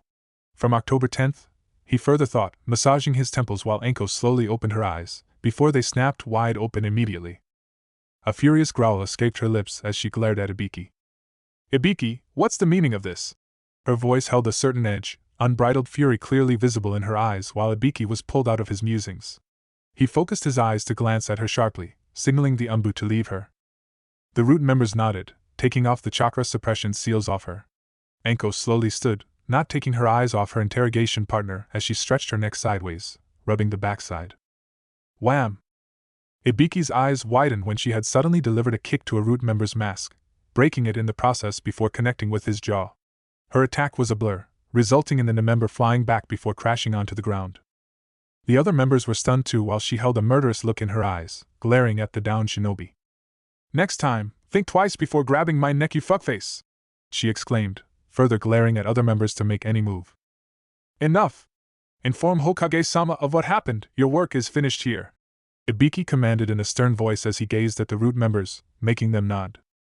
Enko huffed as she turned around to glare at her interrogation partner, silently asking questions while Ibiki just sighed. Look, I'm sorry. You know that I'm a part of this investigation team regarding Kira case, right? So whoever we come in contact with, or whoever is present at the site of a victim's death, we sometimes randomly check memories to ensure that no one is currently being controlled by Kira. He uttered, making her raise an eyebrow, still silent. Kira called us here at 2 a.m. and you reached this place at 1:53 a.m., so obviously I was suspicious if you were under Kira's control. That's why I had them check your memories. He finished as her mouth opened in an O in realization, while she walked towards a large boulder, jumping on it before she sat casually. Ibiki eyed her suspiciously as he neared the boulder. So why were you here this late at night? He asked in a neutral tone, making her snort. What? This is my place, Ibiki. I can't even come to train here. You know it's difficult for me to get some sleep anyways, she said nonchalantly, a light scowl on her face as she stared into the sky. He stared at her for a few more seconds before lightly nodding to himself. It's better that I don't tell about her being controlled by Kira. Considering her past, it would do no good, he thought. Alright, let's go, Ibiki ordered, making her blink at him. To where? She asked, making him point towards the message. You read the message, didn't you? A look of realization dawned on her face as she jumped off the boulder. Yosh! Let's go and kick some ass! Ibiki shook his head at her enthusiasm while Enko grinned to herself, somewhat sadistically. An hour later, Suda District. Shut up, Enko! Ibiki shouted for the 10th time, his face red as he tried to get rid of his embarrassment, as well as the raging inferno inside him. Ah. I can't believe it! Ibiki-kun, ah. Enko was laughing loudly, tears escaping her eyes as they walked through the secluded streets. The snake user was holding her stomach as she tried to breathe in between her uncontrollable fits. Fuck Kira. I wouldn't forgive you for this. This is personal now, he thought, gritting his teeth while his cheeks were still red because of the humiliation he suffered several minutes earlier. Reaching the building number 4 in Suda District, they noticed that it was a middle-class restaurant. Nothing was happening there, it was just a simple restaurant, a locked restaurant in the middle of the night. There wasn't even a basement for them. Ibiki, however, intent on getting any lead on Kira, had dug a hole using an earth jutsu before jumping in. What they found themselves in, what Ibiki found himself in, was sitting on a stage, blinking at the scene in front of him while Enko was calling from above.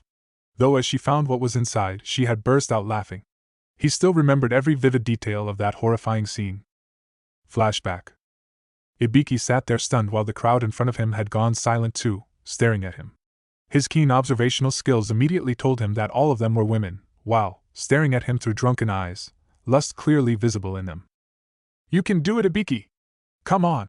He inwardly cursed when Enko's mocking voice came from above, echoing throughout the hall while the crowd erupted in cheers, a spotlight being thrown on the interrogation specialist as he blinked stupefied, now slowly standing. "Strip! Strip! Strip! Strip!" Then realization slowly dawned on him like a ton of bricks, his mind now foggy with what was taking place with him. It was a fucking male strip club.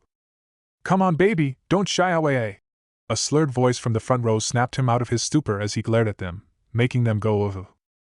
Meanwhile, he could still feel Enko's mocking, uncontrollable, and damn irritable laughter ringing in his ears.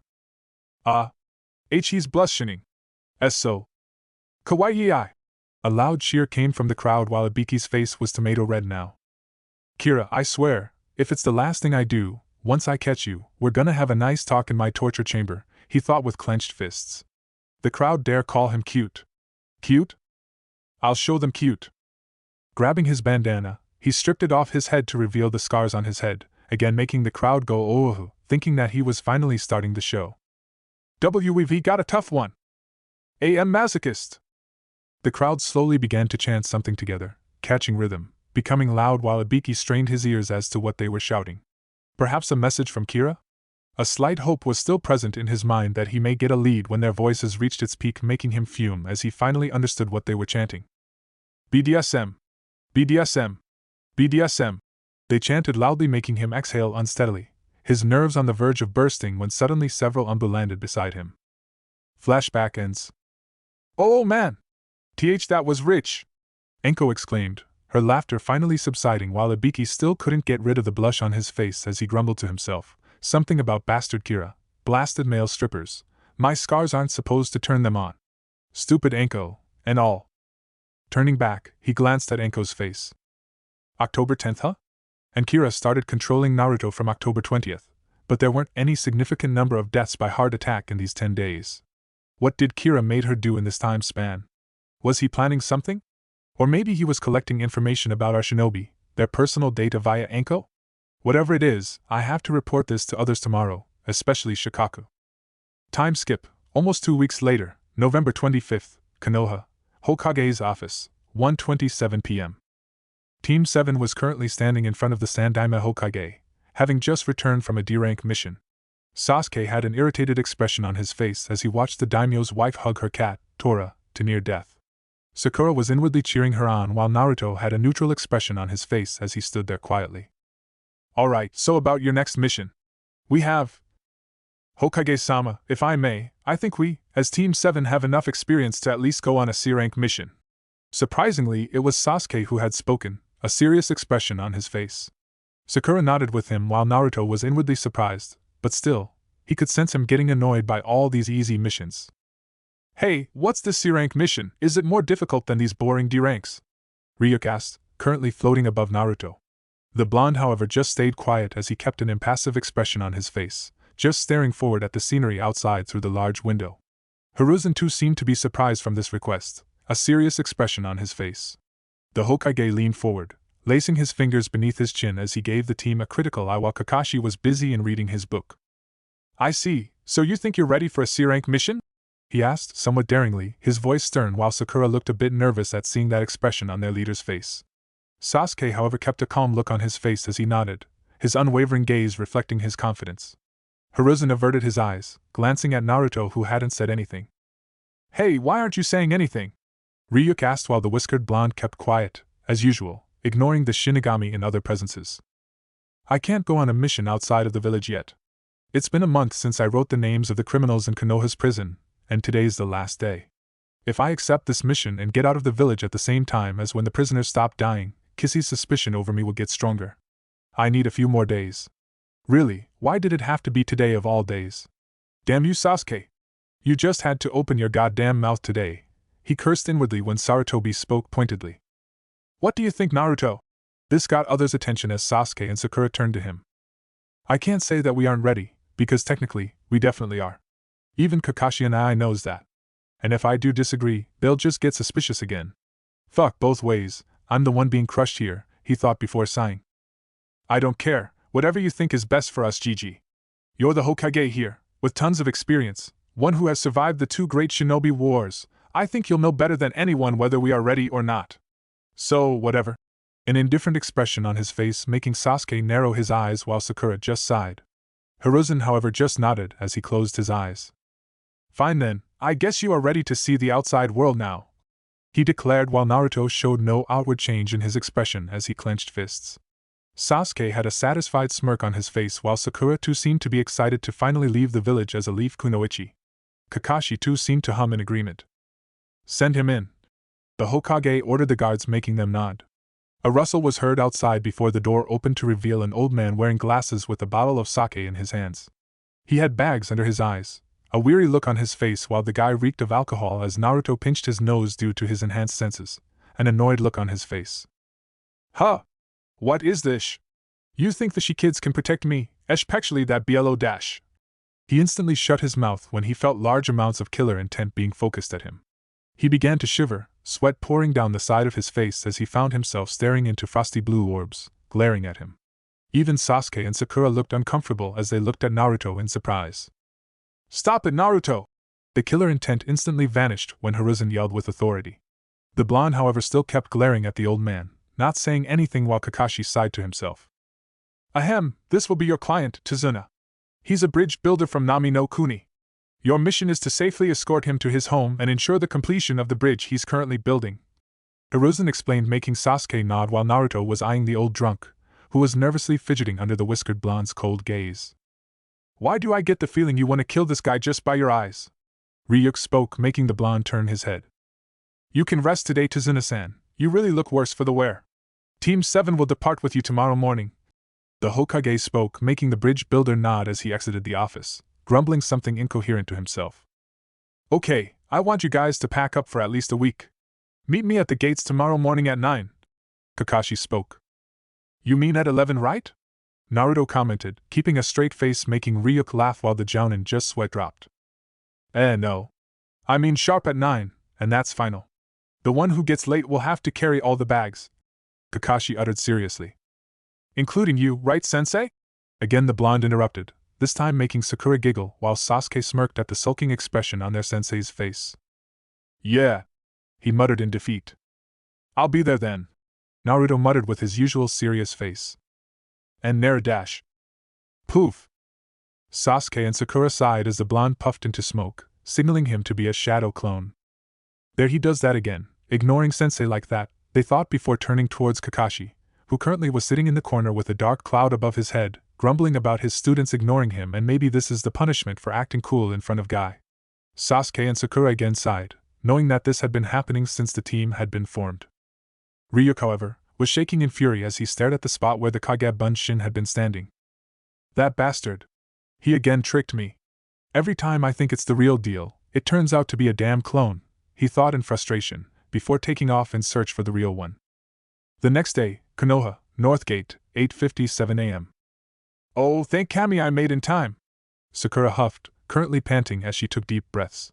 Lifting her head, she noticed that her 2 teammates were already present there. Sasuke looked as if he had just arrived, standing idly as he talked a bit with Tazun while Naruto had his eyes closed, currently leaning against the wall. Sakura's eyes softened as she stared at the whiskered blonde. I can't believe how much he has changed since our team was formed, she thought, remembering the sudden change in his attitude, the look in his eyes, the aura around him, his movements, his way of speaking, his smile. No, he rarely smiled, with rare being the extreme case. Actually, she was sure that he must have had smiled only 2 or 3 times in front of her since they become teammates. Sasuke, however, had become, to her shock, friendlier as compared to the academy. He would talk more to her and Kakashi, and would often smile. Naruto, however, never took active part in their discussions, always staying quiet, staring off into space, sleeping, or just reading something. He barely interacted with them, though she was surprised that it didn't have any effect on their teamwork. When the team would require him, he was there in a flash. Now that she thought about it, it was the opposite of what she had imagined when Team 7 was announced by Iruka that day. Although she was happy at being paired with Sasuke, she was extremely annoyed by the fact that Naruto had to be in the team too. At that moment, she was sure that she would have to endure a lot. But it was quite the opposite. She had actually enjoyed his presence, and dare she say more so than Sasuke. She didn't know why. Sasuke was on friendly terms with her, he even smiled at her, but still she enjoyed Naruto's presence more. She didn't know, it was quite strange actually. The blonde usually had an aura of indifference and cold repulsion, but whenever he talked to her, Sasuke or Kakashi, it instantly changed, it lightened, he would gain this warm look in his eyes. But other than, except those few minutes of him interacting with his team, it was like he would stay at alert all the time. His eyes were usually cold, piercing, so sharp that it felt like they were piercing your soul. Aside from that warm look in his eyes, whenever Sakura would glance into those cold and frosty orbs, she felt herself drowning in unparalleled wisdom, cleverness, intelligence. His eyes, they showed so much. She would feel as if she was standing in front of a being so much higher than her, higher than everyone, like he was at a much more greater state of evolution regarding human race. Funny, huh? There was only one word to describe what she felt: weird, perfectly, out of the range of a normal human's understanding, strange, and freaky. I don't know, but I kinda miss that old Naruto, she thought with a somewhat saddened look in her eyes before her lips curved upwards in a smile. Nah, this one's much better. Well, he could talk more, but still, there's something strange about his presence, it pulls you in, she pondered before the lightest shade of pink tinted her cheeks. Not to say that he looks much more. The pink shade darkened before her thoughts were interrupted. Poof! Sorry I got lost on the road of life, Kakashi said while rubbing the back of his head. No, you're right on time, sensei, Naruto articulated as he pushed himself off the wall, walking towards them. Kakashi sighed in relief as he walked towards Tazuna and Sasuke, who were just standing idly, waiting for them outside the gates. So Naruto, you nervous for your first mission out of the village? Kami knows I'm a nervous wreck, Sakura spoke, laughing lightly as she started to walk beside the blonde. No, I'm not, he responded in a low tone, keeping his eyes on the front while Sakura nodded as they exited the village. It slowly goes away, by the way. She snapped her head sideways upon hearing him. As far as she knew, he never spoke more than necessary. What goes away? She asked in confusion as a small sigh escaped his lips. Nervousness, he pointed out, making her laugh in embarrassment. Gosh, every time she talked with him, she felt like a dumbass, the dumbest person in the world. But he just had a presence like that, the way he talked, his gestures, the smallest change in his expressions, you just knew that you were talking with someone who was way above your level when it came to mental prowess. Sakura, though mentally quite smart and intelligent, found herself shockingly having to struggle to just keep up with him. She knew he was way above her league.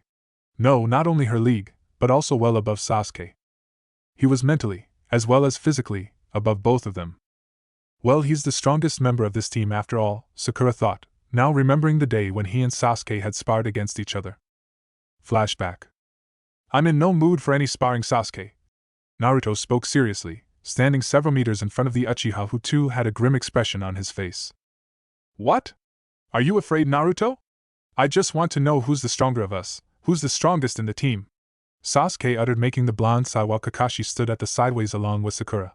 They were doing their daily routine regarding their training before the missions when Sasuke had called for an all-out spar against his blonde teammate. It had shocked Sakura, but Kakashi had somewhat expected this.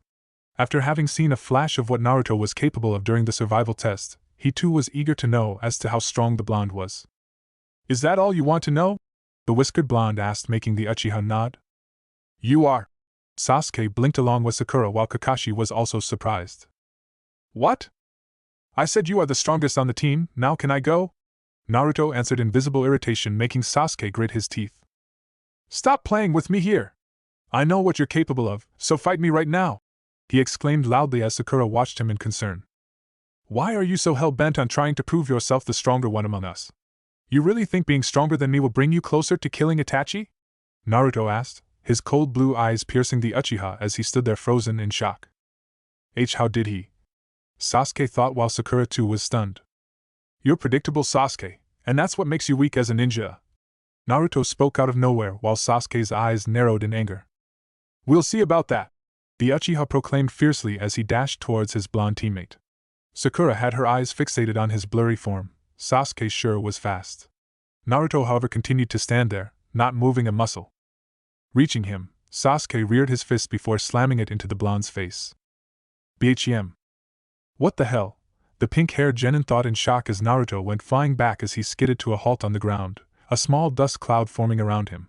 Sasuke too seemed to be surprised, for he had his eyes widened a bit while Kakashi just continued to read his book.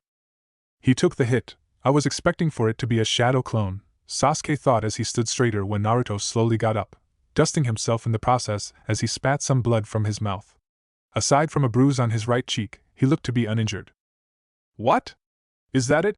The Jinchuriki asked, surprising his teammates. I gave everything in that punch, and it didn't affect him at all. The villagers can hit better than that, he uttered, rubbing his cheek lightly while Kakashi visibly stiffened at that.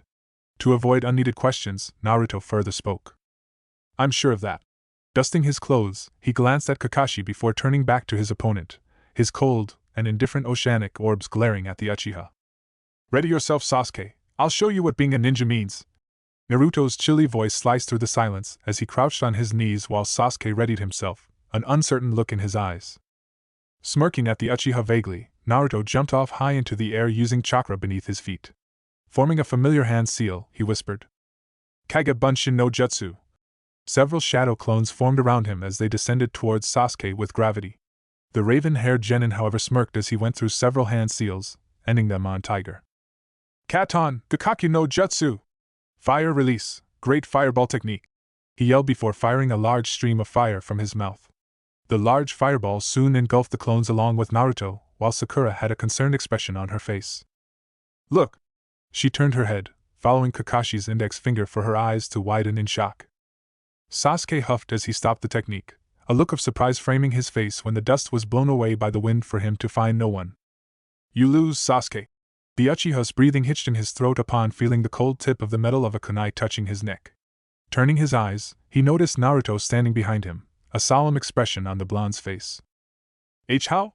Sasuke muttered in shock, not able to believe that he was beaten under a span of 10 seconds. As I said, you are very predictable. Naruto removed the kunai from his neck as he walked forward to face his teammate, stupefied at what had happened.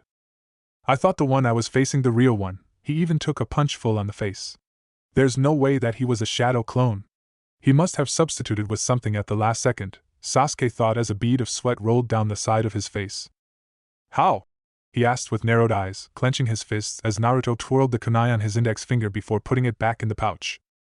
I jump in the air, I form shadow clones, and I knew exactly what you would have done. You're always waiting to use it to show off anyway.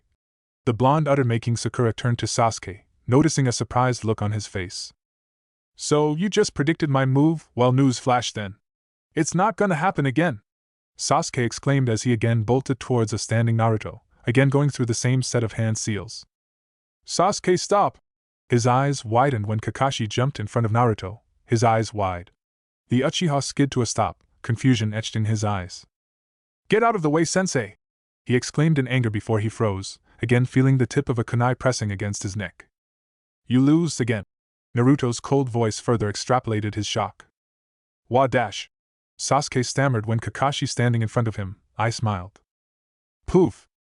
Yet again, the Uchiha received a mind-boggling shock when the smoke dispersed to reveal another Naruto, staring at him with a serious expression on his face.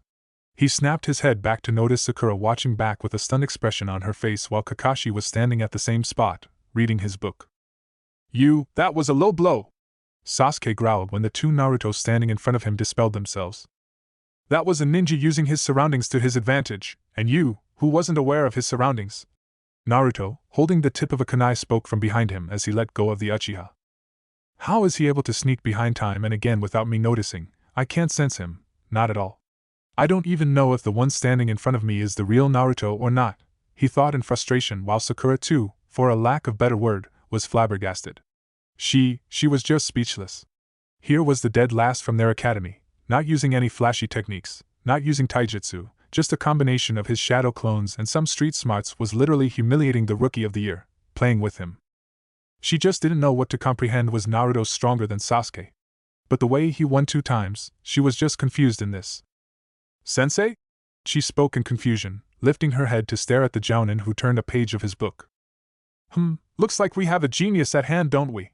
Kakashi smiled at her while she turned back towards the duo. That's how a ninja fights, how a ninja should fight.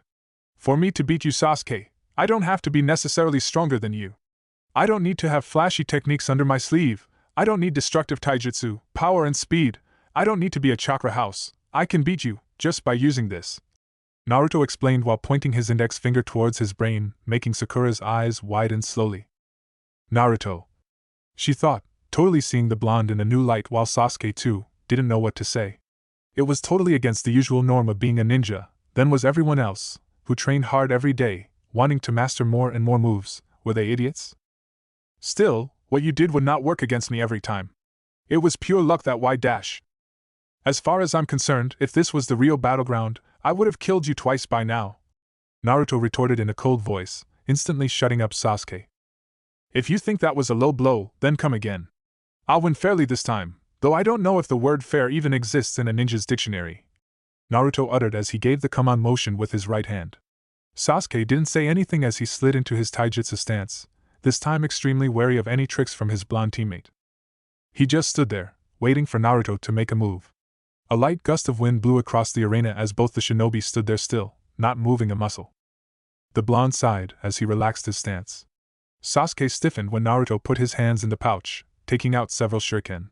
Forming the crisscross hand seal, he exclaimed, "Tajua Kage Bunshin no Jutsu!" Poof! Poof! Poof! Poof! Poof! This guy. Sasuke clenched his fists as dozens of Naruto's clones puffed into existence, all of them staring at the lone opponent, who was trying to keep his composure. Sasuke took a step back when he noticed all of them holding several shuriken, just like the original Naruto. No way, he even created clones of those. But earlier, he thought, sweating profusely as all of them crossed their arms in front of their chests, shuriken in both hands. Naruto stood amongst them, his arms folded over his chest as he stared at Sasuke. Even Sakura was worried for the Uchiha now, inwardly surprised that Naruto could form this many clones. Without saying a word, all the clones threw the shuriken in perfect synchronization. The small weapon projectiles blazed towards the standing Uchiha, rotating at blurred speeds in midair as they neared Sasuke, covering a large area around him. Poof! Thuk! Thuk! Thuk! Naruto raised an eyebrow as the raven-haired genin had substituted at the last second, some of the shuriken hitting the wooden log as a result. He smirked, still standing calmly as his clones took out more shuriken from their pouch while Sakura knew what was happening. She knew. Sasuke can't escape from his senses, even Kakashi-sensei can't hide from him, she pondered, knowing from their missions just how evolved Naruto's senses were. The blonde smirked as almost half of his clones turned to throw the shuriken at a particular spot in the dense foliage. The other half immediately followed them as they threw the shuriken at another spot, higher into a bushy tree. Sakura's eyes widened when a figure jumped out of the bush, narrowly avoiding the shuriken. Damn it! How'd he know I was going to substitute here? Sasuke thought with gritted teeth, currently high into the air.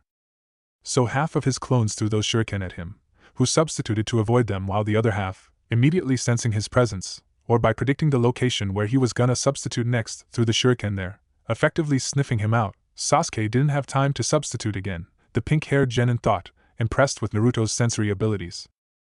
Henge! Transform! Sasuke narrowed his eyes when half of Naruto's clones puffed into smoke. What is he planning now? To reveal dozens of windmill shuriken, which the other half of his shadow clones were currently holding. Oh no! His face paled while Sakura's eyes widened in horror. Here! They shouted simultaneously before launching the large projectiles towards the Uchiha. The large shuriken went slicing through the air at sick velocities. Damn it! Sasuke cursed as he quickly blurred through some hand seals. Katon, Gakyaku no Jutsu! Putting large amounts of chakra in the technique this time, Sasuke inhaled deeply before blasting a larger fireball than before. The large fireball hit the clones dead on, making them puff into smoke. He stopped the technique, breathing heavily as he began to descend towards the ground. Swish! Sasuke's eyes yet again widened when another windmill shuriken came charging from the smoke. Reacting reflexively, he threw a kunai towards a tree branch, a ninja wire attached to it. The Uchiha pulled himself using the wire as the shuriken neared him when... Poof! It puffed into smoke to reveal a shadow clone who grabbed Sasuke's other arm. Not so fast! His voice cold as both of them were pulled with the wire when another windmill shuriken came from where the original Naruto was standing as it sliced through the wire. You lose, yet again! Sasuke cursed as the clone put a kunai against his neck briefly before dispelling himself. The Uchiha landed on the ground, panting from putting so much chakra into the fire technique. Lifting his head, he noticed Naruto standing there, perfectly calm with no signs of exhaustion visible. Meanwhile, Sakura, to say the least, was flummoxed. The mastery Naruto had just displayed over the shadow clone technique, the collaboration of shadow clones and transformation, his skill with it, were breathtaking and extremely dangerous. Added to his reflex thinking, it was disastrous. Bup! Sasuke slammed his fist onto the ground, currently panting as he glared at Naruto's approaching form. How can he beat me so easily? How is he so fast? It looks as if he decides on his fighting strategies in a matter of seconds. And his shadow clones are just so annoying. Sasuke thought, anger filling his system as the blonde neared him. Naruto stayed quiet as he watched his kneeling teammate. Frustrating, isn't it? The blonde started as Sasuke lifted his head to glare at him. You trained so hard, practiced every day nonstop, and still you can't defeat me, a dead last. The Uchiha's eyes widened before they slowly narrowed as he watched those cold oceanic orbs. That same indifference, that same look, it reminded of him. It infuriated Sasuke. He couldn't beat Itachi this way. I remind you of him, don't I? Naruto asked, making him snap his head. Shut up, Naruto. Sasuke spoke through gritted teeth as he clenched the soil in his fists. If you can't beat me, how will you beat High Dash? Shut up! GHH! Naruto exclaimed when Sasuke released the sand in his hands. The blonde staggered back as he rubbed his eyes before he heard his male teammate exclaim in rage. Damn you! Wham! Naruto doubled over when a fist was slammed into his gut by Sasuke. Blinded by rage, the Uchiha then slammed his knee onto the blonde's jaw. The Jinchuriki again stumbled back, his eyes closed when... Teach Yuppie! He grabbed Sasuke's fist in a blur, which was coming for his nose in the form of a devastating punch, his eyes still closed. The Uchiha gritted his teeth as he tried to pull back his fist while Naruto wiped the blood off his chin with his other hand, the blonde now chuckling to himself. That was good, you acted like a ninja. Now won't you call that an unfair move, Sasuke? Bicho-em. Sasuke went flying back, courtesy of Naruto's fist slamming into his right cheek violently. KHDDRRR. The Uchiha slid on the ground as he lay there motionlessly. Stop it, you two! Naruto heard Sakura yell as he wiped the sand out of his eyes while Sasuke lay there, staring into the sky with an emotionless look on his face. Sakura had her head lowered as she stared at the ground with a somewhat sad expression on her face. This wasn't what she was expecting when Team 7 was formed. She looked up upon feeling a hand on her shoulder to see Kakashi eye smiling at her. Ma, don't worry, Sakura. Their differences needs to be sorted out. Kakashi spoke gently as she nodded lightly with a sigh before turning her head back. Naruto was still rubbing the sand grains out of his eyes while Sasuke just lay there, not making any move. It was an odd scene to say the least. Why? How can you beat me so easily? The Uchiha muttered in a hollow voice as Naruto opened his eyes, now staring at his teammate with a neutral expression. Because I'm a mature dead last, not a childish rookie who drowns himself in self-pity. Sasuke's eyes seemed to widen a bit at this when a drop of water fell on his cheek. The Uchiha grit his teeth as he clenched his eyes shut. You don't understand. My clan, my family. He choked out, his voice quivering a bit at the end as more drops began to fall upon them while Naruto stood there still, gazing at Sasuke analytically. Why can't you understand, Naruto? His voice was low, forced out while the light rain started to get heavy, the pitter-patter of its raindrops mixing with his voice. Why can't you understand, Sasuke? This time Naruto's eyes softened a bit, water droplets falling off his bangs. Why can't you accept it? You still can't get over the shock of it. You still can't believe that it actually happened. Accept it, it's reality, not a dream. The blonde paused as he lowered his gaze a bit. Don't expect your mom to wake you up from this nightmare, hold you and say everything's alright and it never happened at all, cause it did. Sasuke had his teeth gritted as clutched his bangs, his hands hiding his eyes. Kakashi and Sakura continued to stand into the heavy downpour as they observed those two, not hearing what they were conversing about. If you want revenge, if you want to kill him, you first would have to accept the reality. Only then, maybe then, you can see what's right. The Jinchuriki muttered as he turned around in the opposite direction. I know you see me as a rival, someone to gauge your strength against. You view Sakura as a hindrance, Sensei as a tool to make you more powerful, and you may get stronger according to yourself. But according to me, you'll only get weaker as a shinobi. For once, think as a child who lost his family, not as an avenger.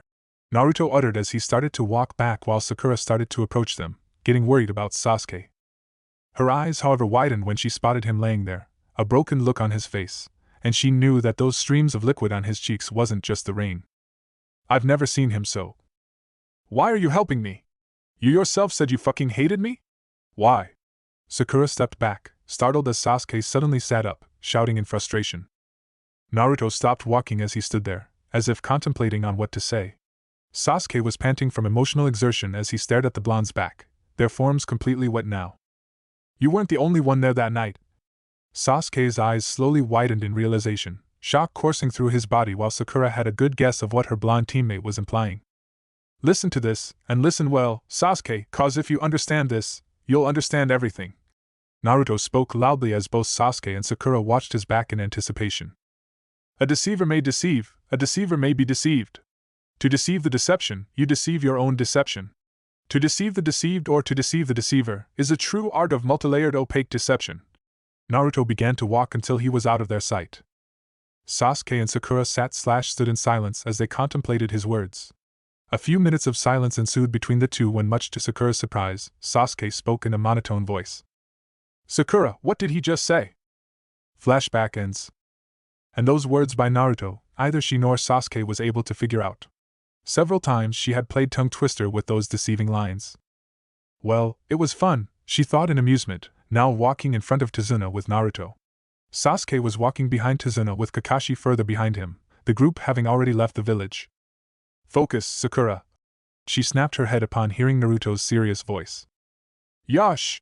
She exclaimed with a small grin as the blonde raised an eyebrow at her cheerful behavior, inwardly amused. He glanced back to notice Sasuke having a calm expression on his face. Sakura, did Sasuke prove to you he's not a gay? The blonde asked with a small grin, making her snap her head towards him as she sputtered, an embarrassed blush on her face. The hell you mean? She exclaimed with a pout, inwardly shocked to see that rare mirth in his eyes. Well, I was just warning you. I'm sure there are certain people out there wanting his young Uchiha body, and he just may not be able to resist the temptation, you know.